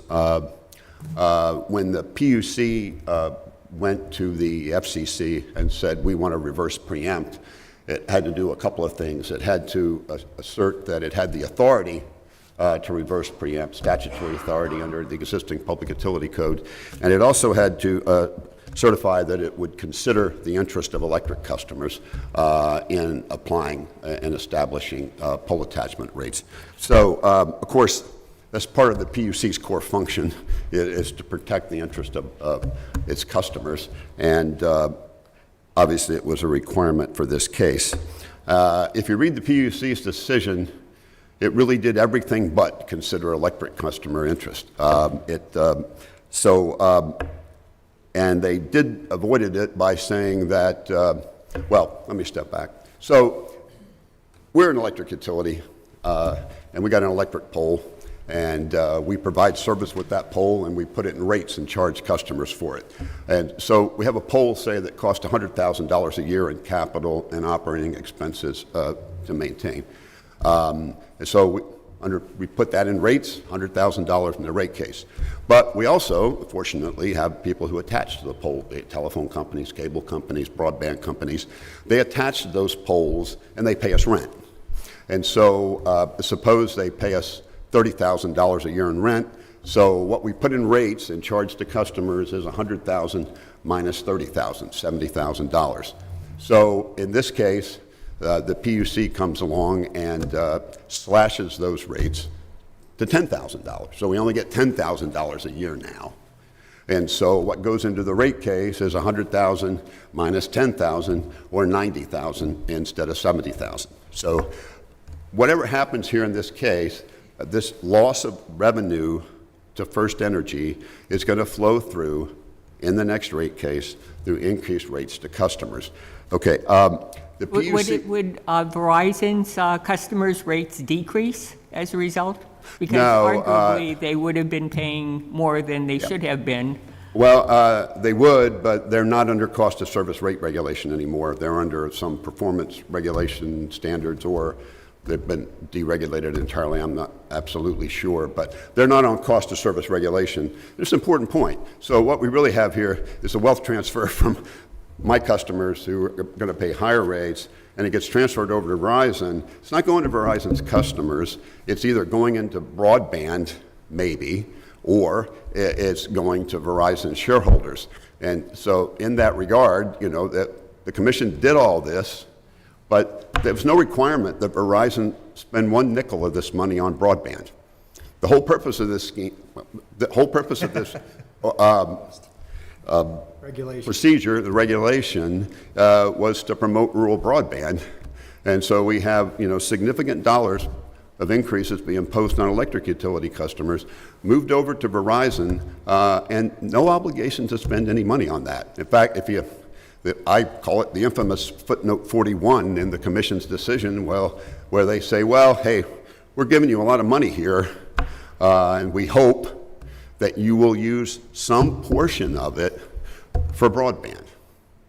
So that's what we've got in this case at the end of the day. And, you know, that's a policy choice the commission can make, but I don't think it gives adequate, meaningful consideration to the interest of electric customers. And I think we need a remand on that issue. I would note that this court has addressed this issue before in the City of Lancaster case cited in our brief. And in that case, the City of Lancaster tried to adopt regulation of the utility industries within the City of Lancaster.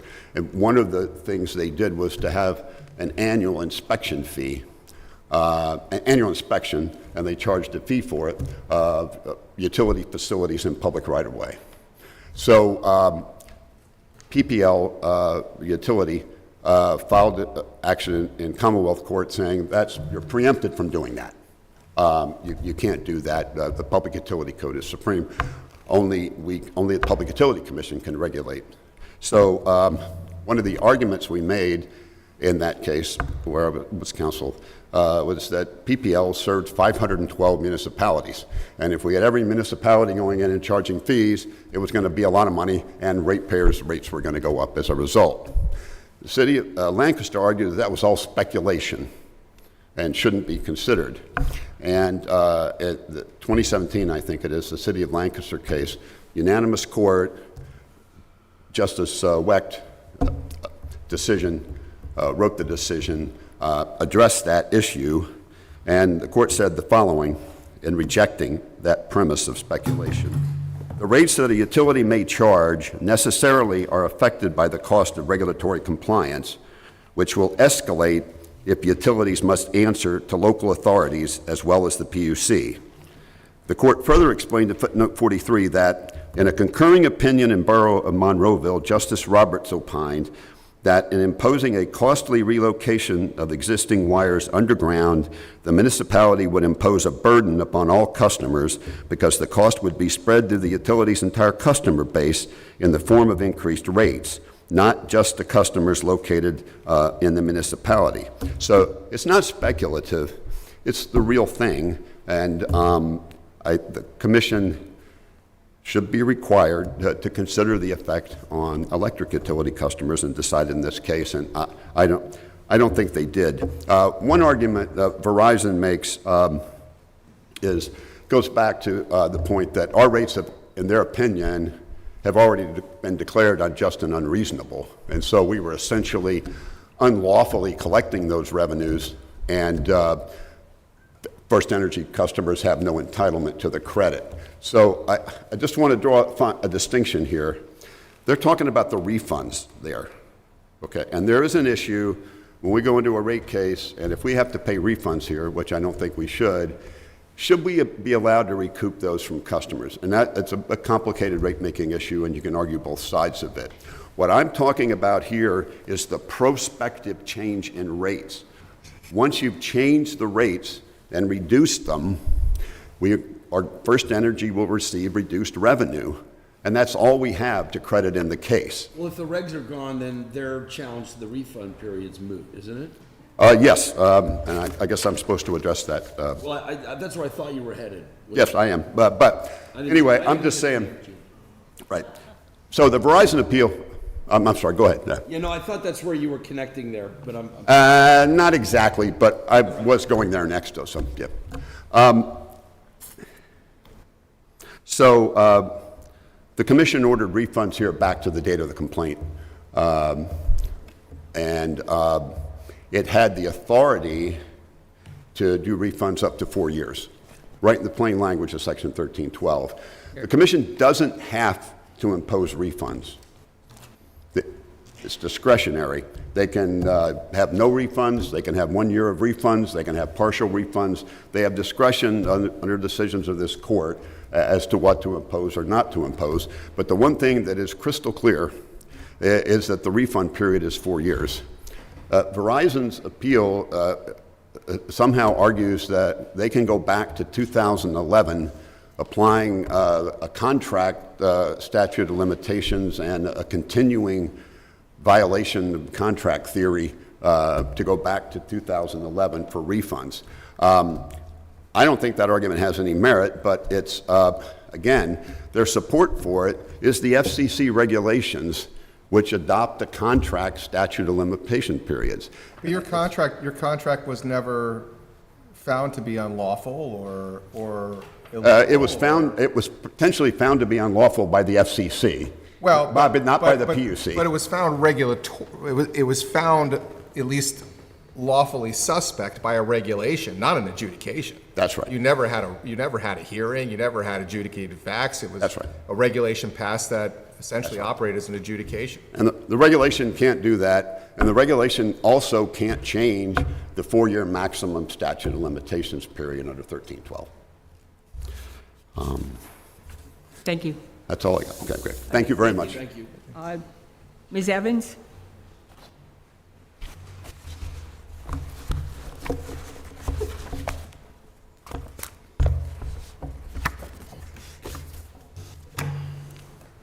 Thank you. Justices of the Supreme Court, may it please the court, my name is Claire Evans and I represent Verizon Pennsylvania and Verizon North. I'm joined today by Maureen McBride and also by Susan Paiva of Verizon. We're here to ask the court to affirm the decision of the Commonwealth Court with respect to FirstEnergy's unlawful rates and to vacate the decision with respect to the length of the required refund period. We'd like the court to enforce the refund period required by the regulations so that FirstEnergy does not keep the amounts that it has unlawfully collected. I'd like to start by addressing FirstEnergy's arguments. And I apologize if I repeat what you already know, but this case, I think a little context helps understand the background of this case and how we got to today.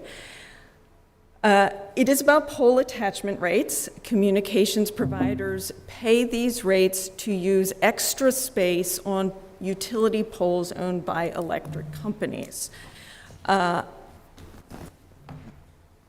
Communications companies depend on this space. They must rent this space for a number of reasons, including that no one wants several pole lines running down their street. Electric companies own most of the poles, and because of this, because they control this essential infrastructure required by communications providers, they have the ability to charge monopoly rates. Congress addressed this problem when it enacted the Pole Attachment Act, which limits the rates that investor-owned utilities like FirstEnergy can charge communications companies like Verizon. Under this act, the rates are initially set by contracts between the parties, but they are not reviewed in advance by any regulator. They are simply set by contract. The statute then sets up a complaint process under which the rates are reviewed for the first time in a challenge like the one that was brought here by Verizon. Until 2020, the Federal Communications Company resolved the pole attachment disputes about rental rates charged in Pennsylvania. The PUC then reverse preempted the FCC's jurisdiction over these disputes and adopted the FCC's pole attachment regulations as its own regulations so that it could eliminate rate disparities among communications companies, promote broadband deployment, and speed the resolution of disputes like the one filed by Verizon. I'm not sure why the first two matter. I mean, why do the first two matter? If really the question is, the rates that were existing, were they unjust or unreasonable? You can't say, well, we're going to skip that process because if we do so and we implement these new rates the FCC adopted, we're going to expand broadband and we're going to do all these things. That's great. That's an ultimate goal maybe, but you still have to determine that the rate that the parties agreed to, that the parties are entitled to, is unjust and unreasonable. And the PUC made that decision, and it made it based on substantial evidence in this case. To be clear, when this case was originally filed at the FCC in 2019, when the PUC accepted jurisdiction over these disputes, it was transferred to the PUC.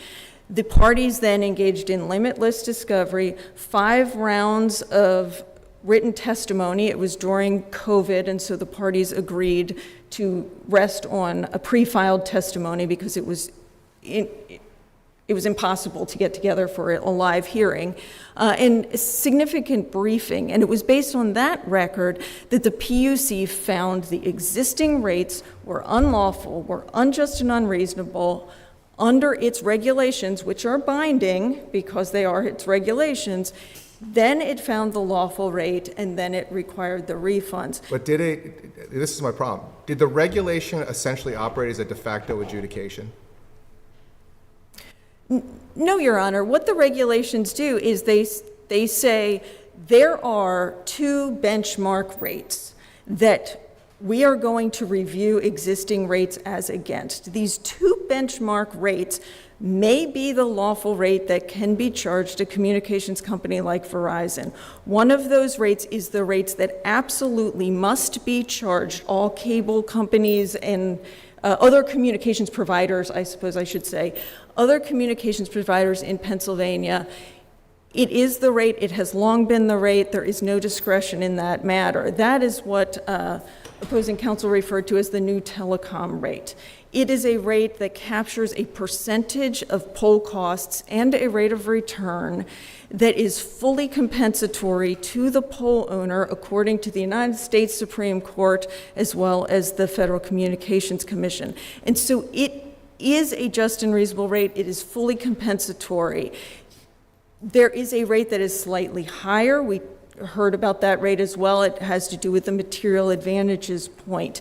It is undisputed here that FirstEnergy's rates were far in excess of both of those rates. And so the PUC looked at the existing rates and said they are multiples of what FirstEnergy is charging other communications companies to use the same amount of space on the same poles. They are multiples of what the regulation sets as the maximum rate, uses the term maximum. And for these reasons, based on the cost data that was put into the record by witnesses and testimony, it found those existing existing rates unjust and unreasonable. Counsel, where in the record are you referring to the PUC made an independent analysis of the actual contract rate versus the new telecom rate and determined that they were unjust and unreasonable using the criteria that the PUC code requires? So one place I could point you to is in FirstEnergy's reproduced record at page 3169A. Substantial record evidence in this proceeding demonstrates that the poll attachment rates that FirstEnergy charges Verizon are unjust and unreasonable. I believe it continues to say as compared to the rate set by the regulation. That's my point. Other than the comparison to the rate set by the regulation, where is the adjudication, not regulation? Where is the adjudication, the factual finding evidence of record that, other than the regulation, that the rate, the contracted rate, is unjust and unreasonable under the PUC code? The PUC code says that rates must be just and reasonable. Right. And the law places the burden and they must be consistent with the regulations of the PUC. But the law places the burden on, well, these were in place before the regulation changed. So these regulations applied to FirstEnergy in 2011 as a matter of law. But these rates you're talking about were just and reasonable, at least until the PUC adopts I disagree with that. These rates were never reviewed by the PUC. But they're presumed to be just and reasonable until somebody proves that they're not. There are also contract rates that were negotiated, right? These are rates in contracts that were negotiated as far back as the contracts themselves were as far back as the 1950s. But they were never challenged by your client. They were until regardless of when they were negotiated, they were a negotiated rate that was paid upon. Your client had the opportunity at any time to challenge them as unjust and unreasonable, right? Client had the opportunity to challenge them beginning with the 2011 order that required just and reasonable rates for companies like Verizon. The record is clear that at that time, Verizon was already engaged in efforts to try to reduce these rates. Verizon was, at that time, poll attachment rates were regulated by the Federal Communications Commission. The Federal Communications Commission required pre-complaint negotiations. They required the parties to make every effort to try and have a voluntary reduction of these rental rates to comply with the law. Verizon did that. The record showed that FirstEnergy was on written notice by 2012 that Verizon sought these rates, that Verizon would seek refunds if required to proceed to go to a formal proceeding. And so they engaged in the negotiations during that time. In 2018, the FCC reinforced the standard and said that these rates, that communications companies must be charged the same rate for the same thing, space on a pole. When FirstEnergy still refused to voluntarily negotiate the rates, that's when Verizon brought this action. And I think it's very important to realize that what FirstEnergy is doing is conflating two very different types of rates. There are tariffed rates, electric rates that are approved in advance by the PUC. They are determined to be just and reasonable by a regulator before they are imposed on a party. As a result, those rates carry with them a presumption of reasonableness. Those rates, you have a heavy burden to prove otherwise because you're carrying forward a regulator's determination. These poll attachment rates are fundamentally different.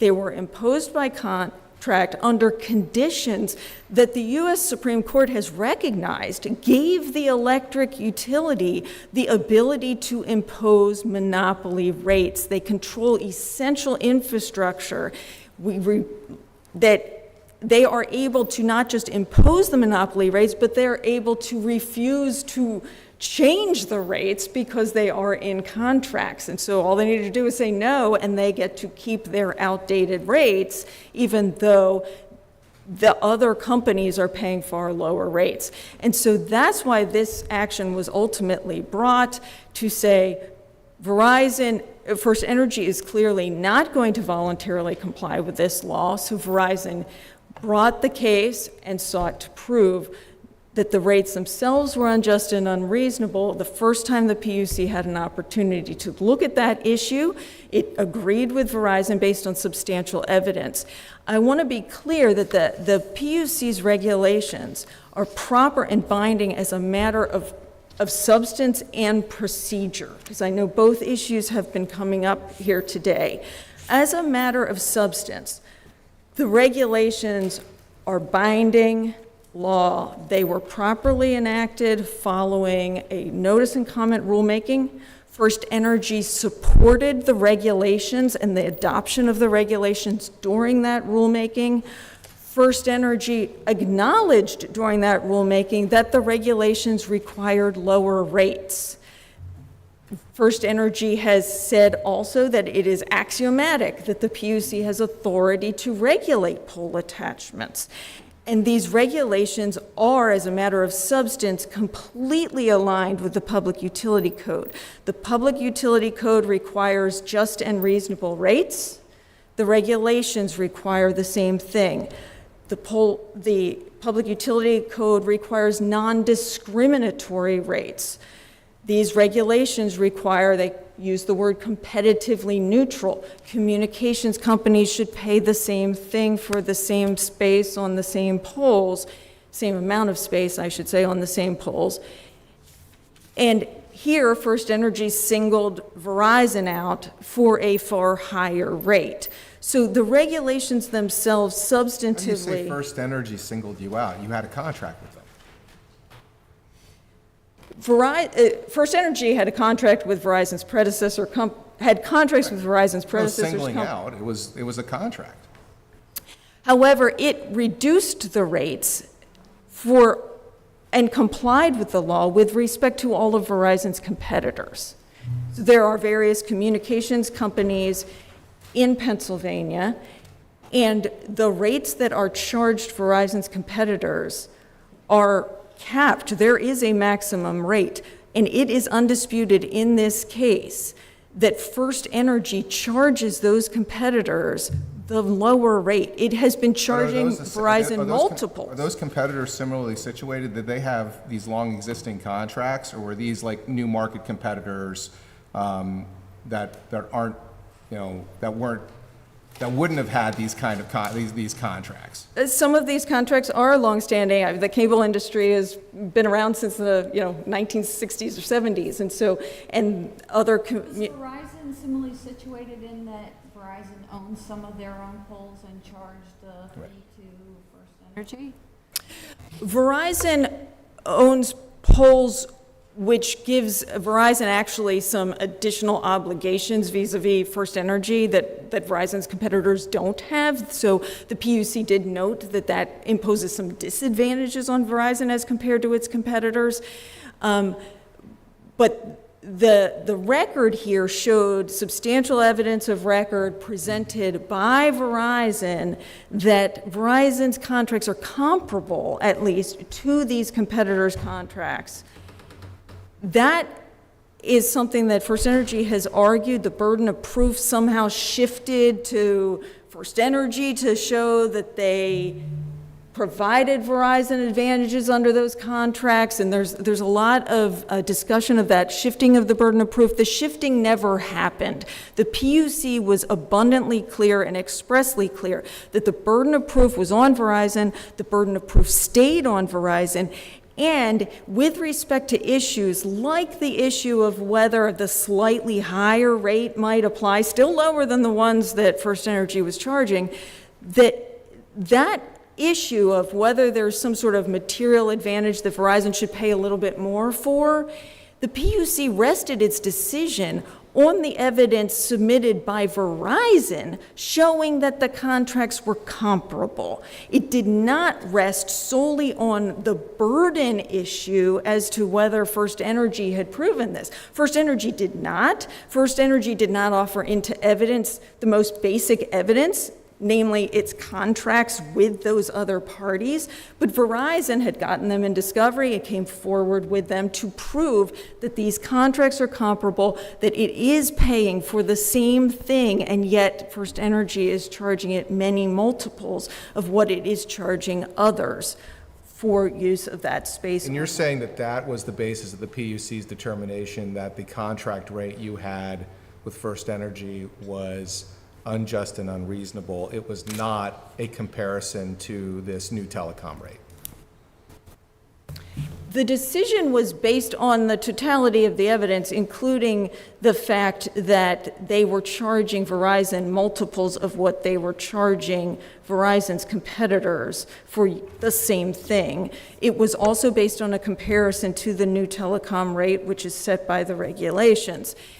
And they were charging multiples of that. I think one thing we heard opposing counsel say was that these rates were declared unjust and unreasonable solely because an agreement renewed in 2019. That is simply not true. The PUC's findings state that FirstEnergy had been charging Verizon multiples of the lawful rate since 2011. Why do you say lawful rate? Isn't their rate lawful until it's declared unlawful?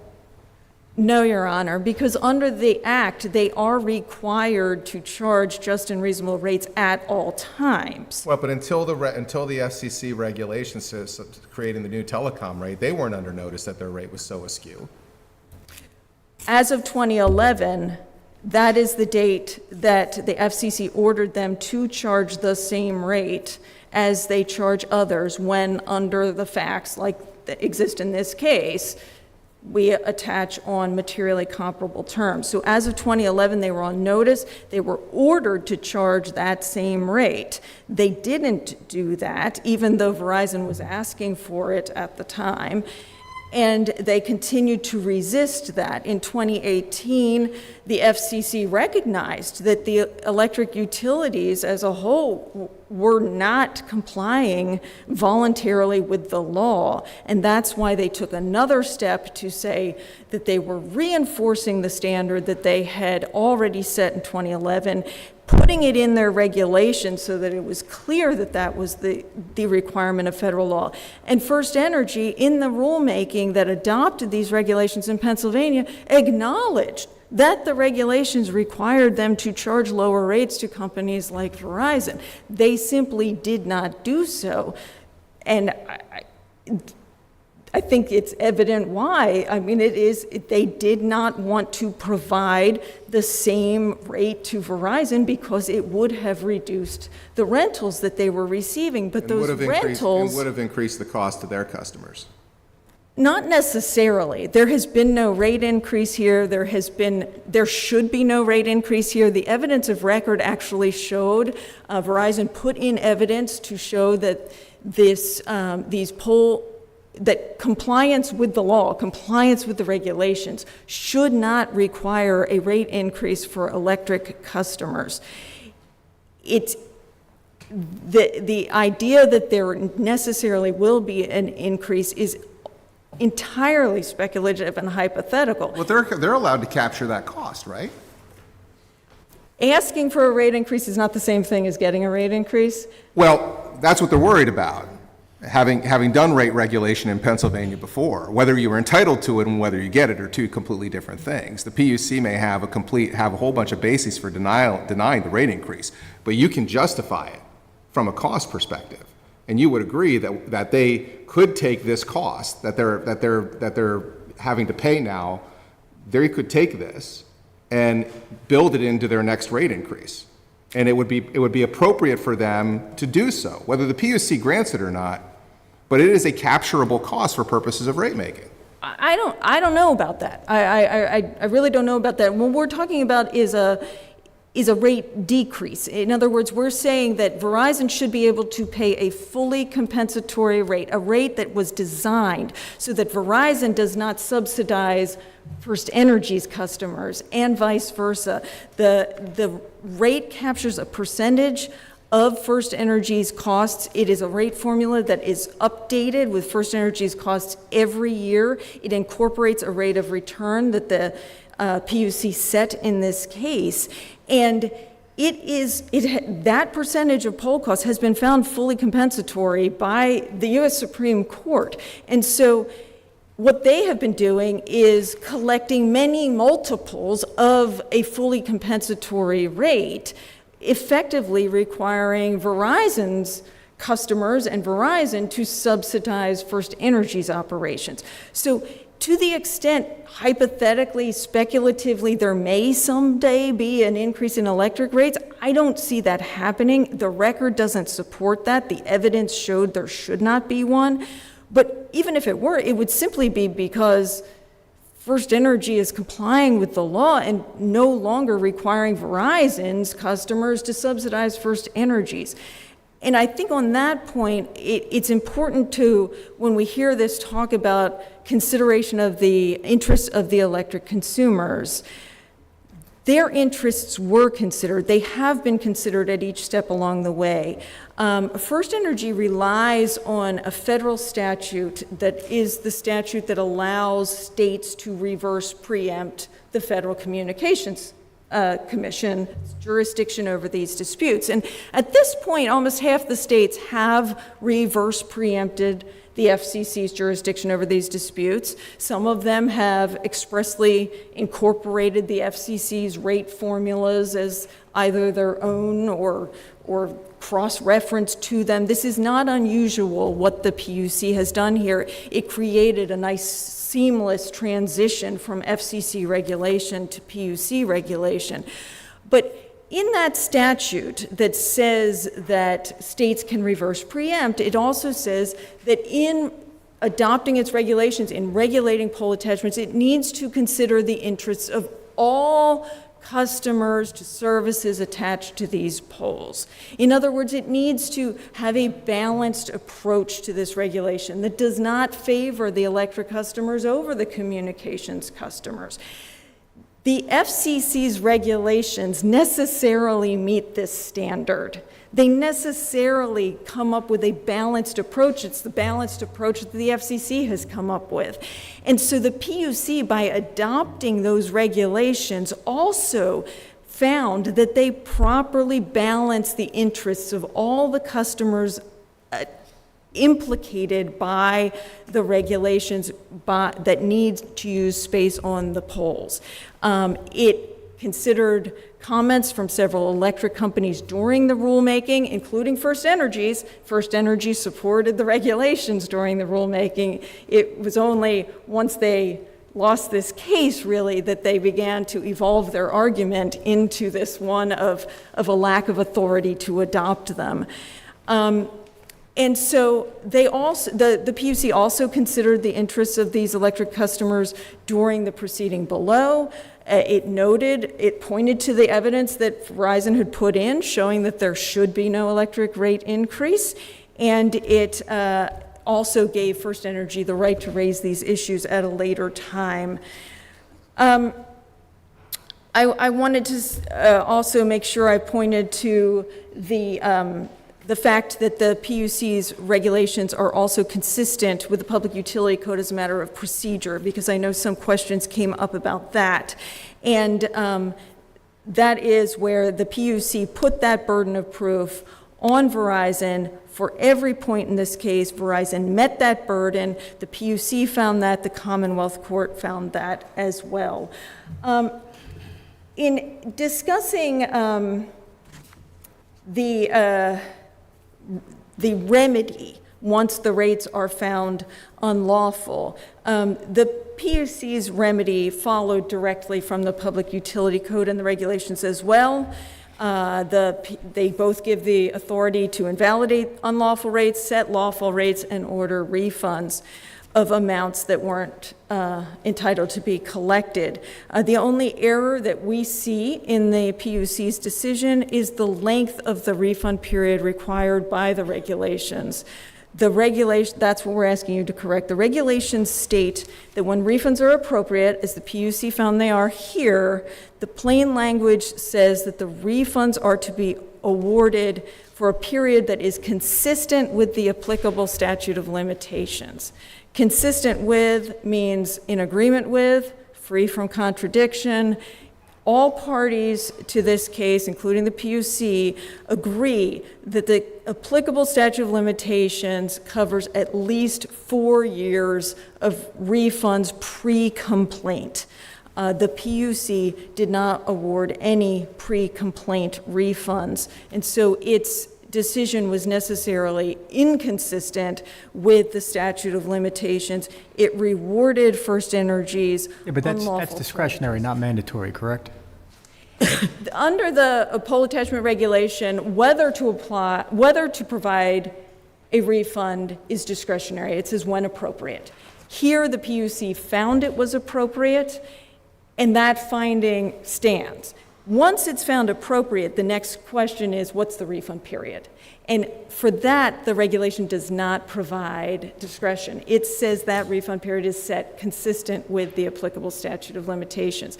This makes sense. As in any other commercial context, the injured party is made whole for all harm suffered during the statute of limitations. And so that is why we're here to say the injured party should be made whole for that entire length of time and not let the one that broke the law keep the funds that they took in violation of the law. Finally, I just would point out that these FCC regulations govern pole attachments in Pennsylvania before the Pennsylvania PUC reverse preempted, and the PUC needs to have regulations in order to reverse preempt FCC jurisdiction. And so I know the question was asked that what happens if these regulations are invalid? Well, it seems to me that that means the FCC has jurisdiction and these regulations apply. And so we end up with the same decision we have here, which is that the rates are unlawful and that... Well, no, it would go back to the FCC to adjudicate the issue. The PUC would lose jurisdiction. The only jurisdictional basis the PUC has here is based on the adoption of the regulations. The PUC has jurisdiction because it adopted the regulations, that's right. And those regulations are valid and binding. You know, there's the three-part test. Did they have authority procedurally? Yes. Notice and comment rulemaking, they were adopted with FirstEnergy's support. Number two, are they consistent with the Public Utility Code? Of course they are. It's undisputed, just and reasonable rates, non-discriminatory rates. And are they reasonable? Yes, they are. They reflect the common sense conclusion shared by the FCC that comparable communications providers should pay the same amount for the same thing, which is this extra space on poles the utility needs anyway. Thank you, Your Honor. Thank you, Ms. Evans. Let's hear from Mr. Scott.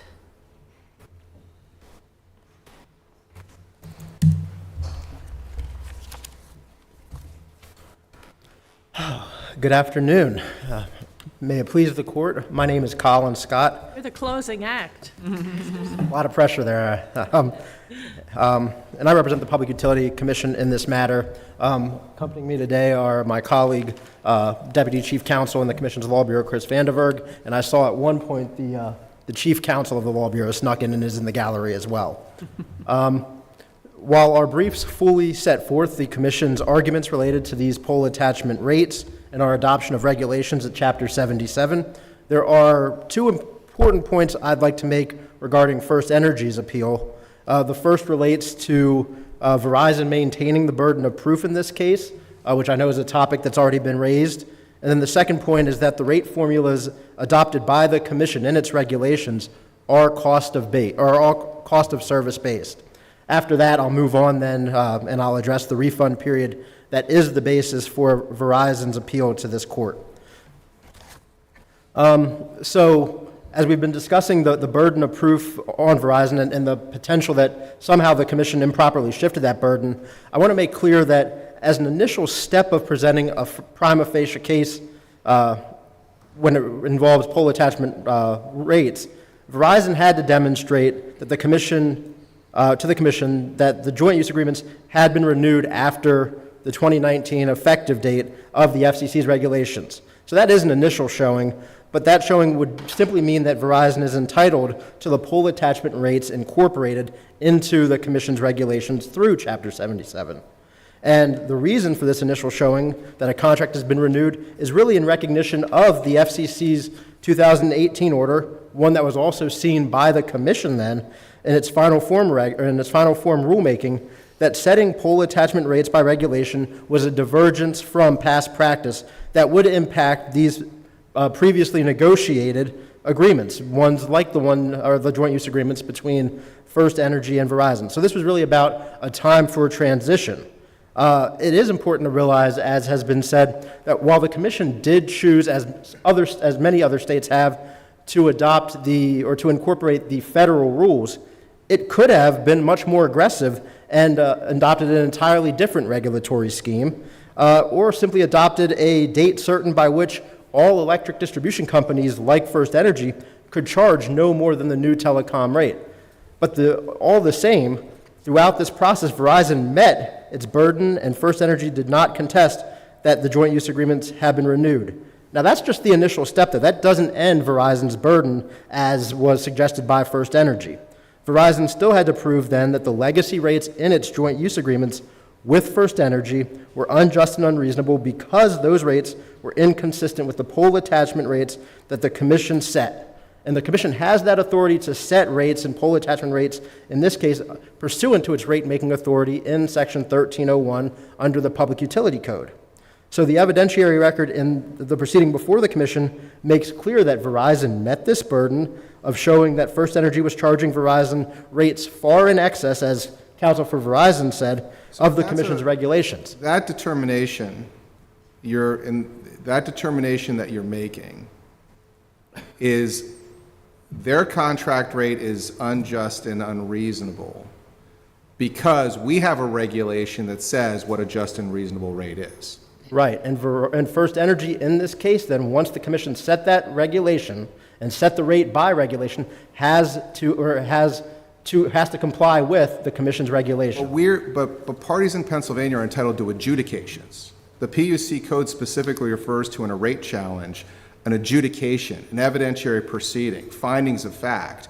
There was no adjudication in this rate proceeding that their rate was unjust and unreasonable. Instead, you just had a regulation that says, well, we don't need to have an adjudication on that because our regulation, which is not an adjudicatory act, which is not based on facts of record, our regulation just says it's unjust and unreasonable. Why doesn't that deprive them of a right to an adjudication on whether their rate is unjust and unreasonable?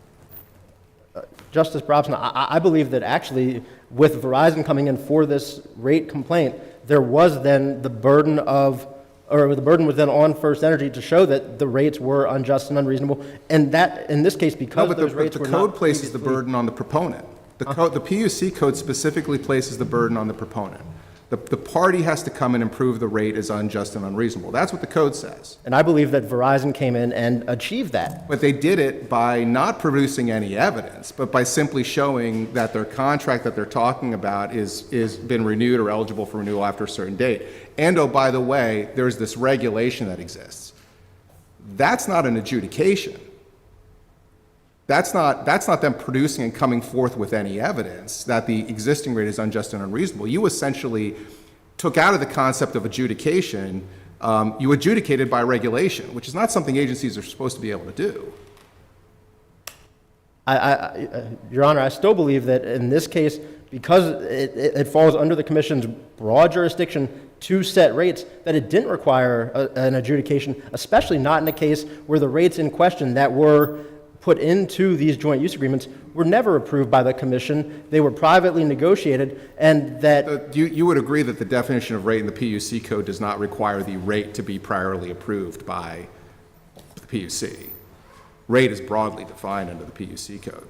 The rate, the term rate, yes, I would agree that it is kind of more amorphous than what the Commission approves, but I would say that because of these rates having been in effect for as long as they were, but mostly because they have not been reviewed, that they're not due the same amount of deference that FirstEnergy is claiming that those rates are. That the Commission wasn't hindered in this situation from implementing a rate for pole attachment. You ruled the rates unjust and unreasonable by regulation without an adjudication. Again, because of the adjudication and because of really, even if I noted that FirstEnergy's ability and actual participation in, not an adjudication, but in a rulemaking proceeding that did put into place a regulation that set what are the just and reasonable rates for pole attachments, that then requires FirstEnergy to comply with those regulations and with the rates therein. The evidentiary record in this proceeding showed that Verizon met its burden of showing that FirstEnergy was charging Verizon largely in excess, and really it's at that point then that you move to this rebuttable presumption that Verizon is similarly situated to other attachers and that it may be charged no more than the new telecom rate. But that does not shift the burden of proof. Rather, the presumption goes to which rate-making methodology within the Commission's regulations. Either the new telecom rate or the old telecom rate will apply. So this burden of production was allowed to shift as long as the ultimate burden of proof that the rates within the joint use agreements were unjust and unreasonable because they do not comply with the Commission's newly established regulations did not. And so Verizon maintained that burden of proof throughout this proceeding. So that's really the first point that I want to make. FirstEnergy really does, FirstEnergy's argument really ignores the precondition that it comply with the regulatory structure adopted by the Commission. Similarly, the Commonwealth Court's dissent mischaracterizes the Commission's orders and findings as focusing the analysis on whether there was a new contract or renewed contract on or after the FCC's regulations became effective. But as I've just kind of walked through, that burden did not shift, and there was a much higher burden as far as showing that the rates in the joint use agreements were unjust and unreasonable that Verizon did meet. So then we kind of, FirstEnergy, once you move to that rebuttable presumption, noting that now we have unjust and unreasonable rates in the joint use agreements, FirstEnergy had the opportunity to rebut the presumption that Verizon should be entitled to the new telecom rate. Essentially, this is a benefit potentially to an EDC saying that they can be charged slightly higher than other competitors, but simply failed to present clear and convincing evidence that Verizon received net material advantages from the joint use agreements. While FirstEnergy asserts that existing rates, such as those in the joint use agreements, are considered per se just and reasonable, the legacy rates, as I said before, were not approved by the Commission and should not be given the same deference as Commission-approved rates. And so, again, this all speaks to the fact that as the Commission adopted regulations that had formula rates within them that determined exactly what is just and reasonable, we said these are the sole just and reasonable rates, and we're really here today because FirstEnergy has refused to renegotiate with Verizon following the FCC's and now our regulatory changes and has insisted on maintaining these inflated rates. Still, the Commission properly reviewed the rates through the lens of its binding regulations, so we applied the applicable law, and the burden of proof remained with Verizon as the complainant throughout. If there aren't any questions or further questions on that part, the second point is that the pole attachment rates originally established by the FCC, both the old telecom rate, which was in 1996, and the new telecom rate, which was more recently in 2011, and have now been adopted as Pennsylvania's rules, factor cost of service into the rate formula. These rates were established through multiple proceedings spanning the last 30 years to account for really an evolving and changing utility landscape. It accounts for the fact that there have been there are now versus previously different bargaining power, different leverage, but again, as counsel for Verizon said, you don't have FirstEnergy being brought to the table otherwise except through further action by the FCC to make those rates more comparable to what competitors are being charged. So that the heyday of parity and of similar bargaining power has gone by, but you've seen, or we've seen, the FCC saw, and the Commission in reviewing the record as it looked towards implementing and producing its own rules, or in reality adopting the federal rules, also saw that while pole ownership for these incumbent local exchange carriers has declined, you've still seen pole attachment rates increasing. And so this was really about trying to move beyond that reality. So despite FirstEnergy's claims to the contrary, the rate formulas that have been developed are facially cost of service based.